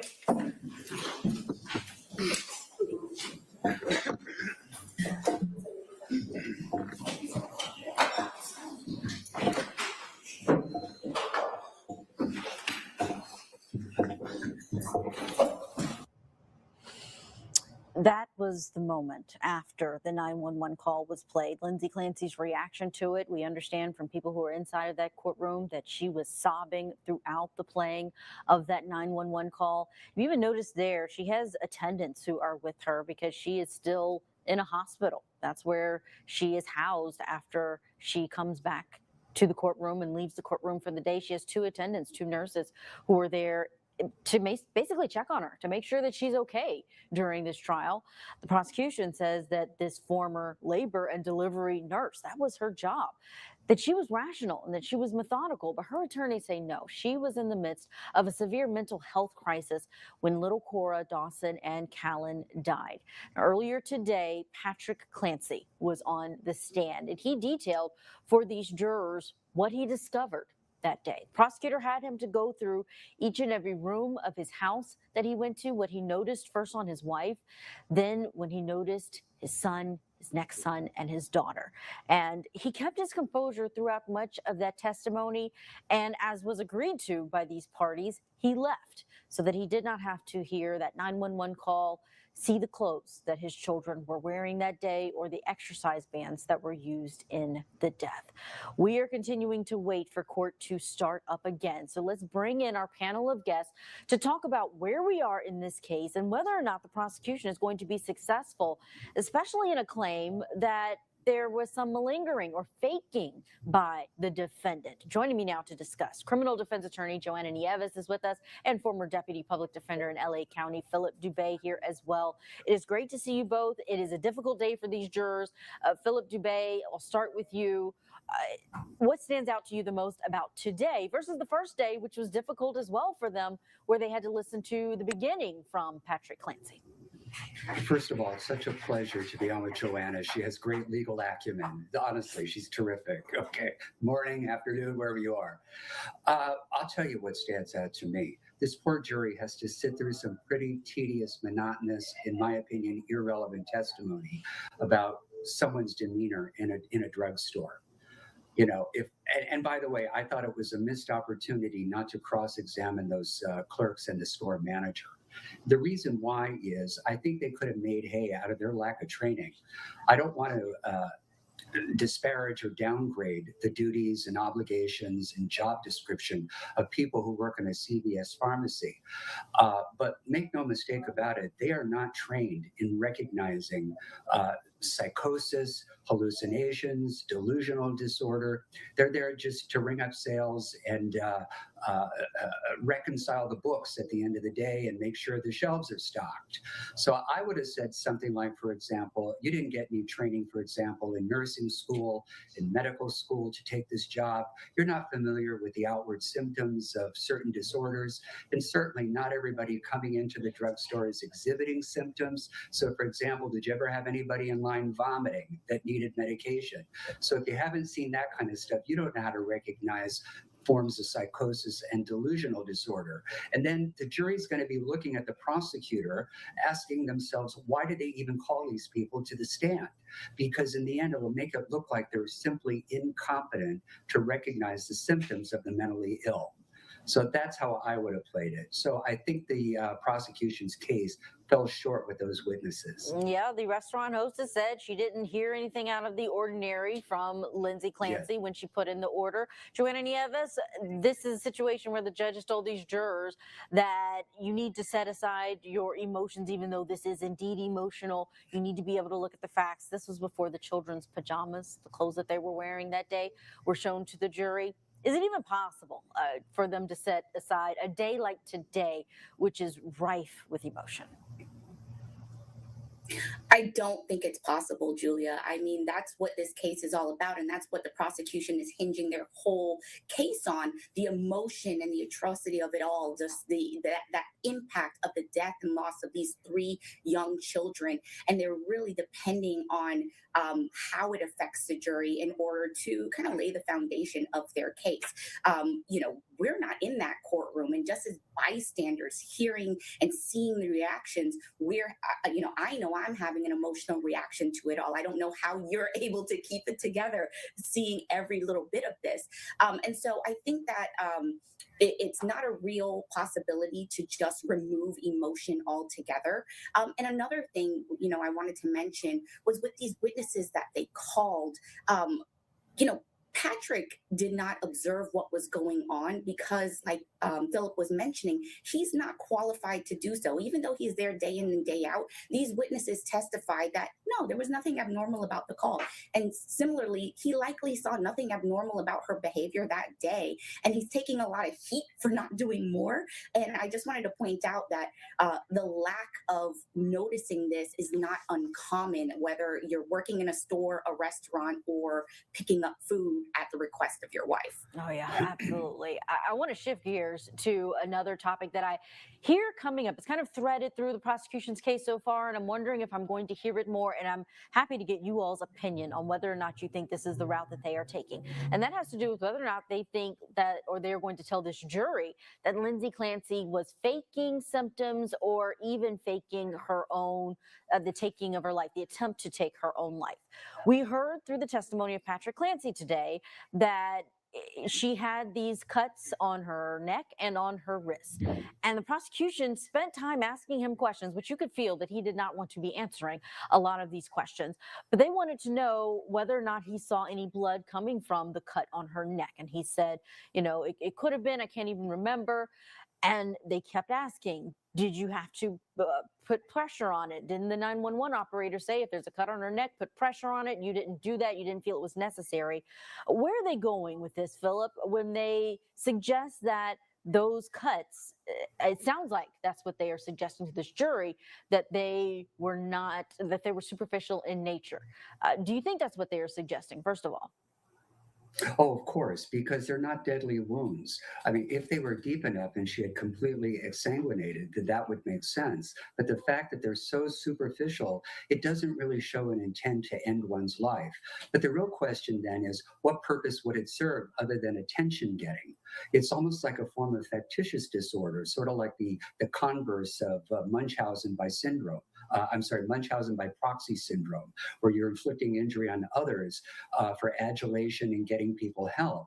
But when you're doing it to yourself, it's almost like an attention-getting device. So I don't know where the prosecution is going with it. Maybe Joanne can weigh in on it, but I'm not seeing the relevance of it, frankly. Yeah, Joanna, give me your opinion on this. Is that what they are suggesting to this jury?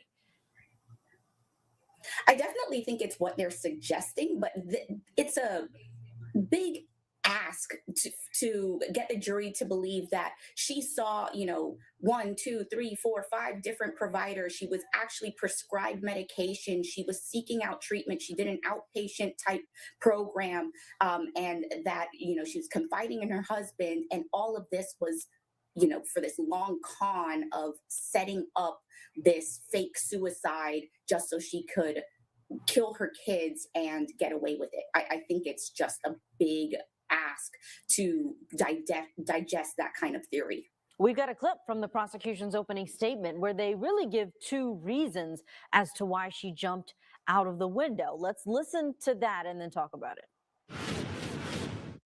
After only 4 months in treatment, she made a choice, a deliberate and intentional decision that she did not want to try anymore. And because no one could take care of her kids the way she wanted them to, she had to take them with her. She drew her husband out of the house, their father, so that she had the opportunity and the time to carry out these murders. She maintained the ability to control her conduct, conform her conduct, when she attempted to kill herself to escape the consequences. So, Philip, we're hearing there, on one point, the prosecution is saying that she wanted to take them with her, suggesting this was a murder-suicide and that she had a plan even before taking the lives of her children. But then they say that she was trying to escape the consequences by jumping out of the window. Is that two things that they're giving to this jury, and how problematic is that if they are doing that? It makes no clinical or legal sense. How would she benefit either way? If the end game would be to end the lives of the children and herself, how is that perpetrating a fraud or engaging in some type of a con? It makes no sense. And it makes it look like they're desperate and they're looking for some type of motive or explanation for what she did. And in the end, what it really shows is how obtuse their thinking is in terms of the effects of PPP, the effect that it has on the mind and the body. So hopefully the experts will set the Commonwealth straight and let them know that they just don't frankly know what on earth they're talking about. And Joanna, it seems like they are trying to give this jury a motive, and I think the jury would want to know a motive. If this isn't legal insanity, then what was the reason? Yeah, and I think in every case, everybody wants to understand what was going through their head at the time that this crime was committed. And that really is the crux of this case. Like, was she in touch with reality or not? What was she thinking? Did she appreciate the wrongfulness, and was she able to comport herself as required by the law? And I think that what the prosecution could have done here is really weave a lot of the anticipated expert testimony that they're going to put on that would contradict the defense's testimony in their opening statements. So kind of highlight what we would be expecting to hear from these experts that would support the claims that they're making, that, you know, all of this calculation and deliberation is not something you would see in an organized fashion from somebody who is actually experiencing psychosis. I think their opening did, you know, just kind of generally touch on subjects, but it would have laid the groundwork for what we're seeing, the direction that we're seeing them go right now. Philip and Joanna, stand by. We've got to slip in a break, but when we come back, we're going to talk more about this case. They are still on a lunch break, but there's still something that's up in the air. What is going to happen when Patrick Clancy takes the stand again? He still has not finished his cross-examination. It hasn't even started yet. So we'll talk with our guests about what the defense should do on cross.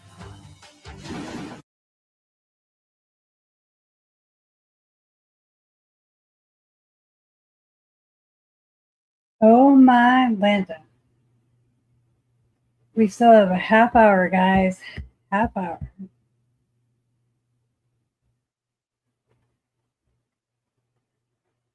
Let's see. What can we watch?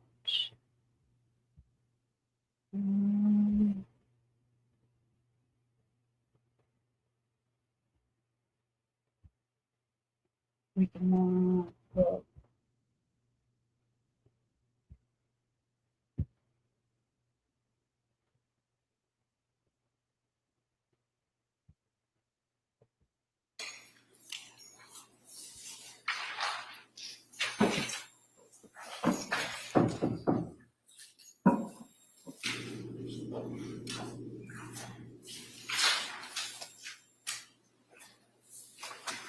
It's 32 through 37, no, 38, so high.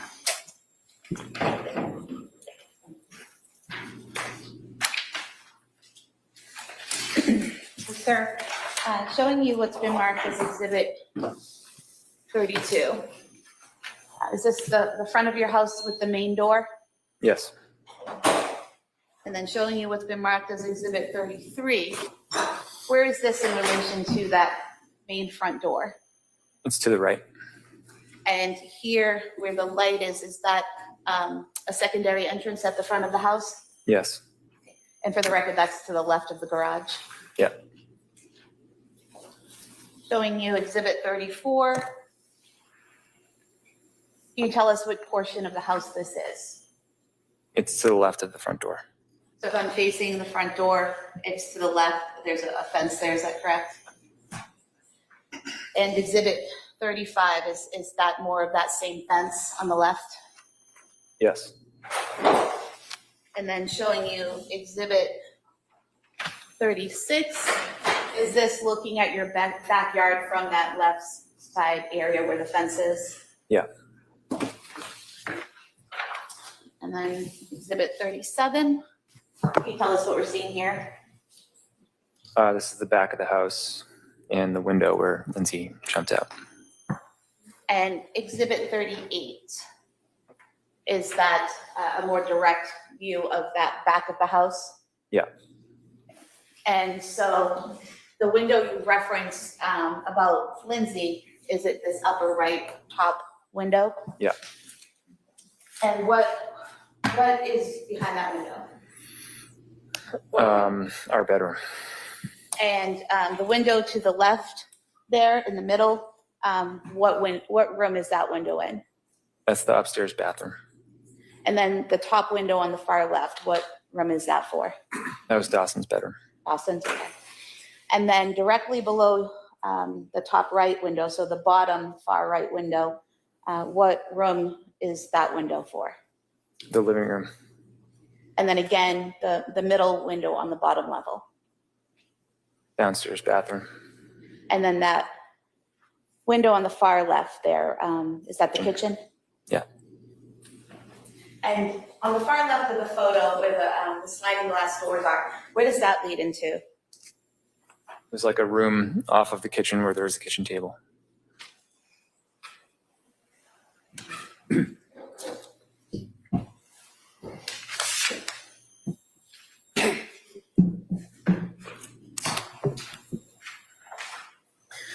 When you got home and you parked your truck, how did you get into the home?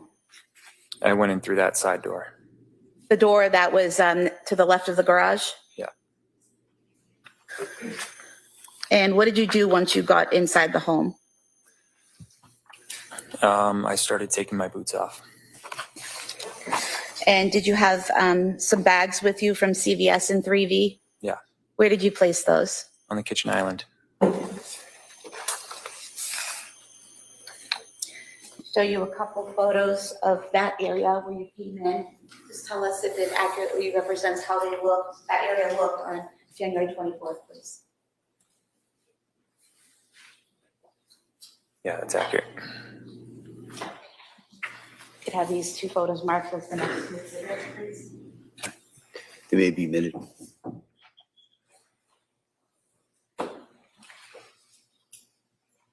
Exhibits 39 and 40. So we're showing you what's been marked as exhibit 39. Can you tell us where the sliding glass doors are in this photograph? They're to the left of the kitchen table. So we have here the kitchen table, kind of in the center of the photograph, is that correct? Yeah. And so these are the sliding glass doors? Yeah. And where is the door that you came through? To the right after the kitchen table. Right here, next to the curtain? Yeah. And the door, when you're looking at the photo straight ahead, this door to the left of the mirror or the photo there, where does that lead? The garage. And then showing you exhibit 40. Is that where you place the bags on the island in the kitchen? Yeah.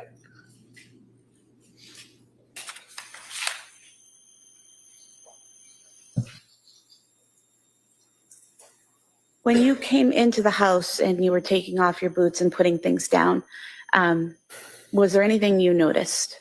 Yeah, the house was really quiet. Is that unusual? Yeah. And when you realized it was really quiet, what did you do? I called out. And who did you call out to? Everyone. Did anyone answer? No. After you called out and no one answered, what did you do next? I think I don't know the order, but I called down in the basement and no one answered. And then I called Lindsay to see if she was home because I looked out and I couldn't see her car, but it's because it was dark and her car's black.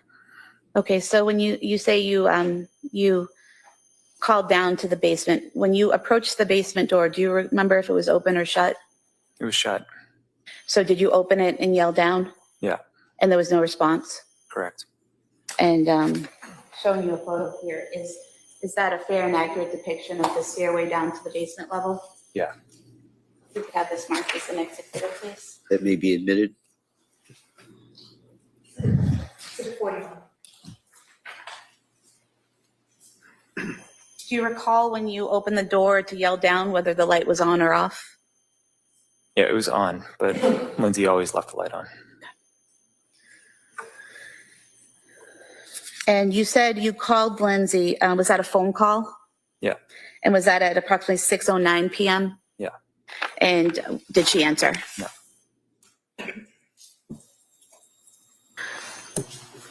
After calling down the stairs to the basement, did you leave the door open or did you close it? I don't remember. Okay. I would think I closed it because I always try to keep it closed. I'm not sure. Okay. And so after you called Lindsay and didn't get a response, what did you do next? I started checking upstairs. And where did you check upstairs? First, the bathroom. I thought maybe they were taking baths, but there's no one there. And then where did you go? The kids' bedrooms. Was there anyone in the kids' bedrooms? No. And then did you go to your bedroom? Yeah. And were you able to get into your bedroom right away? No, the door was locked, and that's when I knew something was wrong. And when you realized the door was locked, did you have a way to unlock it? Yeah, the previous owners, when they installed the doorknobs, had these like these little keys that they taped to the back of each door. So I got the one from Cora's room, and I started unlocking the knob. Okay. And when you unlocked the door to your bedroom, did you go in? Yeah. And what did you see when you opened the door and went in? I just saw blood everywhere, and the window is open. And showing you here a photo, is this the bed in your bedroom? Yeah. Now, the way the bed is in this photo, kind of pulled away from the wall and slightly askew or at an angle, is that the way it was typically? No. And when you left the bedroom that day for the last time prior to coming home later that night, was the bed in that position? I don't think so. You could have this photo marked the next That may be admitted. Exhibit 42.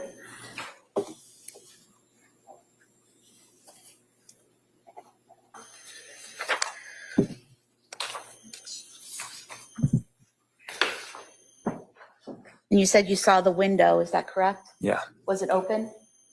Yeah, there was wind blowing in. Showing you a photo here. Is that a fair and accurate depiction of how the window looked? Yeah. Mark this the next exhibit, please. That may be admitted. Exhibit 43. Did you walk into the room and over to the window? No. How far into the room did you get? Probably 1 or 2 steps, and then I immediately turned around and went outside. And the blood that you saw, where was that located in the room? It was everywhere. It was, it looked like it was sprayed almost with like a hose. And there was a huge puddle in the middle of the room, and it was sprayed all over pretty much every surface. I remember it was on the doorknob. Okay. Showing you 3 photos. Do you recognize what's depicted there? And is that a fair and accurate depiction of how the room looked on January 24th, 2023?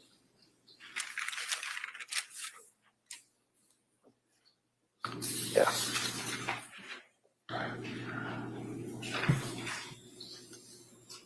We could have these photos marked as the next exhibits. It may be admitted.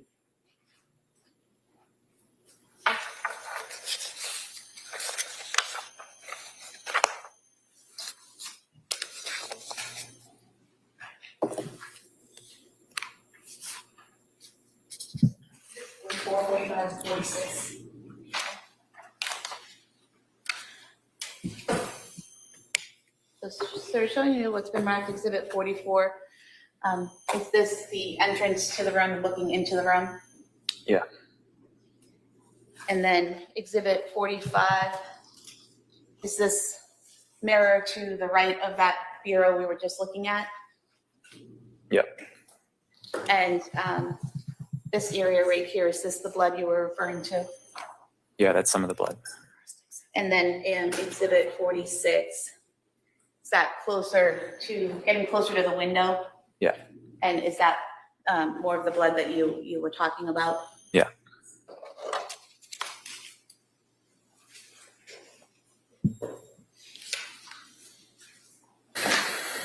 Going back to exhibit 42, there's no blood on the walls or on the bedding, correct? On those walls and the bedding, correct.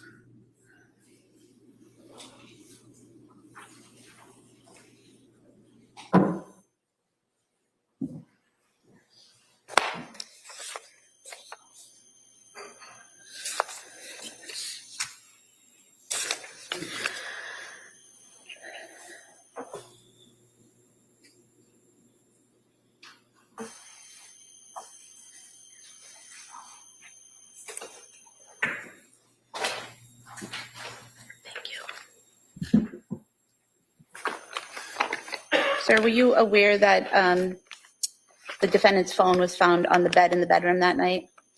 No.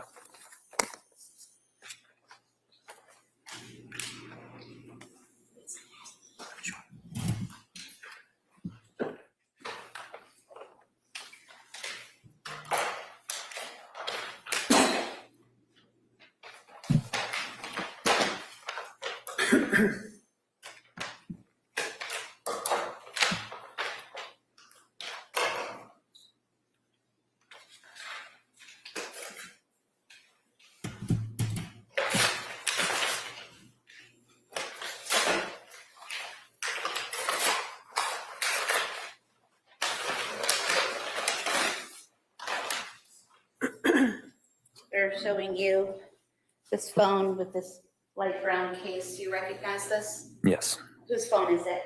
That was Lindsay's phone. And is this the phone that she was consistently using between September of 2022 and, well, actually August of 2022 throughout the fall and into January of 2023? Yeah.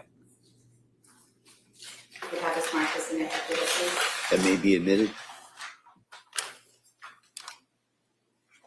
47.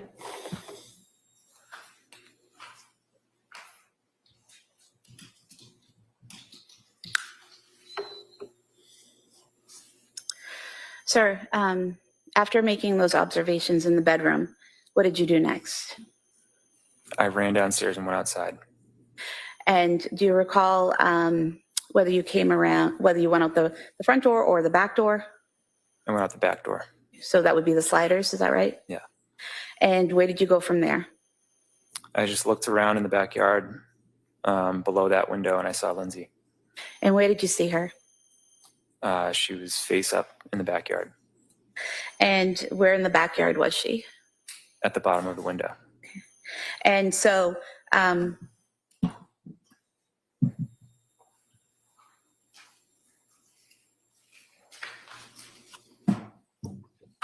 looking at exhibit 38, you said this was the window, correct, at the top right? Correct. Where was she in relation to that window? Directly below it. So down here by the window well? Yeah. For the record, I was pointing straight below the bottom right window by the window well.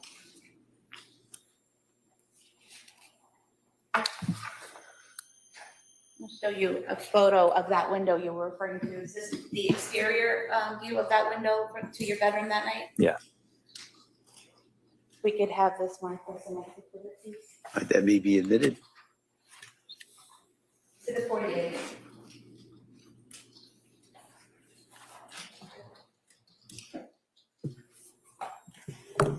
Showing you exhibit 48. So the window's open, correct? Yes. And the screen for the window is up, correct? Yeah. At any point in time that night or afterwards, did you notice that the screen was cut or broken in any way? I didn't notice that, no.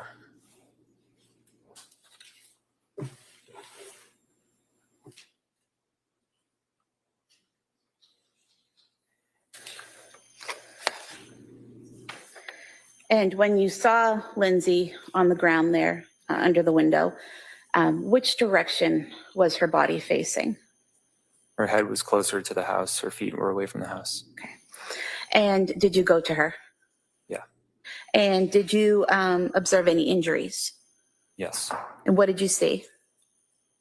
She had deep cuts on her wrists, and she had a red line across her neck. I wasn't sure what it was at first, but she cut her neck. And do you recall that these wounds weren't actively bleeding at the time? I later learned that I said that on the 911 call. And when you observed these wounds, is it correct that the 911 operator asked you or instructed you to apply pressure if needed?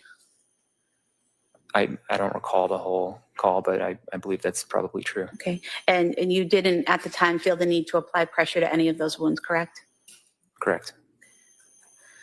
Did you say anything to Lindsay when you found her in that state? Yeah, I said, what happened? And what was her response? She said, I tried to kill myself. Did you ask her anything else? I said, where are the kids? And what was her response? She said, they're in the basement. And at that time, she didn't tell you that they needed help or they were in danger or they were injured, correct? Correct. And so you mentioned talking to someone on 911. At what point did you call 911? I don't know the exact time, but it took a few minutes because my phone was switching between Wi-Fi and 911. So I almost just started calling out for the neighbors, but eventually it went through. Okay. So you had some difficulty connecting, but eventually you connected to the 911 operator? Yeah. Okay. And did you stay on the phone with them while they were sending people to respond? Yeah. Okay.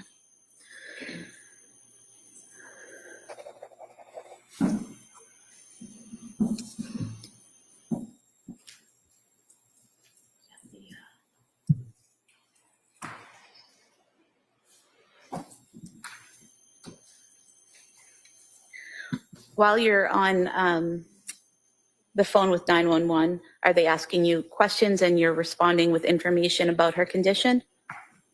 Yeah. Okay. And if you could just look at the screen here, is this the model of the first floor of your home? Yes. Okay. And so we have here the sliding glass doors. Where would the basement door be in this model? Directly below the stairs.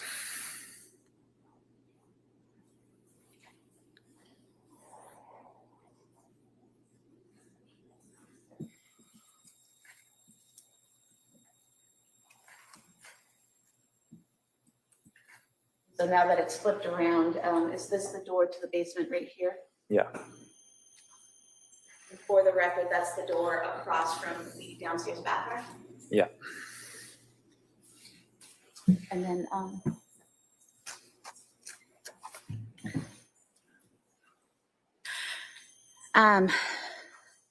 how long approximately, and I know you weren't looking at your watch or anything like that, but can you estimate for us how long it took for first responders to arrive?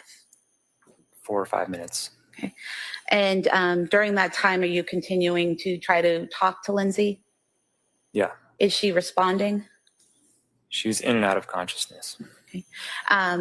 Was she breathing on her own? I believe so. And you're communicating information to the 911 operators, and are they giving you, advice on how to deal with the situation as it progresses? Yeah. Once emergency personnel arrive, what do you do? I immediately got up and ran to the basement. Okay. And do you still have the phone on you? You're still on the 911 call? Yeah, I didn't realize it at the time, but I did. Okay. And have you look at this model here on the screen? Is this a fair and accurate depiction of the setup of your basement? Yeah. Okay. If you can just describe the rooms for us, what the purpose of each room was. So the room in the back left was my office. The room with the black rubber mat is the gym. And then there's the living room to the right of that. And then the back right is just an area of the living room. And then there's a bathroom next to that. So when you come down those stairs that night, which direction did you go? I immediately went left. And when you went left, what did you see? I saw Cora. And how did she look? She had a band around her neck. And was that an exercise band? Yeah. And do you recall whether she was, what position she was in, whether face up or face down? She's face down. And when you saw her in that condition, what did you do? I immediately ran over and tried to take the band off. Were you able to get the band off? Yeah. And do you recall how you got the band off? I think I untied it. And when you say untied it, was it in a knot that you had to, put everything down and unknot it, or how was it tied? I'm not sure I fully remember. Do you recall describing it previously as when you initially tie your shoes but then don't do the bow? Yeah, that sounds right. And was she responsive? No. And what did you see or do next? I saw Callan. And where was he? He was next to her. And how did he appear? He had a band around his neck. Sorry? He had a band around his neck. And did you remove that as well? Yeah. And do you recall what position he was in? Same as Cora. And looking at the model here, if you could just tell us, where was Cora?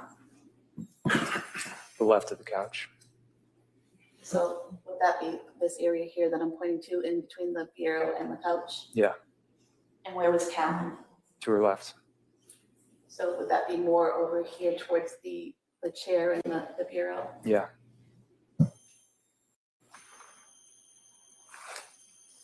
After you removed the band from Callan's neck, what did you do next? I tried to find Dawson. And where did you go? I looked in the bathroom and on the other side of the couch.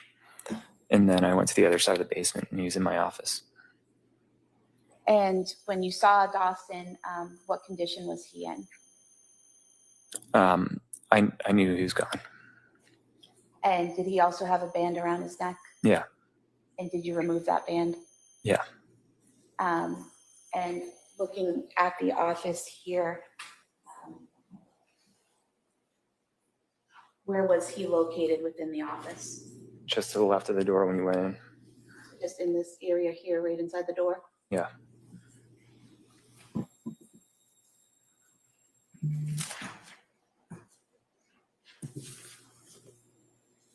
So we may approach briefly. Yeah, please.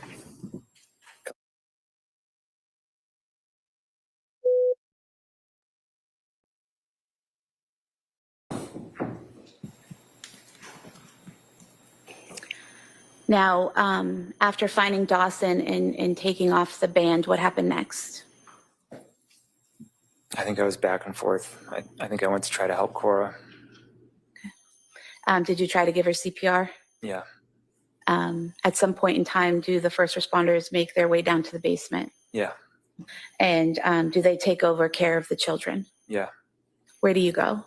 They sent me upstairs. Okay. And At this point, Your Honor, I'd move to submit the 911 call as the next exhibit. That may be allowed pursuant to the earlier order.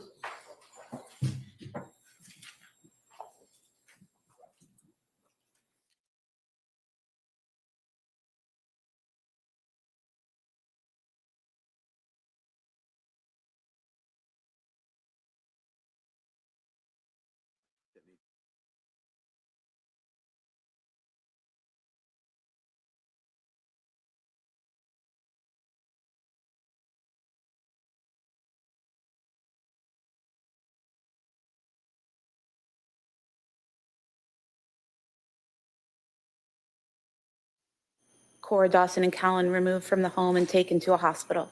Yeah. Was that Beth Israel Deaconess in Plymouth? Yeah. Did you also go to that location? Yeah. And at the hospital, were you able to see your children? Yeah. And was Callan then transported to Children's Hospital? Yeah.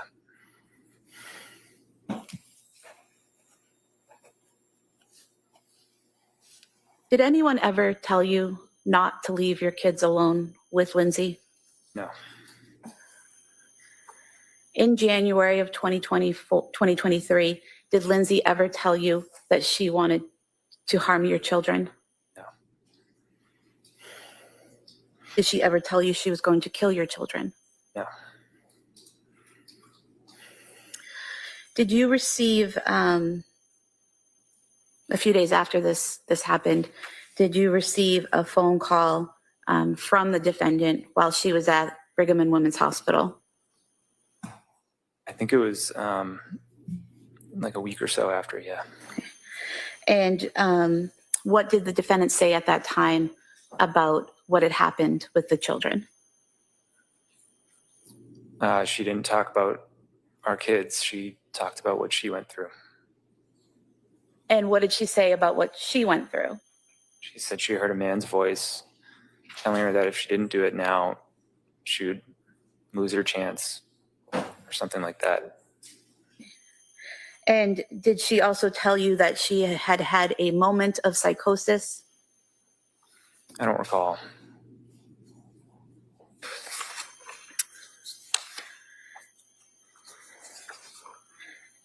Did she mention the children at all during that call? I don't think so. I mean, not directly. Had she ever mentioned psychosis to you before? No, I didn't know what psychosis was until after this happened. Did she ever tell you she was hearing a man's voice before? No. If I may have a moment, Your Honor. Sure.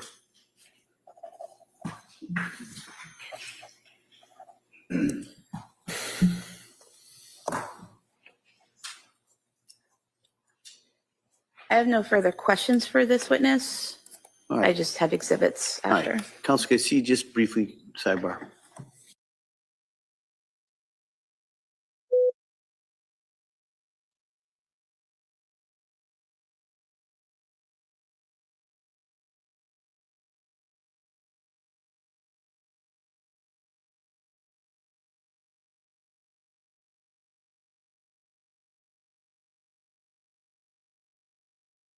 They're late. It's 2:03. What the heck? Come on, people. We want to get on with this trial. Let's go.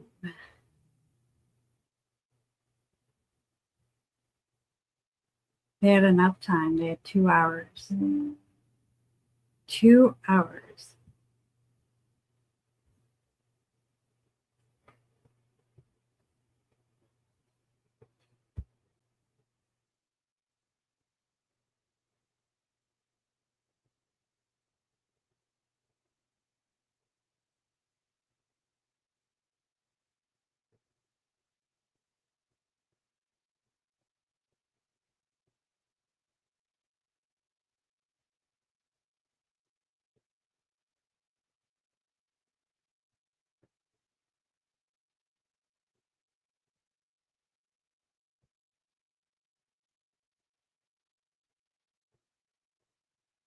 2:04. Come on, guys.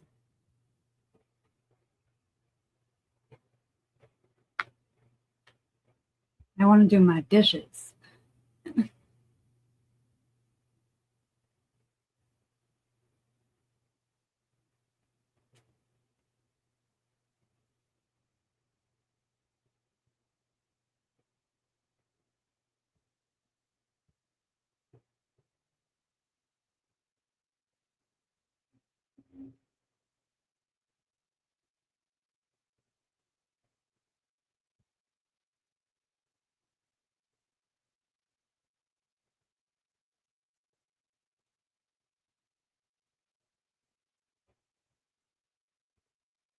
Hope they are not. No, they're not late. They're usually like right on time. So weird. So weird.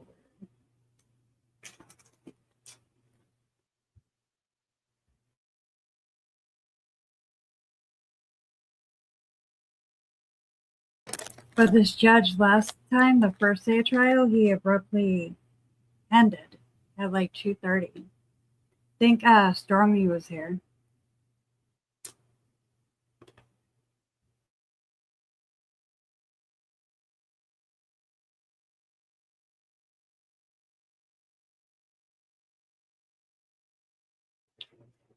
Pretty sure she was. You watched it? Yeah.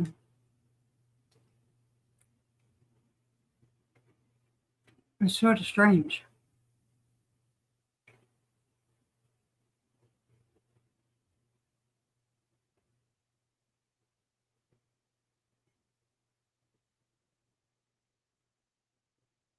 I think my son's doing the dishes.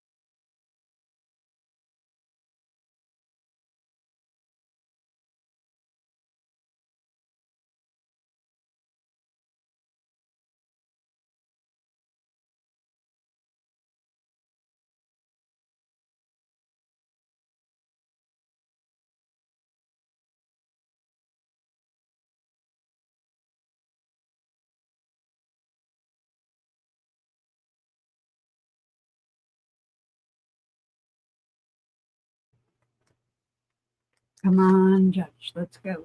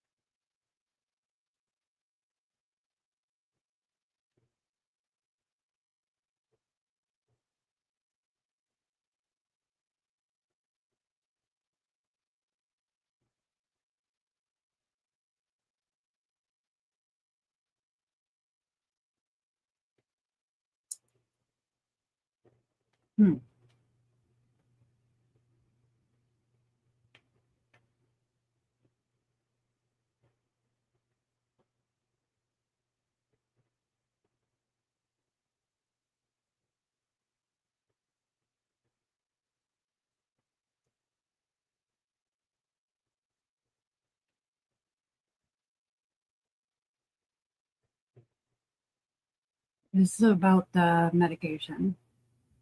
Was taking these medications, the various pills. Were you always with her, watching and monitoring exactly what she took? Not always, no. Sometimes you'd see it, sometimes you wouldn't. Yeah.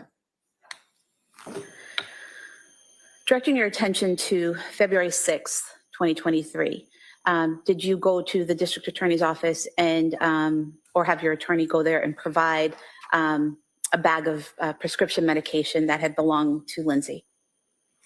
Yeah. I think the police took a bag of prescription medications that night, the night my kids passed away. Mm-hmm. And then there was a bag that I had in my truck that I was supposed to,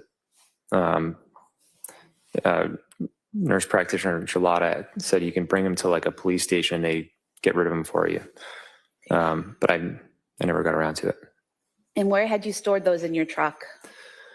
In the center console. It's like underneath the center console that opens. You have one of those center consoles that open up, but then there's another larger Correct. compartment below it. Yeah. So was it your plan to bring these to a location where they could be properly disposed? Yeah, I didn't want to just throw them in the trash. So. And these were all medications that had been prescribed in the past to Lindsay, but she was no longer taking, correct? Right.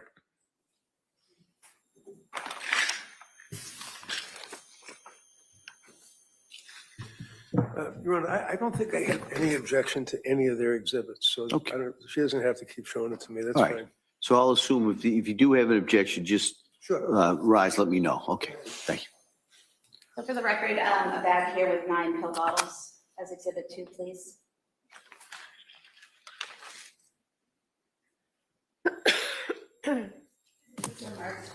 Thank you.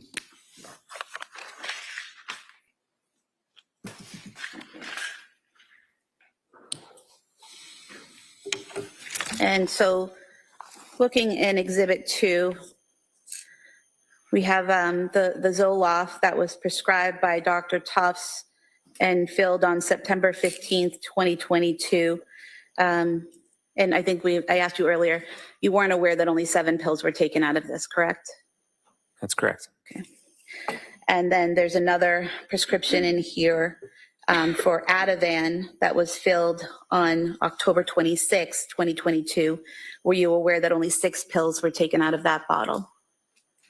Can you say the date again? October 26, 2022. And how many did it start with? Let's see.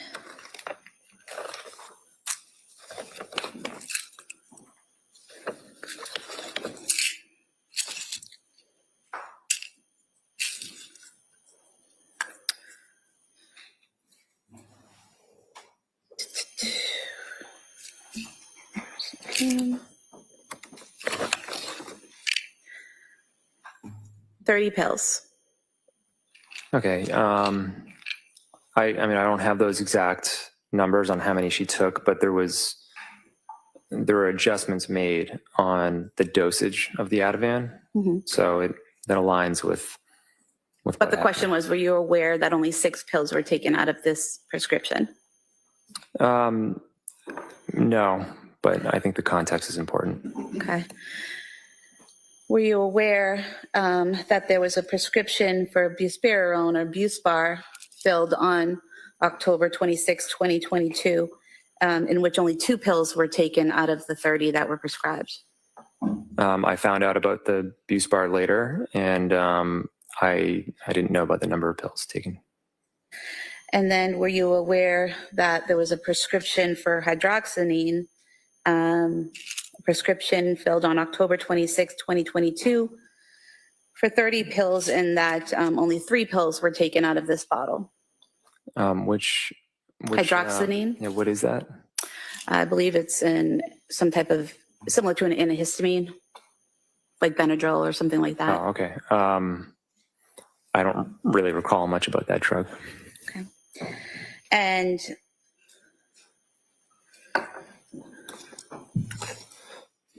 were you aware in this bag there was another prescription for Buspar that was filled on November 9th, 2022, 30 pills prescribed, and no pills were taken out of this bottle? Were you aware of that? I wasn't keeping track of the number of pills taken out of each bottle. Okay. So, And then just ask you about one more, the trazodone prescribed on November 16th, 2022 by a doctor from South Shore Hospital, 30 pills. Were you aware that only 7.5 pills were taken out of this prescription? No. So there were a lot of pills prescribed, but not a lot of pills taken, correct? Is that comprehensive of all the pills that were prescribed? These are the pills that you brought into the police station. So out of these, Out of those, yeah, it's possible that not a lot were taken.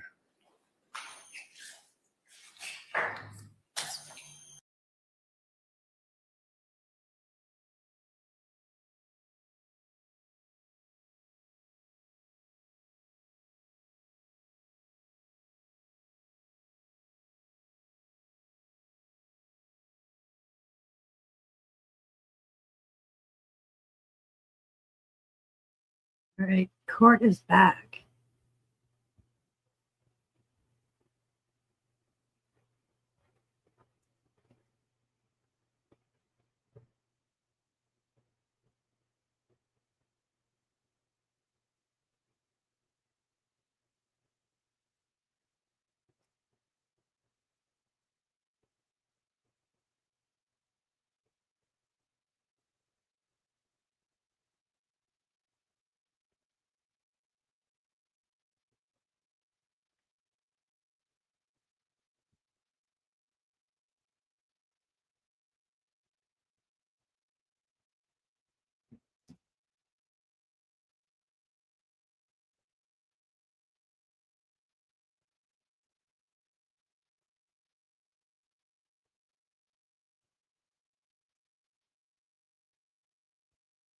They're muted, and I don't know why. They might be just having side conversations or something.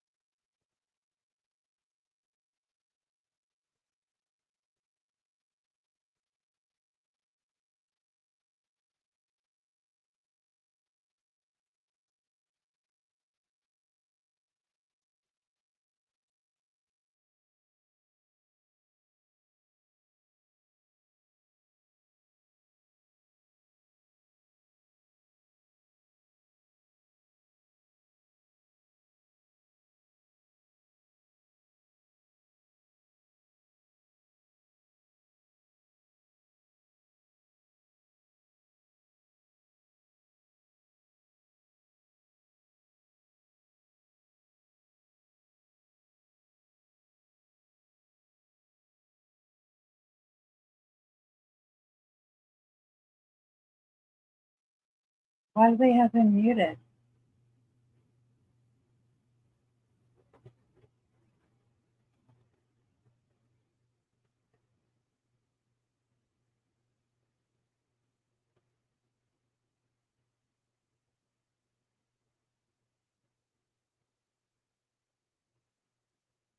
He might be answering questions about the pictures, because I know the pictures aren't supposed to be shown.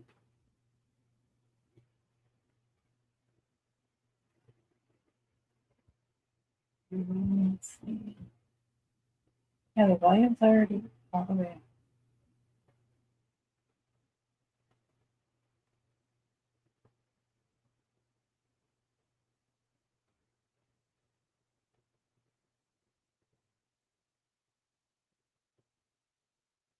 Sound boost is on.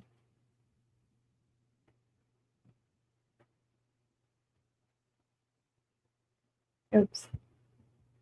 1 second.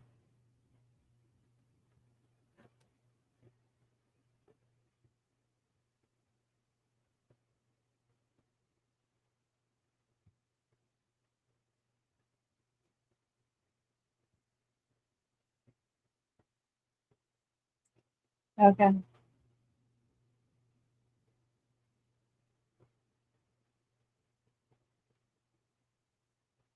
It's not? Hold on.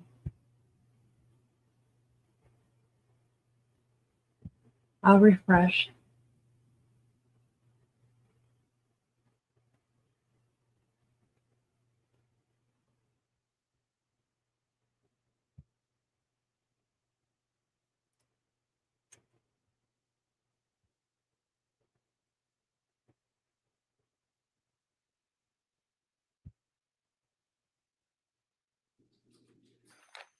Excuse me.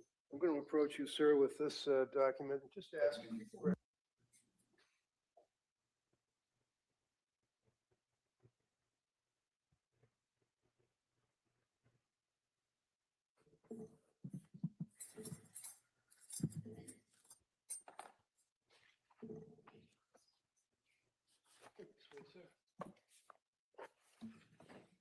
It must be just them.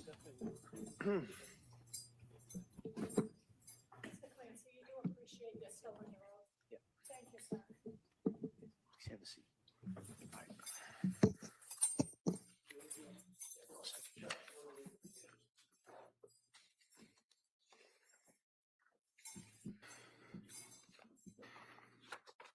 Water. Yeah, thanks.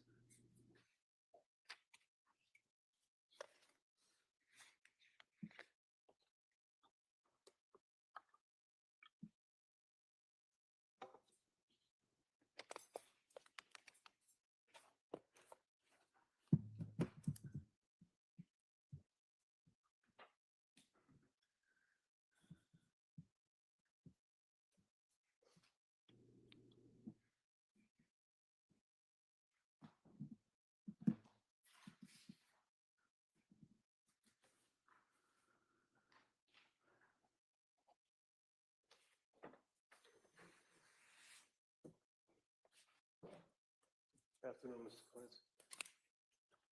You and I have certainly met before, correct? Correct. Would you agree with me that I went with you and your brothers, maybe some other people, into your home very shortly after the state police finished with searching and removing what they felt was evidence from the home? Yes. And you recall that went into different rooms and looked at different things, and I think I took some photographs and things of that nature. You remember that? Yeah.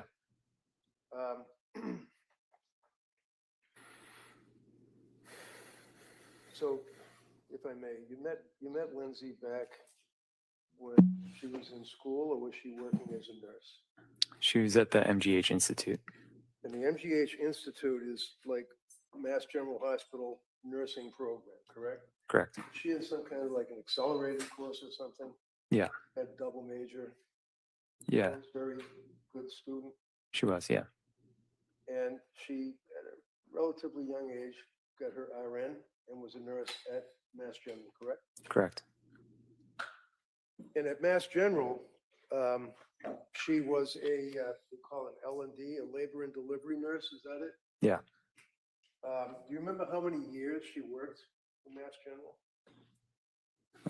I think she started in 2014. Do you remember when she graduated from nursing school? 6 months earlier. And were you guys in a relationship then? We were, yeah. And had you started living together in Southie, or was that before that? Not in Southie. We didn't live together in Southie. We lived together in Quincy. Quincy. Tell us a little bit about, you know, Lindsay, obviously, better than most. How did she like being a nurse? She loved it. I think it was her dream. Would you say that she enjoyed her work and helping people? Definitely, yeah. So there's been some commentary here from the government about that she was anxious because she had to go back to work, like she didn't want to go to work, she's lazy, or whatever the case may be. Objection. This is sustained. If you could rephrase that. All right, so I'll strike lazy, that she didn't want to go back to work. But I believe you said in answer to the DA, there was a reason that you could see that she was anxious about going back to work, correct? Correct. Now, was she anxious about going back to work, to your knowledge, because she just didn't want to work? No, What was the reason? she struggled to be away from our kids at a young age. So when you guys ultimately moved to Duxbury, did you have children then? Yeah.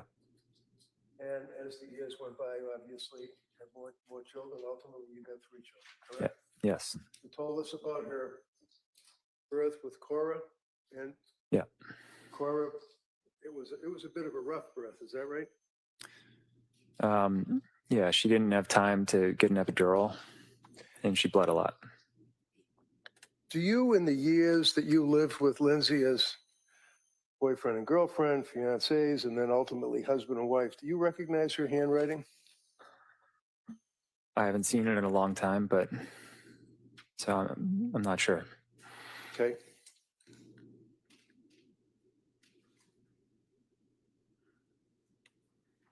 While counsel's looking at that, is it your understanding, would she take notes or lists and Yeah, for work and home and things of that nature? she would. Yeah. Excuse me. I'm going to approach you, sir, with this document and just ask if you can recognize the handwriting. Yeah, that looks like her handwriting. Looks like Lindsay's handwriting. Yep. So I'm going to run the after this. Any objection? Yes. All right, if I could see counsel.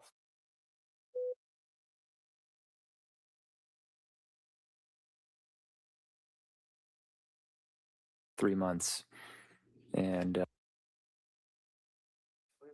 yeah. Pull it away a little bit. Looking at this, what does it appear to be to you, if you know? Does it appear to be notes of deliveries that she was involved with? Yeah. You see the first one, what's the date if you can read it? I can't. It says May 11th, 2015. And does that indicate, would that, to your knowledge, be around when she started working as a labor delivery nurse?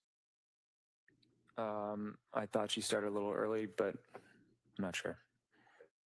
You see the name of the little girl that was born on that date that was her first delivery? Yeah.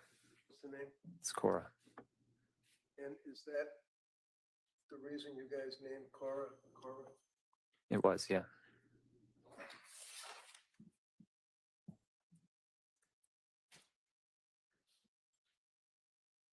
Can you tell the jurors, as a husband living with Lindsay over the years, what kind of a mother was she? She was very dedicated. She did everything. She started reading them books at 3 months, and she made up songs for them. I remember she used to make green eggs and ham for Cora because she liked that book. Is that one of the Dr. Seuss books? Yeah. She brought them to music classes. You're quite the musician yourself, isn't that right? I play a few instruments, yeah. You play guitar? Yep. In your home, one of the things that appears to be striking is that almost every room, other than maybe a bed, well, actually a bedroom, but was dedicated to children. Would you agree with that? Yeah. Like you didn't have a fancy dining room, right? We did not, no. What did you have in the dining room? We had the table that I grew up with. How about stuff on the wall in the different rooms? Did she put things, wall hangings on the walls for the kids? There was a lot of art projects, stickers, things like that. Yeah, were they hanging from the wall? Yeah.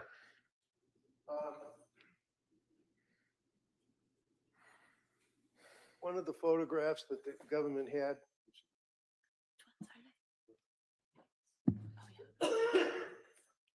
was a photograph that if you can identify first, is this photograph a fair and accurate depiction of one of your rooms? Yeah, And what room would that be? that's the playroom. Right off of this room? Any objection? No. All right, that may be admitted. Exhibit 58. Thank you. If I may put exhibit 58 up so the jurors and the zone can see it. There's some kind of like, it looks as though it's boxed out window. So are we standing in the kitchen looking into that room through that boxed out window? Yeah. And all those objects, obviously, they're in that room with kids' toys and things of that nature, right? Right.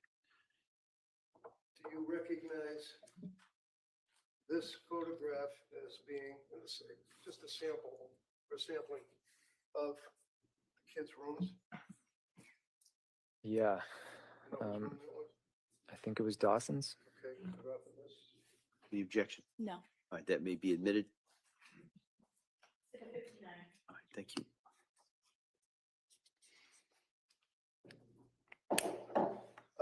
This one here has a bunch of stickers. It's got Bruce Lightyear or whatever his name is over to the right. It's got an alphabet, A, B, C, D, things of that nature, correct? It's Paw Patrol. Okay. And again, following through on that same theme, you recognize this photograph as well being another portion of that wall? Yeah. And what are those, decals? Yeah, they're just big stickers. Okay. In the interest of time, Your Honor, I would just say, you also identify this as being one of the kids' walls. Would that be what you were telling us would be art projects? Yeah, And they were hanging on the wall? correct. And who hung them on the wall? I think Lindsay did. And would she also take hundreds and hundreds and hundreds of pictures of the kids? Yeah.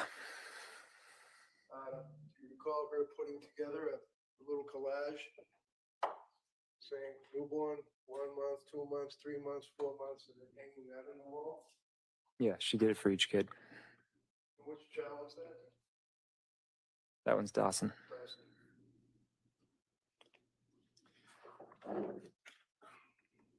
Did you have occasion to see her interact with Dawson as a... Ray, did you wish to introduce those photographs? Thank you, I appreciate it.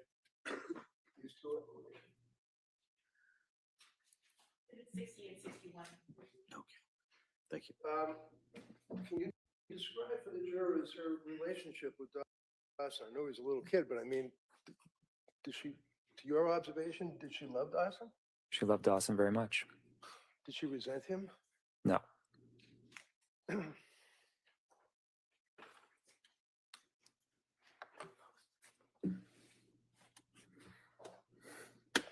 You are familiar with, as her husband, Lindsay's, let's say, use of social media such as Facebook, right? Yes. Can you tell us, would you look at her Facebook a lot and the pictures that she would post? To be honest, no, not really. Okay. Were you able to identify any of her postings on Facebook? Probably. Representative, over the years, or the period of time, I'm going to ask if you can identify this particular Facebook. Your Honor, if we may approach briefly. Sure, yeah, Counsel.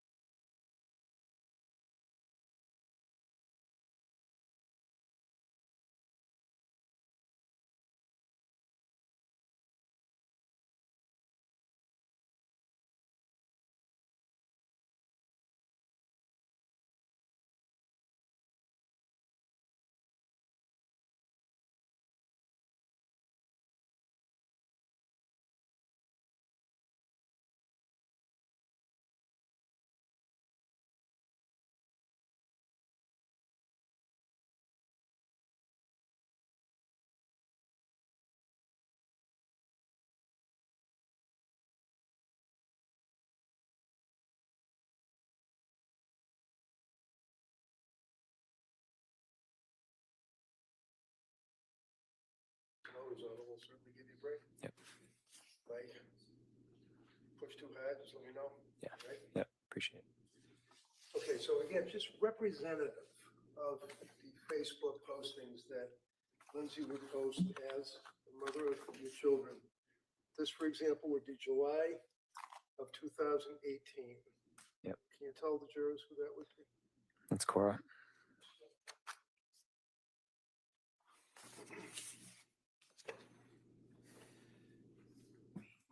Moving forward, say June of 2021. Can you tell us who that? That's Cora and Dawson.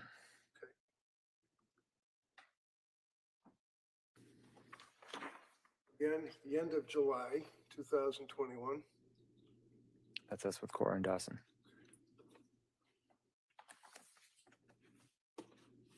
August 2021.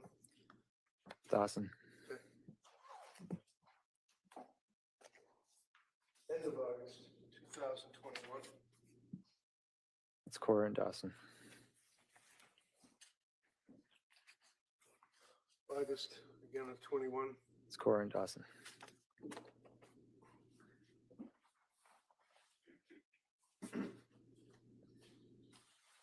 Number 1 of 21. It's Cora and Dawson. Is that first day of preschool? Yeah.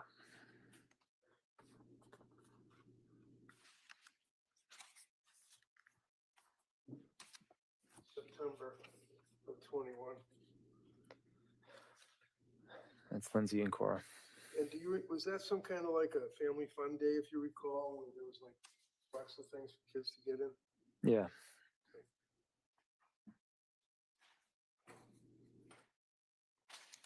The end of September 21. Um, Callan, no, that's Dawson. Dawson, okay, September 21.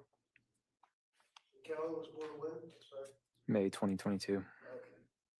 And Christmas Eve, December 24th of 2021.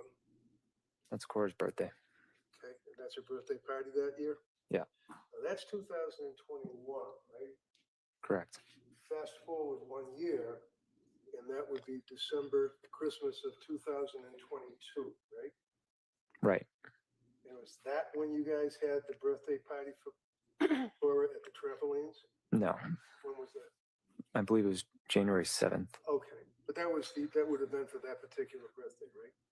That was for the birthday with friends because most people weren't available on Christmas Eve. Christmas Eve, right? Yep. Okay. And then down. Again, September 1st of 22. Remember when that was taken? Yeah, that's with Callan and Dawson. Was that your yard? That's in the backyard. Backyard. Okay. This would have been September of 22, obviously right before 23, right? Right.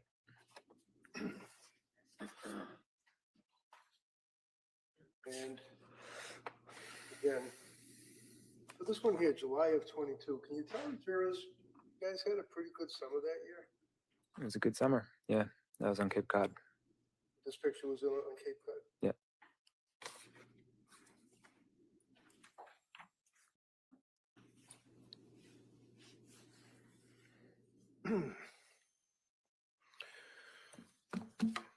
Couple of points that I wanted to raise, sir, with you.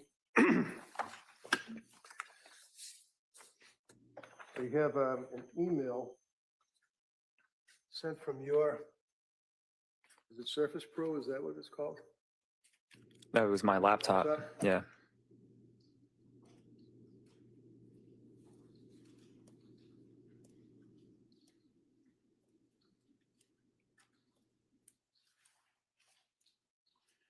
I'm going to approach you, sir, and ask if you can identify this as being an email that you sent. Yeah. Okay. Right off of that, Your Honor. The objection. I'd just like to know the purpose of. Purpose? I'll Yes. tell you the purpose. No. We could approach sidebar. Sure. Yeah.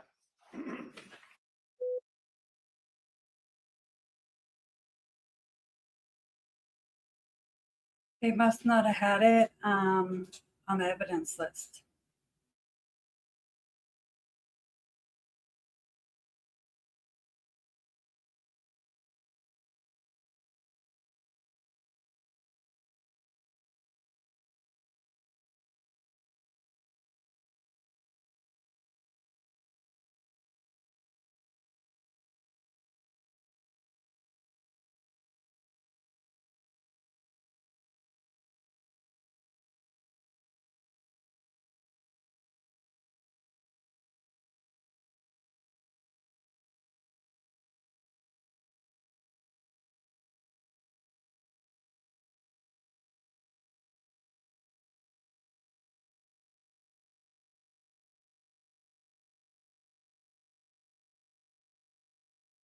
That may be admitted.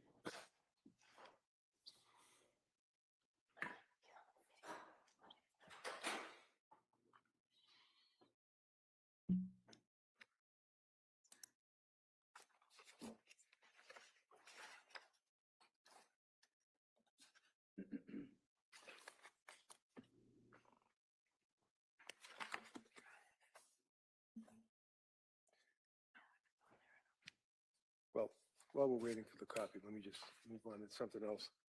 Do you recall yesterday, Yeah, the district attorney was asking you a question or stated to you that on December 2nd of 2022, that you and your wife went to a fancy hotel in Boston and she had a massage and you both had a big dinner. Do you recall her asking you that question? Yeah. And in fact, would you agree, sir, that you did not, in fact, go to a fancy hotel on December 2nd of 22, being a Saturday night before your anniversary, the 3rd? You stayed at home, didn't you? We did. We stayed at home. And when you were asked that question by the DA, she wanted the inference to be that Lindsay Clancy in December of 22 was so relaxed that she wanted to have a massage and have a big dinner in a hotel. In fact, she was in her bedroom that night, wasn't she? Objection. Sustained. If you could rephrase that. I'm approaching you with what appears to be from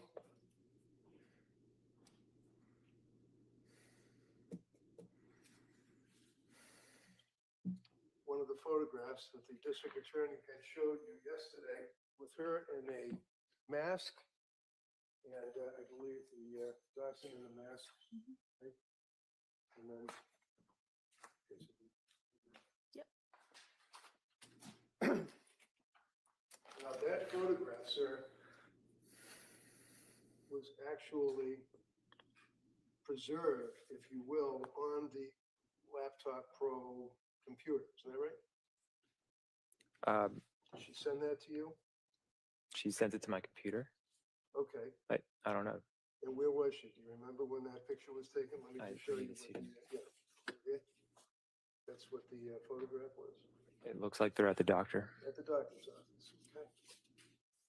And can you tell me the date that that picture, right hand corner top, what date was that picture taken? Sent to your computer? It's December 2nd. The same date that we're talking about, correct? And what Correct. time was the picture sent? 12:45 p.m. Okay. So the jury.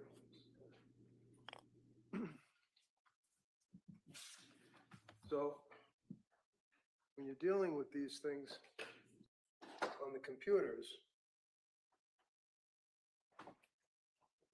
it's a little hard sometimes to understand what they're depicting, and I'm having a hard time moving it. Here it is. All right. Right there, you see that there? That's the date that we're talking about, right? Right. Just to clarify, though, it looks like that was on an iPhone. Oh, I'm sorry, iPhone. Okay, it was sent to you, though. Correct. And it was on December 2nd, the date that the DA was suggesting you were in Boston having massages and dinner, right? Objection. That was December 3rd. All right. It's Well, a jury's memory, but. yeah, if you can answer that. Do you recall, sir, that she also had sent you the same day or taken a picture of what appears to be Cora's Christmas list, wish list Know what that is? Yeah. Okay. And if you look at the record on that, that was sent. If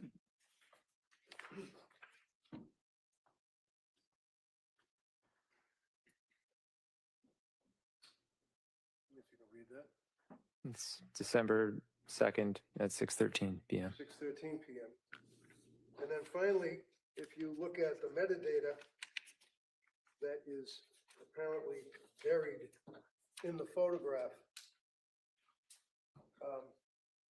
it gives latitude and longitude of where the photograph was taken. Is that right? You're familiar with metadata, I would imagine. No way I can't do this.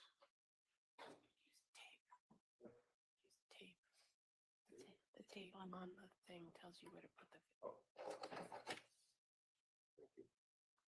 Yeah, that's our address. Okay. And that would be the metadata with the latitude and the longitude, and shows you where these photos were taken, correct? Correct.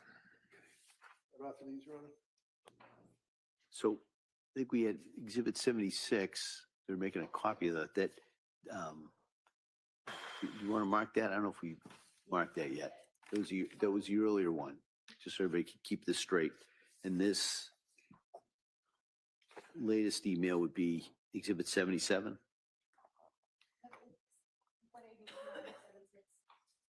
That would be the letter, the email?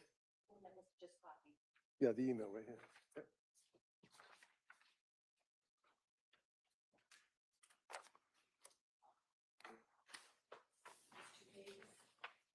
Yes. 76 and 77. Okay. Thank you. Now, sir, Exhibit 76 is an email from you to, and we will going to delete the people that are on the email, if I may, Your Honor, as we mark it as an exhibit. Let me approach you. Does it indicate the date and the time at the very top? You sent that email to your staff members. It does. Yep. Tell the jurors what the date was. It's January 24th at 5:24. And that was sent from your Surface Pro? I don't know, actually. It could have been sent from my iPhone. Yeah. That would be Exhibit 76.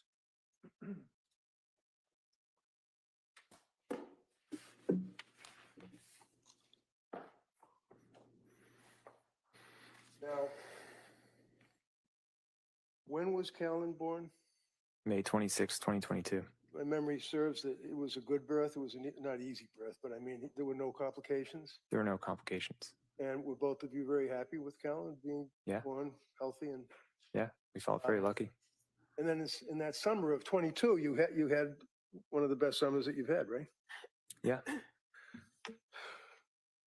What happened in September, October of 2022?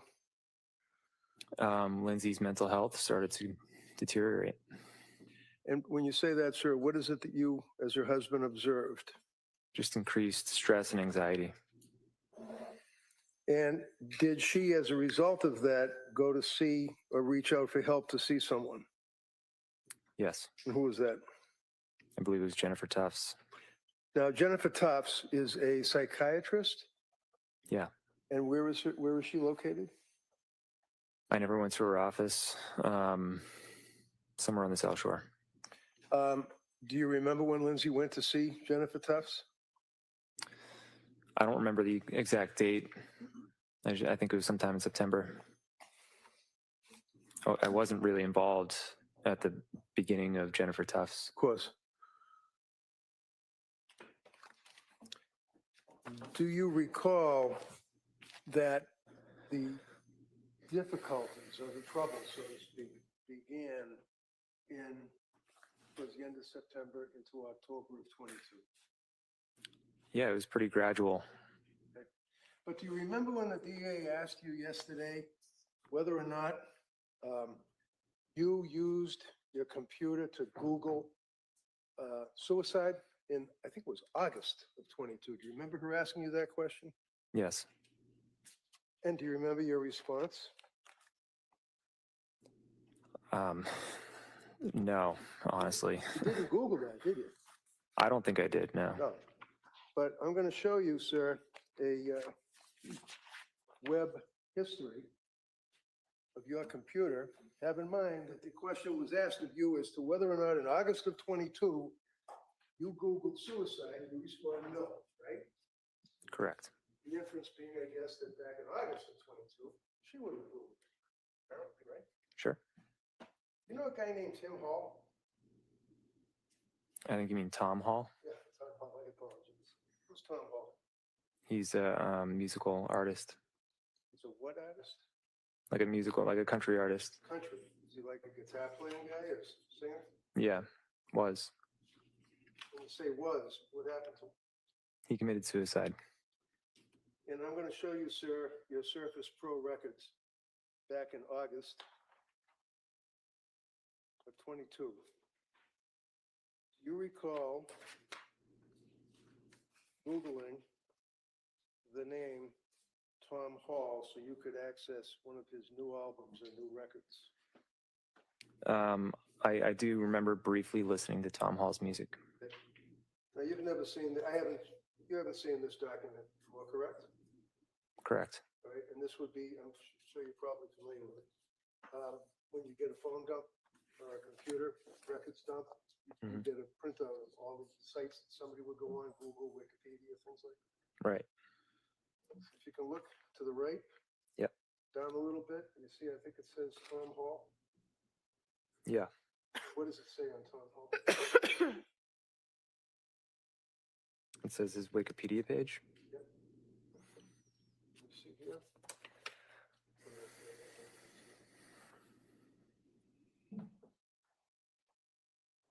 So here we've got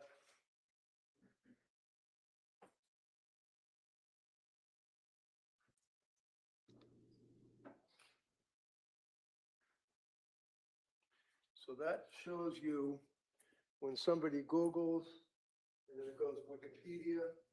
And you see where up above it says suicide methods? Yeah. Now you didn't, as you said to the DA, you didn't Google suicide methods, right? I didn't Google suicide methods, no. But in fact, sir, when you Googled Tom Hall, it took you to the Wikipedia page and it said that he died, right? He did, yeah.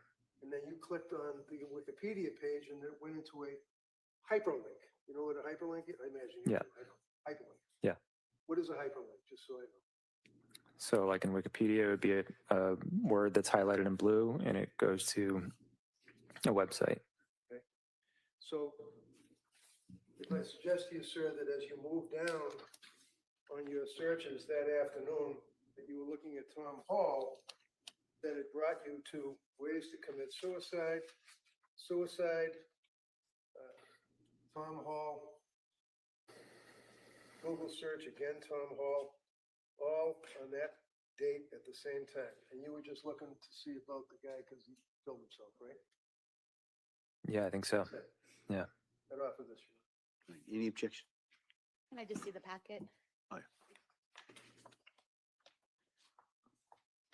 Again, Your Honor, I got that discovery from the DA, so it's.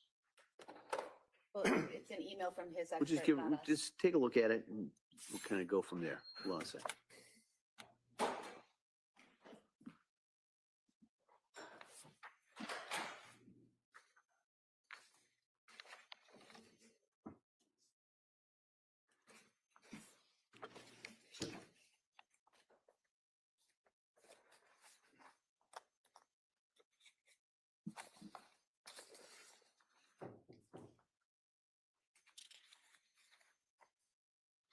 While she's looking at that, I just asked her, what is a URL? What does that mean? Hold on a second. Just, wait till she gets a chance to finish. Yes, I would object. If I can see, Counsel.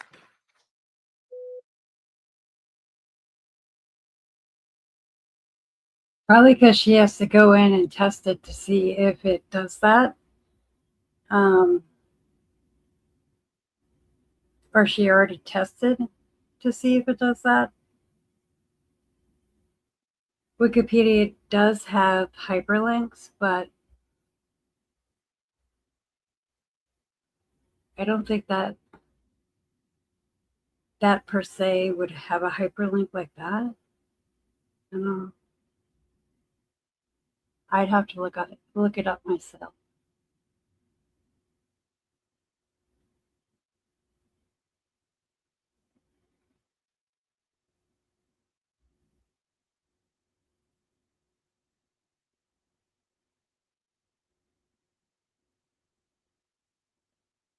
But it usually has hyperlinks to the websites where they got the information.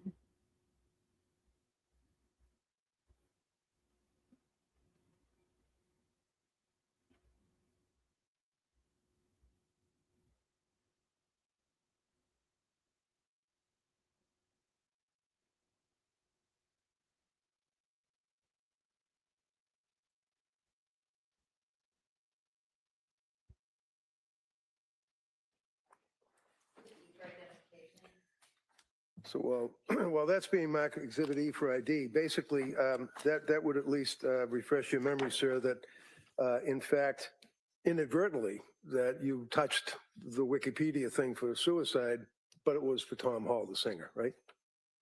Sounds like that was the case. Okay. Do you recall what medication Lindsay was put on by Dr. Tufts? She started with Zoloft.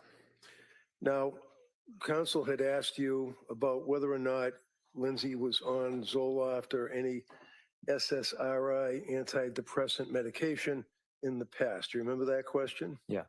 Do you remember her asking about that you were having a conversation with her and she said that she was going on Zoloft and that she had already been to Tufts, or was it Tufts that she got the script from? Correct. Okay. She told you that, right? Yeah. She didn't hide that from you, right? No. And it was, you were at a wedding. Is that right? You were walking down the street, the two of you together, like at the end of the night. She basically told you that she had to use the meds. It was earlier in the day. It was before the wedding, but yeah. Okay. And do you recall how, to your observation, how dedicated was she to taking her medications as instructed by the numerous doctors that she ultimately saw? She always took them as instructed. Do you remember, did she in fact have a diary that she kept of the milligrams, the type of medication, the date that she took the medication, and what, if any, reactions that she had to it? Do you recall that? Yeah. And do you remember where that was kept? Did she keep it in any particular place? I think she kept it in the kitchen. In the kitchen. Anybody could do So that. I'm going to show you a photograph that the state police took in your house. Is this a fair and accurate depiction of your kitchen? Yeah. So that kind of shows a bunch of books that are in like a cabinet or something, right? Right. I'm going to show you this enlarged spine, if you will, of a book. I'm going to ask if you ever saw that before. I don't recall seeing this. Would you agree, sir, that this book is, in fact, the same book, the same coloring that was in the bunch of books in your kitchen? Yeah.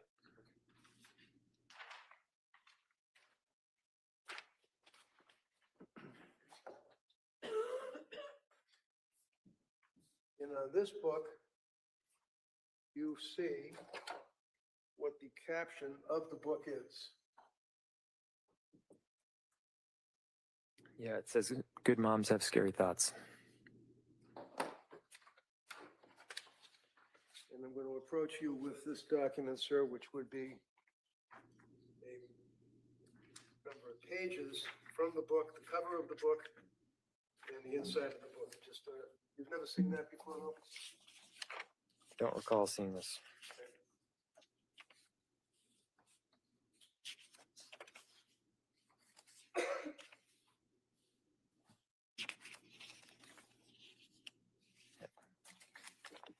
So with that understanding, Your Honor, I will not offer this at this time. Hold on. Counsel, come up. If you could, Mr. Reddick, if you could show not.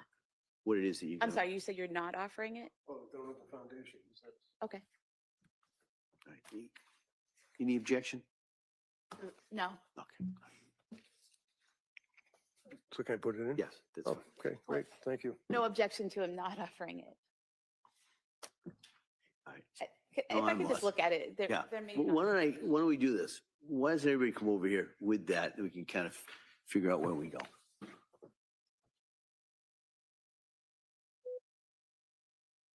Well, he did say he doesn't recognize the pages, so I don't know.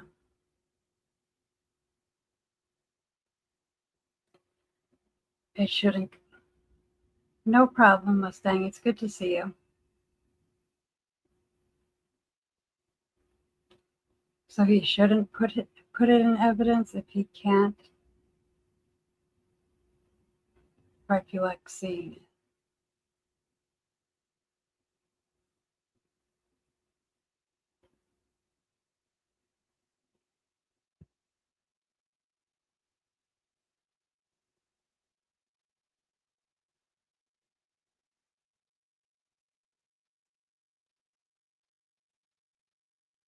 I would offer the book, well, copy of the book. No objection. Okay, that may be admitted.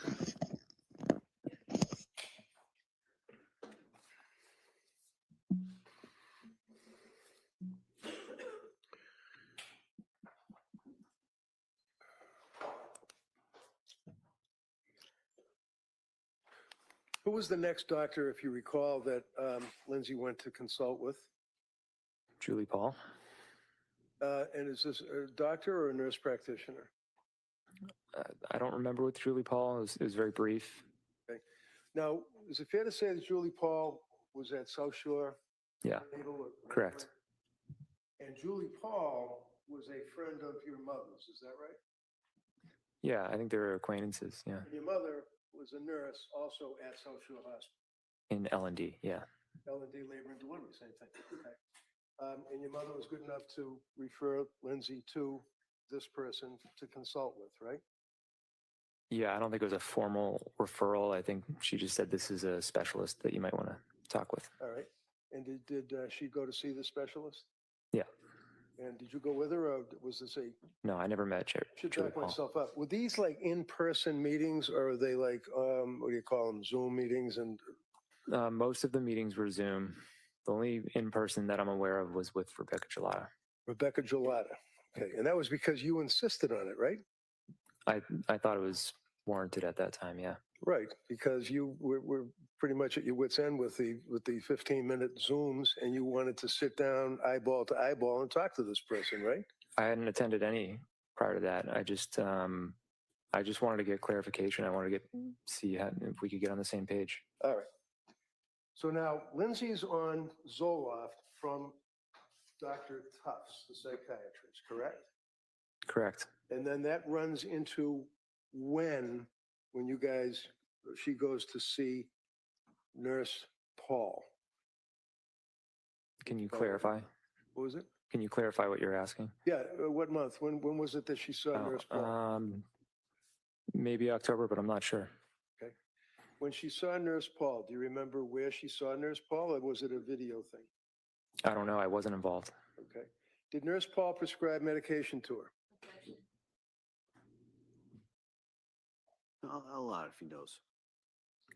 I don't know off the top of my head. All right. Do you recall whether or not, to your opinion, that she had any reactions to the Zoloft that she had been placed on by Dr. Tufts? I don't know any observations that were made. Right, so it's not guesswork, it's observations, anything you saw and observed. Yeah, it seemed to align with her insomnia symptoms. Now, the insomnia, inability to sleep, was that a significant problem from your observations with her?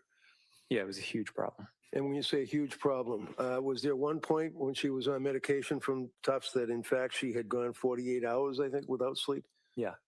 And that was disturbing to her? Yeah, and it was just hard to function. And how about you? Was it disturbing to you? I just wanted her to get sleep and feel better. Now, during that period of time, she then went and saw the next doctor, a nurse practitioner, which we talked about, which would be nurse practitioner Paul at South Shore, right? Right. Now, after seeing nurse practitioner Paul, if you remember, or no, did you observe, did she seem to get better or did she seem to get worse? It would be hard to say. I think it was a week at most. So it's really hard to say in that short a time frame. Sure. And when you say a week at most, you mean that's like she was seeing nurse practitioner Paul for about a week? Yeah, and I mean, she may have only seen her once. It was very brief, and then she got reassigned somewhere, so.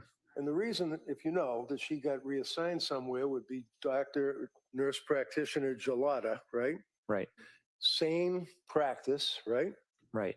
And the reason was because Paul moved on to another job, right? Right. So Lindsay wasn't out doctor hunting. She was referred by the nurse practitioner that was referred to you guys by your mom because Paul was leaving, right? Yeah, she just switched doctors in the same practice. All right. Now she sees Dr. Gelada, right? Right. Did Dr. Gelada, to your knowledge, put her on medication? Yeah. And what was the medication, if you know? Mainly Seroquel and benzodiazepines, Ativan. Now, benzodiazepines, they're addictive, right? Apparently. Objection. I'll allow it. And a benzo would be, for example, Ativan, correct? Correct. Now, Seroquel, she was placed on Seroquel as well. Is that correct? Right. And to your observation, again, you're not a doctor, what you saw of your wife, was she affected positively or negatively by the Seroquel that she was on? It appeared that she was affected very negatively, and she was reporting that that she was getting worse on the Seroquel. And do you know, did she report that to Dr. Gelada? Yeah. When she would consult with Dr. Gelada, prior to you actually going, do you know, were they all on video? If you know. I believe, yeah, they were all on Zoom. Okay. Do you have any opinion for the jury as to approximately how long these meetings on Zoom would be with the nurse practitioner? Probably around 20 minutes. At some point, do you recall that you went with Lindsay to see Dr. Gelada? Is that right? Yes. And do you remember, if you remember, when that was? Early December. In early December of 2022, can you tell the jury from your observations, how did Lindsay appear? How was she acting? How was she faring? She was extremely sleep deprived and just highly anxious. Was there a number of occasions that you would actually see her on the sofa, rocking back and forth with her head under a pillow? Yeah. Did you report that and other symptoms to Dr. Gelada? Lindsay did. So when was it, if you recall, that you went and saw Dr. Gelada with your wife, person to person? When was it? Yep. Early December. I think it was December 6th. And do you remember, you have a pretty good memory about this, do you remember what medication she was prescribed by Gelada? Coming out of that meeting. Yep. Yeah, she increased the Seroquel significantly. And then she prescribed her Valium to help taper off of the benzos. Taper off the benzos? Yeah. To your knowledge, did Lindsay go to doctors to seek out benzodiazepines or drugs just because she was a drug addict? No. Lindsay, I think, wanted to she definitely didn't want to take any more benzodiazepines and definitely didn't want to take any more Seroquel. I think that it wasn't really a matter of trying to get off the medication. It was just trying to get on the right medication. Okay. Let's say mid-December, what observations, if any, heading up towards Christmas, did you guys endure? She seemed to get worse. The Seroquel was increased to 400 milligrams. 400? Yeah. And, By Dr. Gelada? Yeah. And the idea behind that was it would help with sleep, but she didn't get better. She got worse. Do you recall that at one point she went to a place called Women's and Infants Yeah. in Rhode Island? Right. Women and Infants Center for Women's Behavioral Health. Do you recall that? Right. Do you remember when she actually went to Women's Behavioral Health? Sometime in mid-December. I don't know the exact date. All right. So if I suggest to you, sir, that I have certified copies of the Women and Infants medical records indicating that on December 20th of 2022, that was the day that you dropped her off at Women. Does that refresh your memory? Yeah. Your Honor, I'd like to offer the certified copies of the Women and Infants hospital records. Would object, we don't have a copy of those. All right. You don't have them? Could I see everybody here?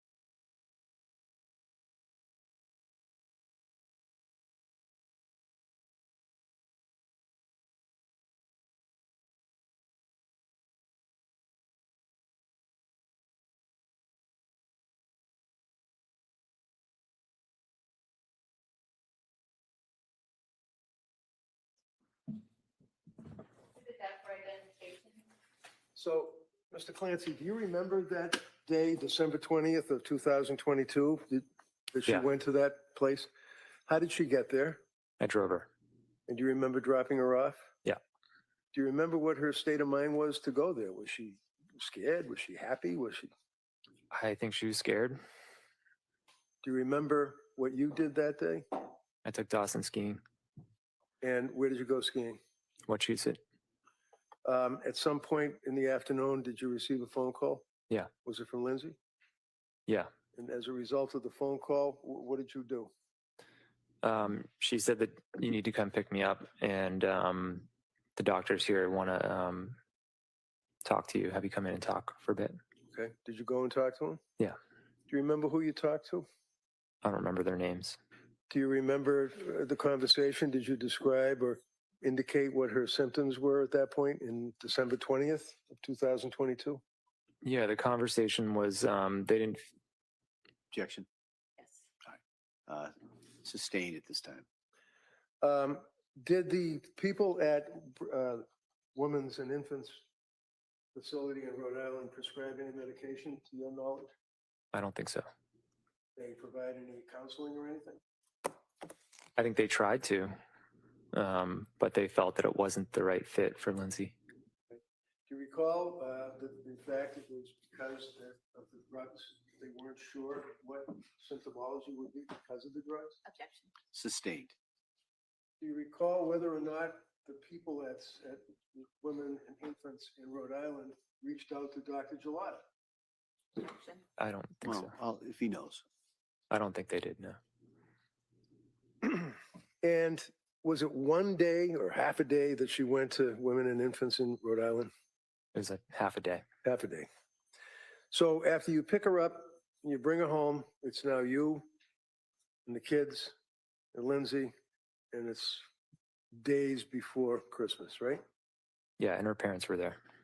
Why were her parents there? They were visiting, trying to help out, and I took Dawson to watch Cheez-It, so they stayed home with Cora and Kellen. Now, during that time frame in December of 22, maybe a little bit before, maybe after Thanksgiving, did your mom and dad and Lindsay's parents come to your house and try to help out with the kids? Yeah, I think it was separately though. Yeah, of course it would be separate. I mean, what would they do? Just be there, help out, play with them, to get takeout, play Scrabble. Did Lindsay's mother and father actually stay there and sleep in the basement for? They did, yeah. Time? Were you aware personally? Let me back up. You and Lindsay, as husband and wife, would in effect sleep in the same bedroom. Is that correct? Yeah. There was an occasion, though, that she said to you about you go downstairs, and then I think she ended up downstairs. Yeah, for the purposes of her getting better sleep. And for her purposes of getting better sleep, were you aware that on one occasion she used a gummy, a sleep aid gummy? Did you know that? I don't recall that, but we did have them in the house. Okay. So.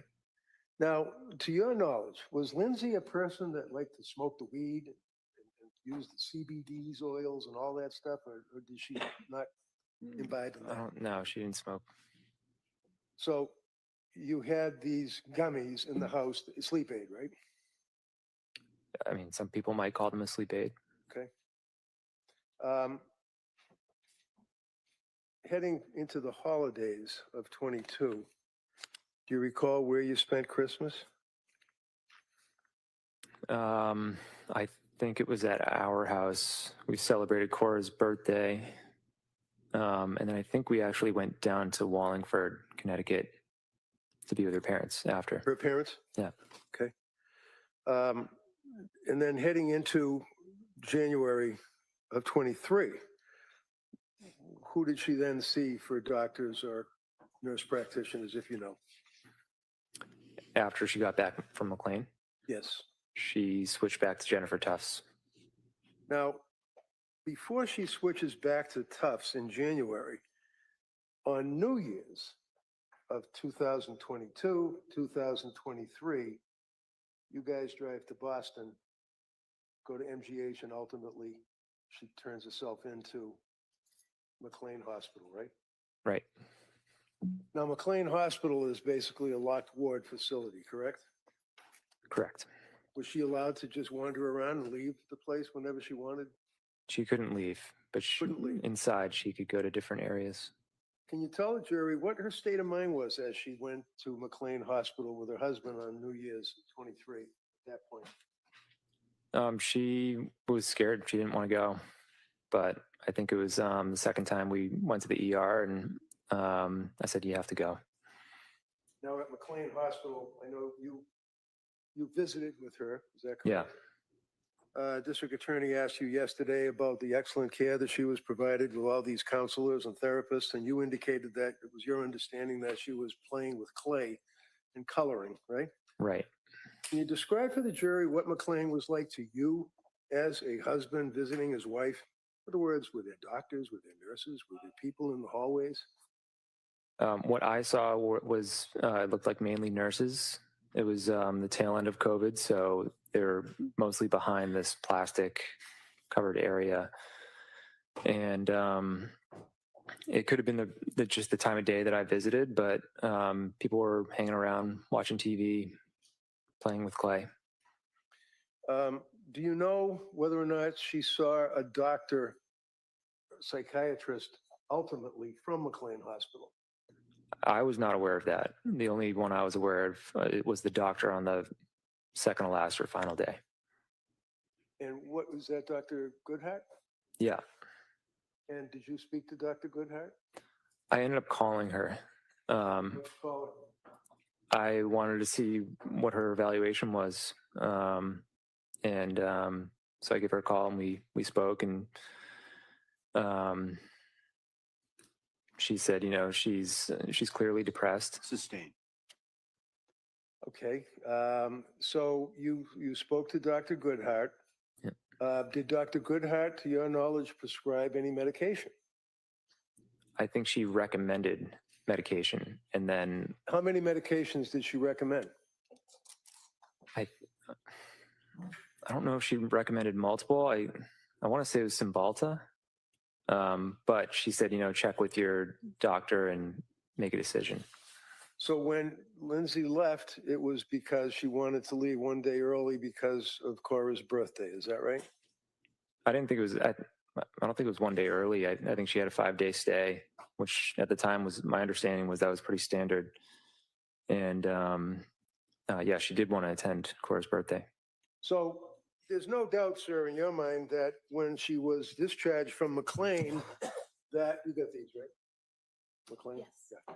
That when she was discharged from McLean Hospital, it was not against medical advice. The doctors gave her ill health and let her go with you, right? Right. And off of the McLean records. Any objection? No. All right, they may be admitted.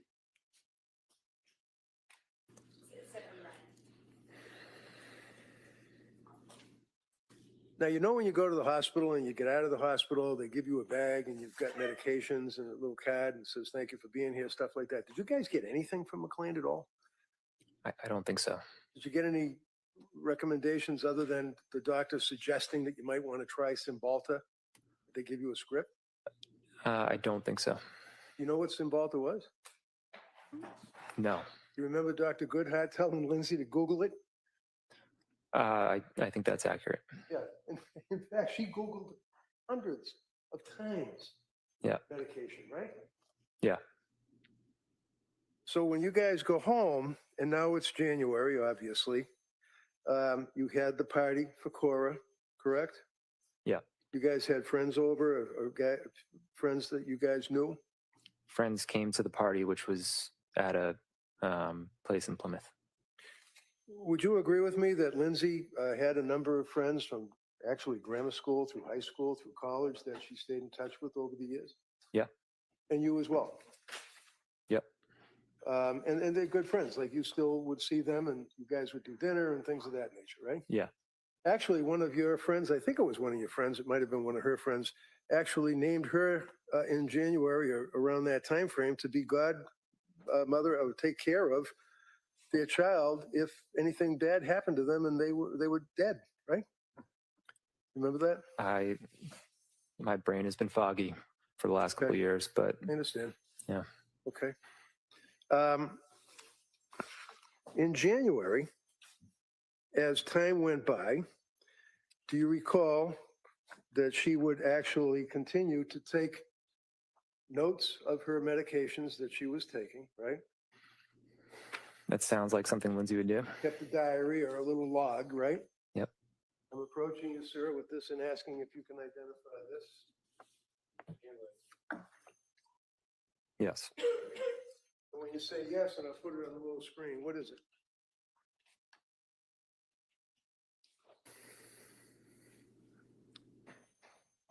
It's the dosage of medication that she took and how she's feeling. So this is kind of like a little medical diary that she was keeping. Yeah.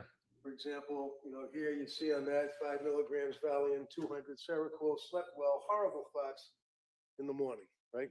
Yeah. And did she at some point, I think the DA had asked you, I'm going to offer this, Your Honor, if I may. Any objection? No. All right, that may be admitted. Thank you.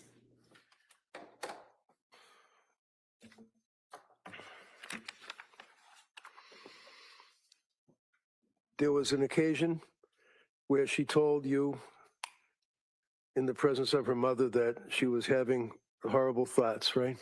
Right. And you told us about that yesterday. And that it was quite an emotional thing for her to do that, right? Right. After that time frame, you continued on. You were working in the basement, right? Yeah. I shouldn't say basement. It was a finished place, right? Finished basement, yeah. And that was where you worked on a regular basis. Is that right? Yeah. Would that be a 40-hour week or longer? It varied, but yeah, roughly 40 hours. And I know it was maybe COVID, tail end of COVID, but one of the other reasons that you did that was so you could be home and help out. Is that right? Yeah, I worked from home since 2018. Okay. But yeah, I built an office down there.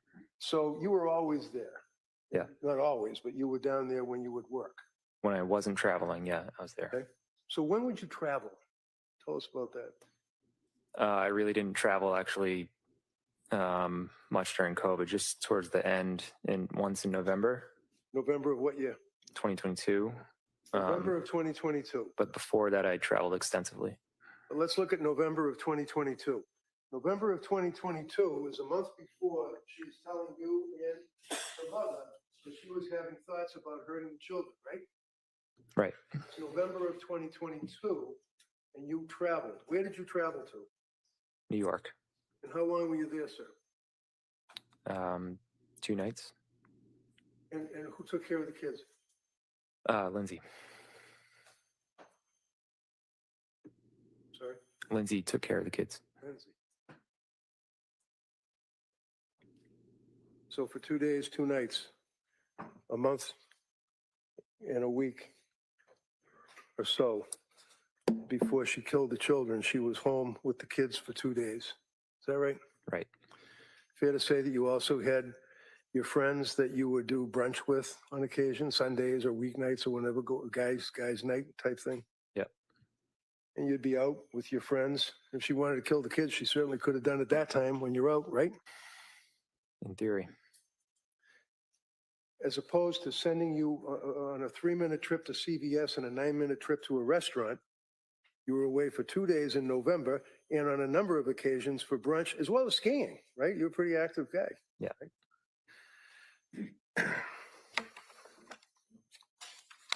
I'm going to approach you, sir, and another one of the books that was in the kitchen cabinet, I believe. You remember? If you ever saw this one. I don't think so. But is it fair to say, sir, that she had a number of books, about parenting and things like that? And this one here was pregnancy and postpartum anxiety workbook. Did she have workbooks that you were aware of? Or work diagrams and things like that? She had books of different sorts.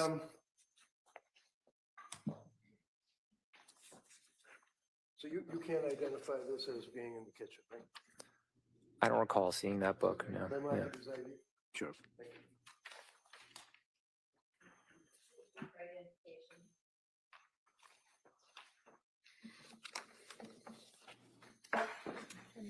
Mm-hmm. Thank you. By the way, I'll withdraw that. I'm going to approach you, sir, with this document. Excuse me. And ask if you can identify it.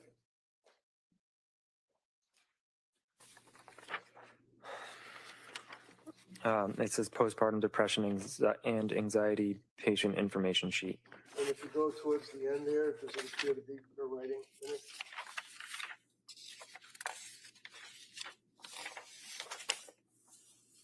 Yeah. She was also diagnosed with bipolar.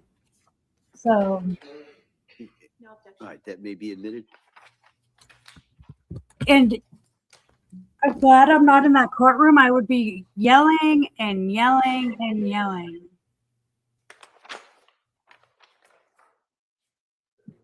I would be like, he is lying on stand because he just said in the beginning of the stream that she did not say she was going to kill the kid.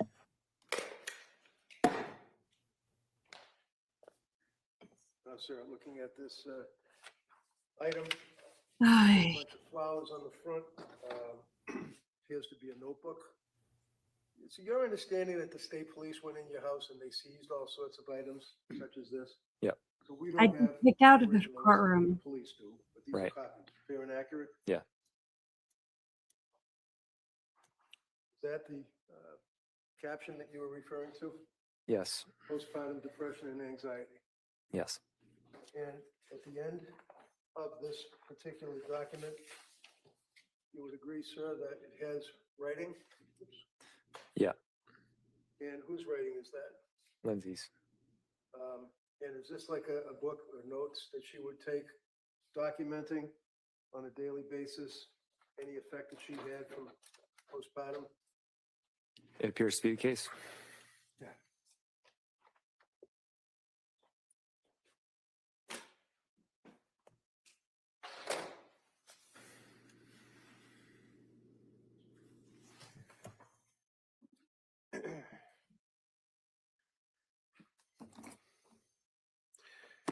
Your Honor, I would offer the records of Dr. Jennifer Tufts, Astor Mental Health Records. No Oh, objection. All right, they may be admitted. I'm going to have to, I think, maybe talk to the DA about this because I do have a lot of tabs and notes in this one. I know we have clean copies, right? We have a clean copy we were planning to admit, All right, so that's good, not a problem. okay. So we'll enter that, and then before we can then substitute it with a clean copy. Thank you.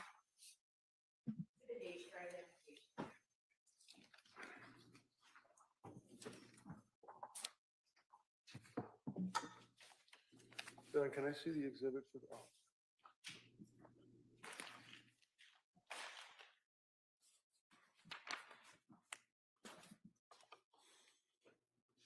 One of the things that you had identified yesterday was the document that you obtained from CVS, is that correct? Yes. It sets forth all of the medications that were purchased by Lindsay, by prescription from the physicians that she had seen during that period of time, correct? Correct. And you indicated yesterday that the police had seized a number of pill bottles, and then you also had a number of pill bottles, is that right? Right. And the pill bottles that you had, do you recall, what are the circumstances that you had them in a bag in your car? The reason I had them in a bag is because sometimes a provider would adjust medications. So, for example, I do remember Lindsay had a prescription of Ativan, and then a few days later, they wanted to increase the dosage because it wasn't effective. So what they would do is they would say, give that old prescription to your husband, he'll discard it, and then continue taking from the new prescription. When the DA yesterday went through that there were scripts and there were pills on the 30 count, but then there's 27 and 3 were gone, but that's because she wasn't taking her medication. That's not the case. It's what you were told to do, right? Correct. Yeah. Without that context, it paints a different picture. Exhibit 2 would be the pills that you had turned in, I believe. Is that correct? That were in your bag, in your car? Right. I know you can't tell from looking at the bag. I remembered it's exhibit 2 though. Okay. Wednesday, January 24th, one of the troopers located 4 medication bottles, and at some point on the 26th at about 2:30 in the afternoon, bottles were then documented by the police. When was it, if you know, that you turned these items in to the police? I believe it was after the event. I don't remember the exact date, but I remember I told them I do have other prescriptions in my truck still, and I gave them to him. Okay. So the police already went in with a search warrant. They already seized all the drugs that they could find in the house, in the kitchen, in the bedroom. Were there drugs in the kitchen, by the way? Yeah. They're all over the place, right? Yeah. And they seized them, right? Yeah. And then you, to be cooperative, told the police that you also had pills in your car, and you went to the DA's office and gave them to Attorney Sprague and the state police, right? Right. But to be clear, those were discontinued prescriptions. These are the ones like that she stopped. Correct. All right. And then you had new prescriptions, so there were new prescriptions that were prescribed to her, right? Yes. Now, when I met with you in the house, long after the state police had gone and finished their search, you recall that we went up to the bedroom and I removed this from the nightstand right next to the bed. Yeah. Can you tell us what that is? What is this? Is it a drawer, obviously? That's the drawer that goes into the nightstand. And inside the drawer, sir, do you recall that there were a number of items that, let's see, Trazodone, Lindsay Clancy, prescribed on January 5, 23. Creatinine, January. Creatinine, 100 milligrams, prescribed for Lindsay Clancy, December 21st. Lorazepam, they're all empty too, right? Yeah. Because these are what she shot down with that lemonade or water or whatever was in the cup that she ground up these pills, right? Lamotrigine, prescribed to Lindsay Clancy, December 16th, 22. Mirtazapine, prescribed to Lindsay Clancy, January 23. Those are in this drawer, and they were all empty, right? Right. You observed that, right? There's something else that was in the drawer. Do you recognize that? Yeah. What is it? It's her Apple Watch. Her Apple Watch. This is the Apple Watch that apparently the police used to go up the stairs, downstairs, heart rate, things of that nature, right? Yep. They never even seized it, did they? They left it in the drawer, right? Apparently. So, what is this item, sir? If you can identify that for us. It's a face mask for sleeping. To sleep? Yeah. Now, you had mentioned something, I think, about pillow spray. What is that? She bought some pillow spray. It's apparently helps you sleep. And did you see her using that on a regular basis? Yeah. Yes? Yeah, she did. Your Honor, I would offer Roth. I could just see. Yeah. I think you. I think there's a watch on the side there. Oh.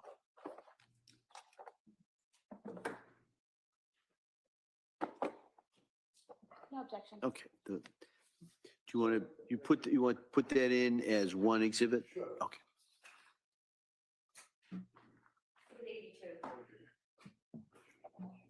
Now, in reference to the Apple Watch, sir, how many Apple Watches did she have? If you Just know? one. Just one. It's the only one she had. Police never seized it, right? Correct. And the drugs that were in the drawer, the empty drugs and the pill bottles from January, December, 22, 23, the police never seized it, did they? No.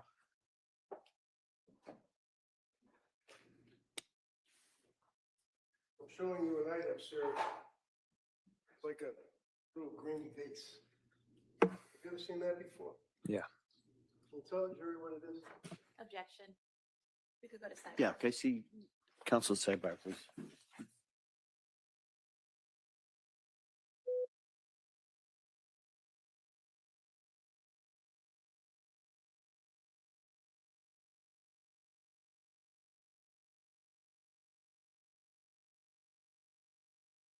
I don't know. With what she had in her system just doesn't add up at all whatsoever.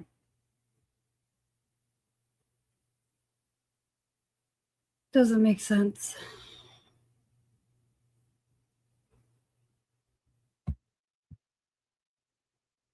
In my opinion, I should say.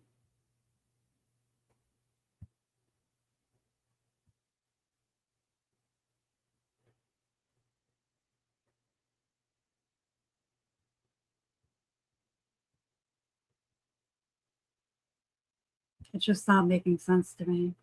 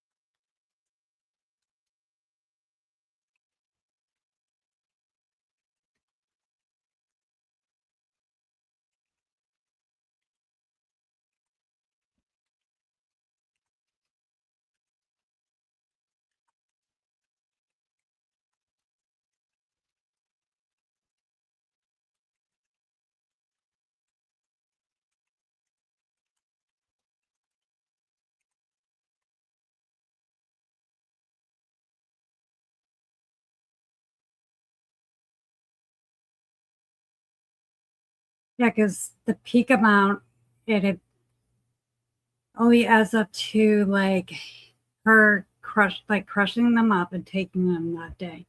So I don't know.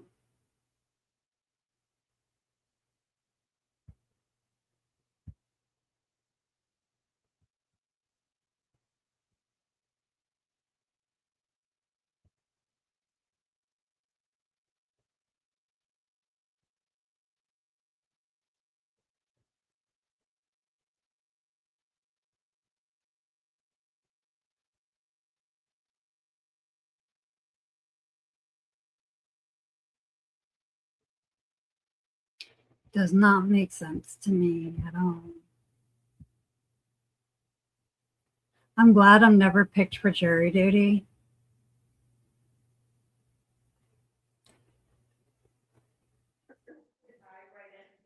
No problem, Mustang.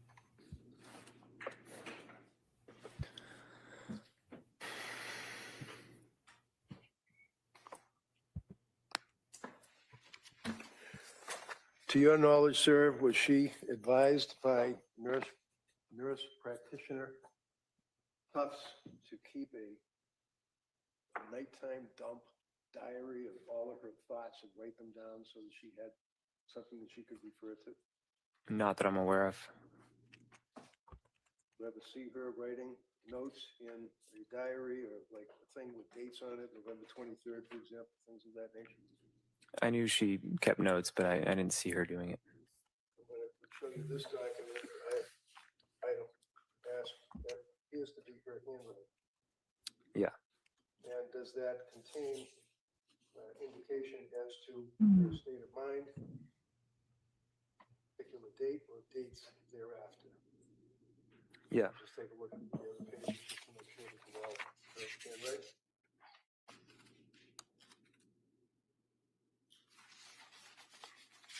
Yeah. You want to write it off of this? Call. Please. Yeah. Again, I got it from the state police, so let's assume you guys have it. No objection. Okay, that may be admitted.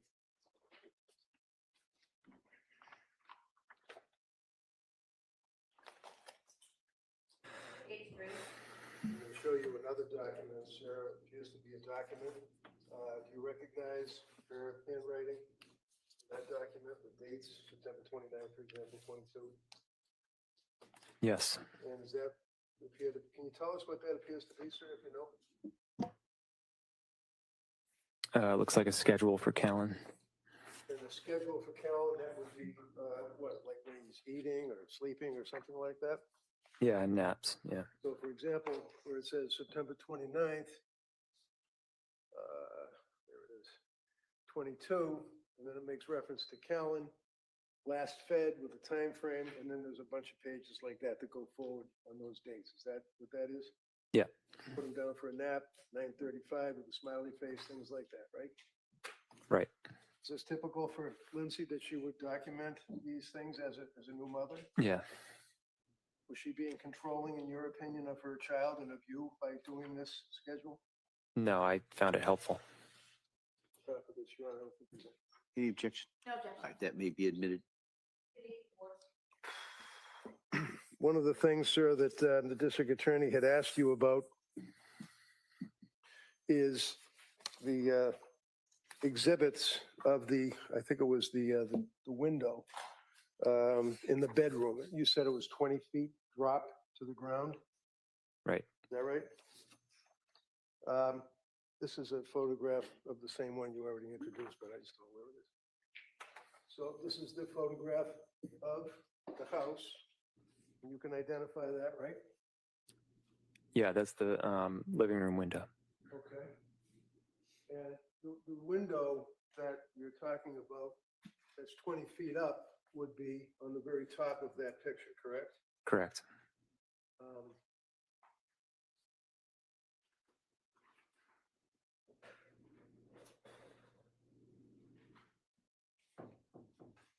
I had to stop watching Trump and RFK because the fact checks, oh my God.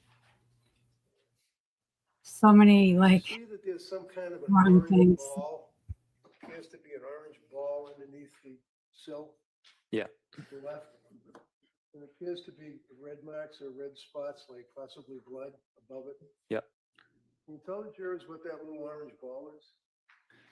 Yeah, we had a woodpecker who would peck at the house and create holes. That's why I repaired some of the other sections too. And I took some foam and filled the hole.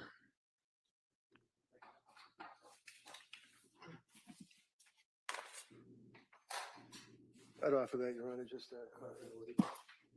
That may be admitted. And I'd also, if I may, just the top picture, I believe is also, see where it looks like fingerprints or blood on the edge of the window on the second floor. You see that? That's from the house? Yeah. Excuse me, Attorney Reddy. Yeah. Okay, so, I'm talking about the hornet thing right here. And then this is, I see on this top here. Okay, so you see on the top of this window here. It's not a very good picture. Underneath the hornet thing, see it, but in the exhibit, you can see there's like blood drops or blood smears there. Yeah, I That's see it. the first floor window that's directly underneath the second floor window, right? Right. Okay. That offers you, Your Honor. Any objection? No. They may be admitted.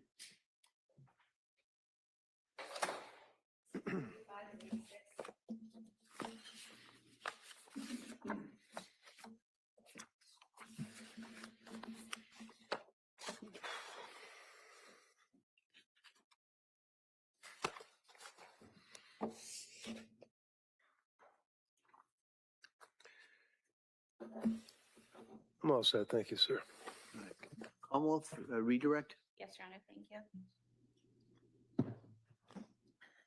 Call him out for his lies. Call him out for his lies. Mr. Clancy, you were shown an email, and it's been marked as an exhibit that you sent to coworkers on January 24th, 2023 at 5:24 p.m., correct? Yeah. And you were asked about it coming from the Surface Pro, but your testimony was that it could have come from your iPhone, correct? Correct. And in fact, you watched footage earlier of yourself going into the CVS in Kingston at 5:32 p.m., correct? Correct. And you had your phone with you, correct, because you used it? And we also saw you on the 3V footage using your phone as well, correct? Right. So you were clearly out of the house at 5:24 p.m., correct? Sorry, what time did you say I was at CVS? So you walked in at 5:32 p.m., correct? Correct. And you left the house. As you were leaving the house, Lindsay sent you the text about PDLX, correct? I don't know if I had left the house yet, but yeah. But that was sent at 5:15 p.m., correct? Right. And how far away is the Kingston CVS? 3 minutes. Okay. And so you leave the house, you get into your car, and you drive to CVS, correct? Correct. And so that should have taken 3 minutes, correct? Yep. So after the text that was sent at 5:15 p.m., that would have been sometime around 5:18 or 5:20 p.m. that you should have arrived at CVS, correct? Right. But you don't go in until 5:32 p.m., correct? I don't know. We could I pull don't up- know what time I pulled in the parking lot. I'm not asking what time you pulled into the parking lot, but is it fair to say that the video that you were shown earlier shows you entering the store at 5:32 p.m.? Yes. So from the time you should have been at the parking lot of CVS around 5:20 p.m. until 5:32 p.m., could you have been in your car sending this email on your iPhone? Yeah, I just don't know if I pulled into the parking lot at 5:20. But sometime after the text was sent from Lindsay about PDLX, but before 5:32 p.m., you were in your car. Correct. Okay. Yes. Now, you were asked about my questions to you about going to Boston, and my questions to you were about December 3rd, not December 2nd, correct? Correct. Because your anniversary is December 3rd, not December 2nd, correct? Right. So Dawson was taken to the doctors on December 2nd, correct? Correct. And on December 3rd, did you have plans? Not that they were followed through, but did you have plans to go to Boston that day? Yeah, so I can provide some clarification on that. Sure. So yeah, on Monday I was a little bit confused by it. because we were home. But yeah, I think there was a plan prior to that, like an anniversary plan to go to Boston, but it was canceled. Okay. And the picture you showed was from September. So the plans that you had to go to Boston, showing you here.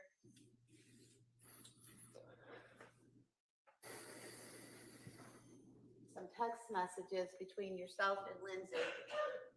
And here, there's one here that says, the spa, the Omni is booked, but you're on the wait list. As a backup, I have you booked for massage at the nearby IHG for 90 minutes at 1:45. Is that correct? Yeah. And then you later say we can get lunch and then head over.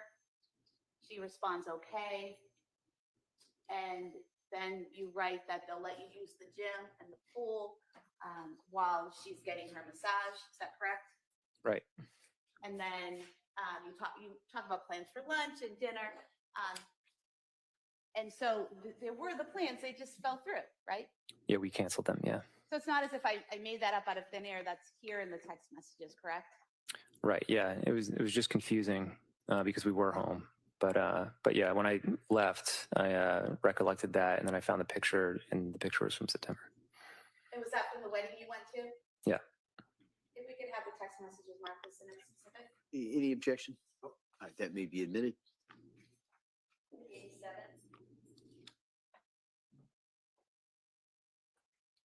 Now, in cross-examination, you said that Lindsay always took the medications exactly as instructed.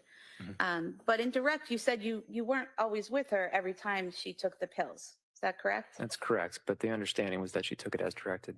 Because she told you she did? Yeah. And because you trusted her to do so? Yeah.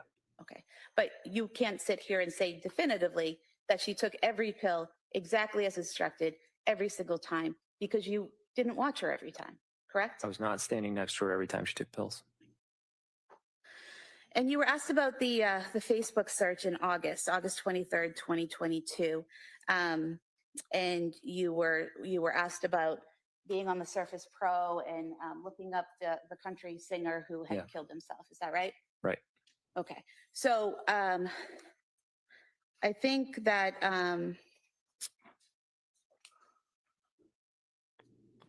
what you said when you were asked by defense counsel about whether or not you accidentally went to this site on methods of suicide, you said that could be likely, that might have happened. You're not sure, correct? It's so subtle that I don't remember specifically, but I do remember listening to Tom T. Hall. Okay. How often did you listen to him? It was like for a week. Okay. And so were you aware that on 8/23, August 23rd, 2022, at 9:40 a.m., someone signed into Lindsay's Facebook account on the Surface Pro? No. And then at 9:43 p.m. is when the Tom Hall site was accessed. Do you recall that? Yeah. And at 9:45 a.m. is when a person not just hit a link by accident, but actually had to click on a link to go to suicide methods. Are you aware of that? No. Okay. Is there any reason why you would have been going in and logging on to Lindsay's Facebook account while going on Wikipedia and looking at suicide methods all in that same 5 minutes? I didn't log into Lindsay's Facebook ever. It's very possible that I looked at Tom Hall's Wikipedia page, but At some point? yeah.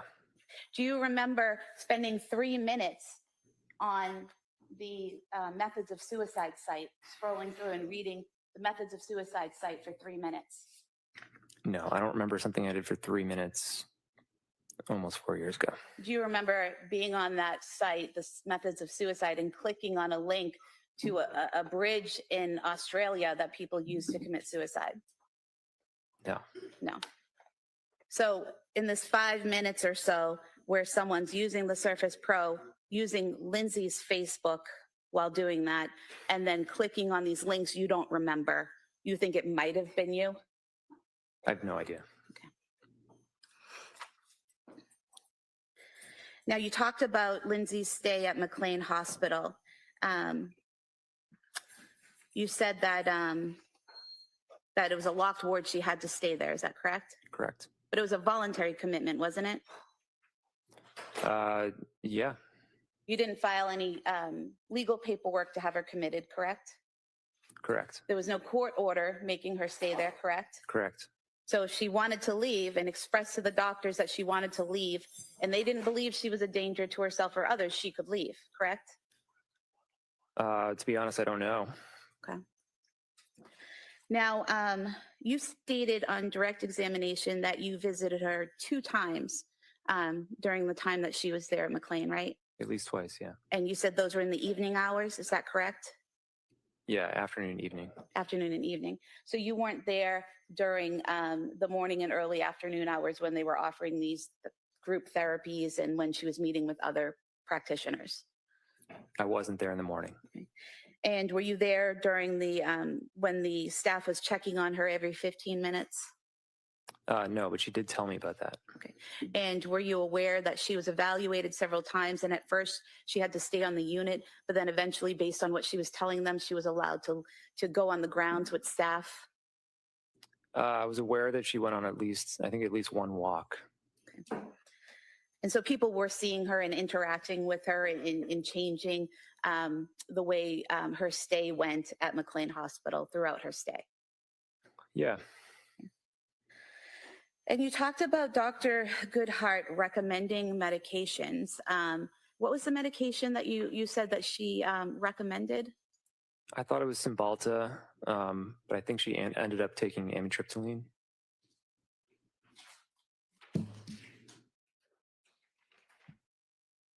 So looking here at the CVS records that you provided,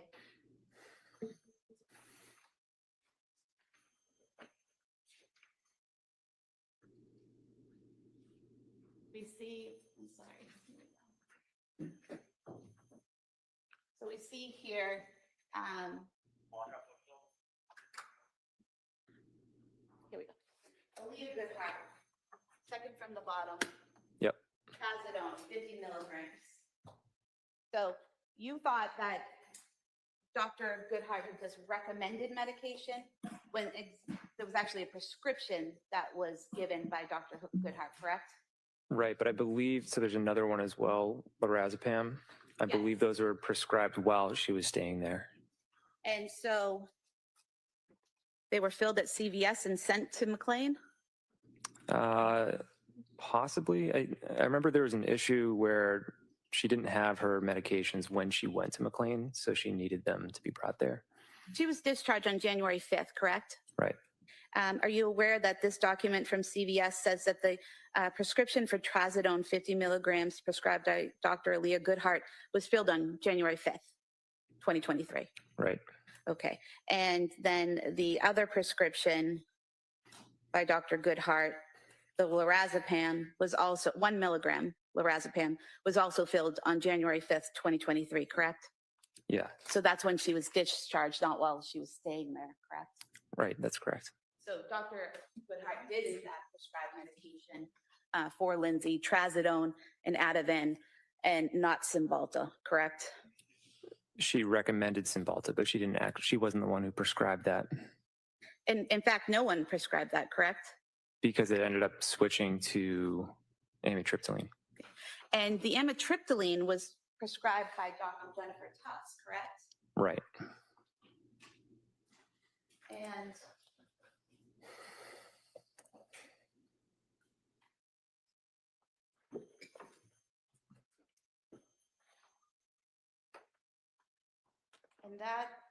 Dr.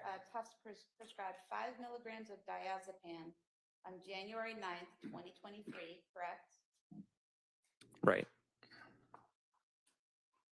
And amitriptyline on January 16th. It was 10 milligrams of amitriptyline. And that was prescribed when Lindsay said she was having some issues with depression, correct? Correct. Okay. So she went to McLean Hospital and she was weaned off the Seroquel, correct? I believe so, yeah. And all the medications that she had taken prior to going to McLean, she was no longer on, those were gone, correct? once she'd been in McLean? I don't know if it was, I'm not sure. I don't know if it was all of them. Well, did you have conversations with your wife about what she was taking? I mean, were you aware that she was only on only prescribed trazodone and Ativan when she left McLean, and then amitriptyline was only added on the 16th? So just those 3 medications? Yeah, but I thought she was taking trazodone before McLean. Right. So she had been prescribed it before and stopped taking it, correct? I don't remember. I'd have to look back on records. So you're not sure about what she was taking and when, are you? Not the exact dates, but I remember she was taking trazodone, and I thought she was taking it before McLean. So the best resource of what she was prescribed and when would most likely be the doctors and the CVS records then, correct? The CVS records is a good resource. And you talked about the pills and how these were pills that she was no longer on. So it wasn't really a good representation of what she had taken, correct? Correct. But she was only prescribed Zoloft once, right? At the very beginning? Right. And she only took 7 of those pills, correct? Right. So it wasn't as if she was prescribed a higher dose or a different dose of Zoloft and was still taking that. And so that 7 pills misrepresents the Zoloft she took, right? I believe she switched because, or she stopped because she was switched to Prozac. Okay. And then even going forward, the Prozac, there weren't many pills taken out of that either, correct? Yeah, eventually she stopped that as well. Okay. So she'd take a few pills, she'd have some side effects, they'd switch the medication, correct? Yes. And so they were trying to figure out what would work for her, correct? Yeah. Okay. And then she ends up at McLean because she's having difficulties, according to her, with the Seroquel, correct?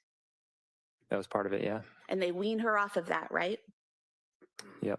And then after McLean, she's only on the trazodone, the Ativan, and then on the 16th, adding in the amitriptyline, correct? Right. You mentioned that you went to New York in November of 2022. Defense counsel said that was a month before the children were killed, but that's actually 2 months before they were killed, correct? It was, yeah, it was about a little more than 2 months. And she hadn't been on the Seroquel yet, right? I don't know exactly when she started the Seroquel. Would December sound right? Yeah, or end of November, yeah. And so when you took your trip to New York, she was having some issues, but she was doing okay, wasn't she? She was doing much better than she was in December. Okay. And did you also take another trip with Cora in November? Yeah, so I did the trip to New York, and as soon as I got back, went to bed, and then the next morning left with Cora. And was that November 4th through the 7th to San Francisco? Yeah. And who was taking care of Dawson and Callan while you were in San Francisco with Cora? Lindsay. And so during your trip to New York, and then immediately after your trip to San Francisco with Cora, were there any issues or any problems, or did anything happen while Lindsay was caring for those kids? Nothing bad happened. She was, I would say her anxiety and depression was starting to tick up, but yeah, obviously nothing bad happened. Okay. And it's your testimony that things started to get worse in December. Is that correct? Correct. But it was also your testimony that after the stay at McLean, things got better, wasn't it? And she steadily progressed throughout January, getting better, right? Definitely, yeah. And on January 24th, 2023, you testified that that was one of her best days. Yeah. You were asked about the Apple Watch. The police didn't collect the Apple Watch, right? They did collect her phone, correct? You identified it earlier, right? Correct, yeah. And her Apple Watch was linked to her phone, was it not? It probably was, yeah. You were also asked about the drop from the second floor window. Were you aware that the measurement from the windowsill to the ground was actually 12 feet? I've never measured it, but yeah, I believe what you're saying. And He definitely does.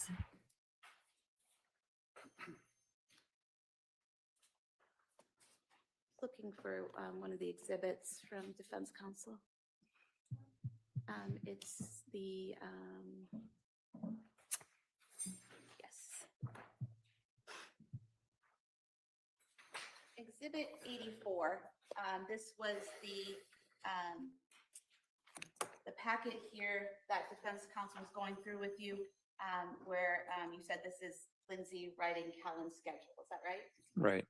But this was also Lindsay sending notes back and forth between herself and Elaine, is that correct? Possibly. And there's different writing here, correct? Want to look at it? Yeah. For example, this first page after the cover, we have writing here that you said was Lindsay's, correct? It looks like it, yeah. And then down here, there's a note that's in different handwriting, correct? Yeah, I would say so. So were you aware that Lindsay was using this notebook to communicate back and forth with the nanny about Callan's care? She had different notebooks. She always had a notebook that she would leave for the babysitter or for me. And so, for example, on Tuesday, September 4th, she wrote, last fed at 6 a.m. Give him a bottle whenever he wakes up. He likes it very warm. He's been resisting the bottle. If he won't drink it after 45 minutes of trying, please text me to let me know.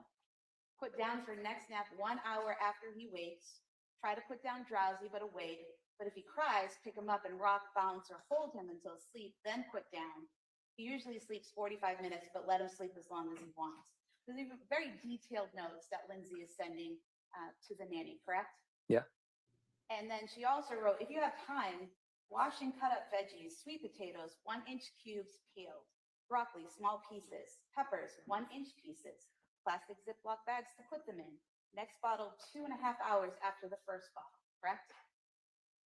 I believe what you're reading, yeah. So very particular about what she wanted the nanny to do, how she wanted her to do it, and when to feed Callan, when to put him down for a nap, all of those things. Very particular, correct? Sounds like it, yeah.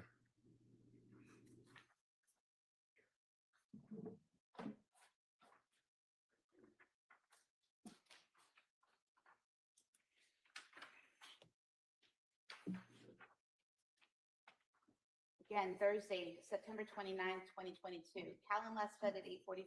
Please put him down for a nap at 9:35. We will be home from gymnastics at 11:45. Clean clothes and dryer if you get to it. So again, very specific times for putting him down and when to get up and asking her to do additional work like laundry and things like that, correct? Yeah.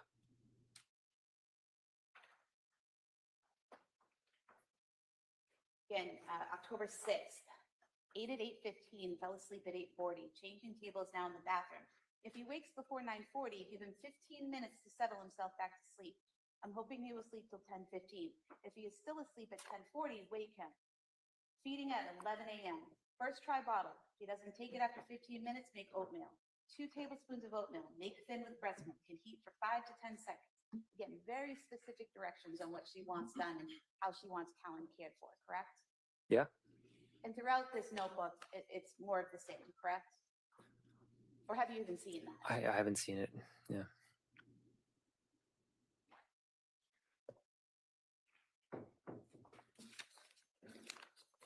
I have nothing further, thank you. So which nanny was that? That would have been Elaine Rossi. And Elaine Rossi, how long was she the nanny for you guys? A month or two, yeah, probably 2 months. And then she just needed more hours and moved on, and Lindsay was home, so. Yeah, I think she preferred more hours. We couldn't really give it to her, and Lindsay was home anyways, so. Okay. And as far as the records are concerned, it's fair to say that Lindsay, as a concerned mother, would give instructions to people that would be taking care of her infant? Yeah, I would have done the same. A lot of discussion about these prescriptions and scripts from the different doctors, and one of the things you referenced was that you believe that she was on trazodone, and if I suggest to you that there was a Dr. Izad Parayarara Kavon on November 16th of 22 that prescribed 50 milligrams of trazodone while she was on buspirone and fluoxetine. Does that refresh your memory that in November she was prescribed 50 grams of trazodone? Yeah, I remember trazodone being like a part of the medication plan for a while. And one of the things that you did, as we talked about, is you went to CVS and you got a list of all the drugs, right? Right. And if I suggest to you, sir, that this is just an easy reference with different colors for different doctors of exactly what the CVS provided. Does that appear to be fairly accurate? The scripts that were Yeah. provided? Yeah. Can I see which one that is, please? No objection. Okay, that may be admitted. That's all I have, sir. Thank you. Okay. All right. Thank you, sir. You may step down. Thank you. Counsel, could I see you?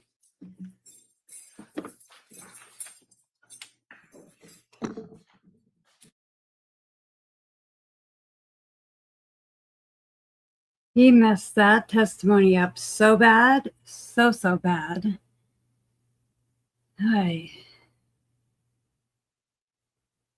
I'm surprised she didn't say anything about him saying something about the kids. But she said enough to make him look like a liar.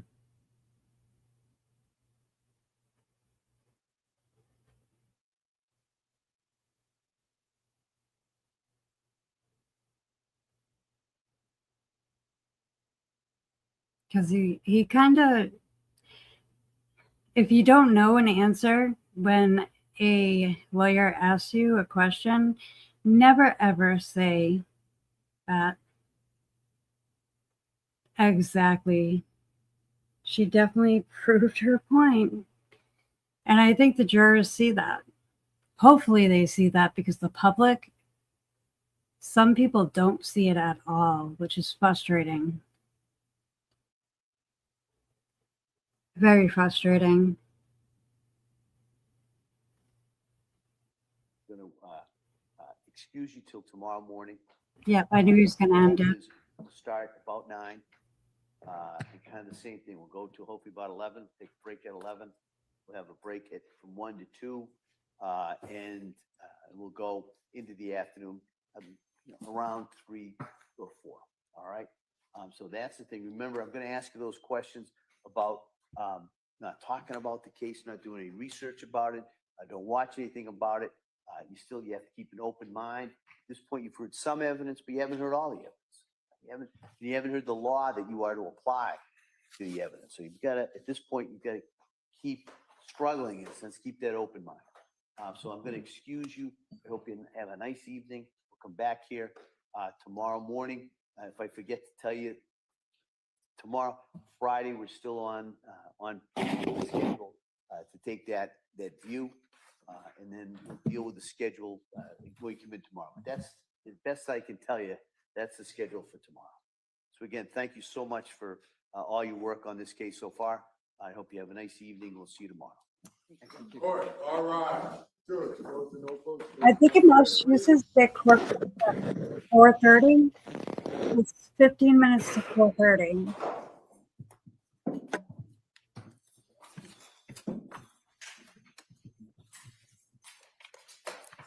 Chewing gum. Hope she just swallowed it.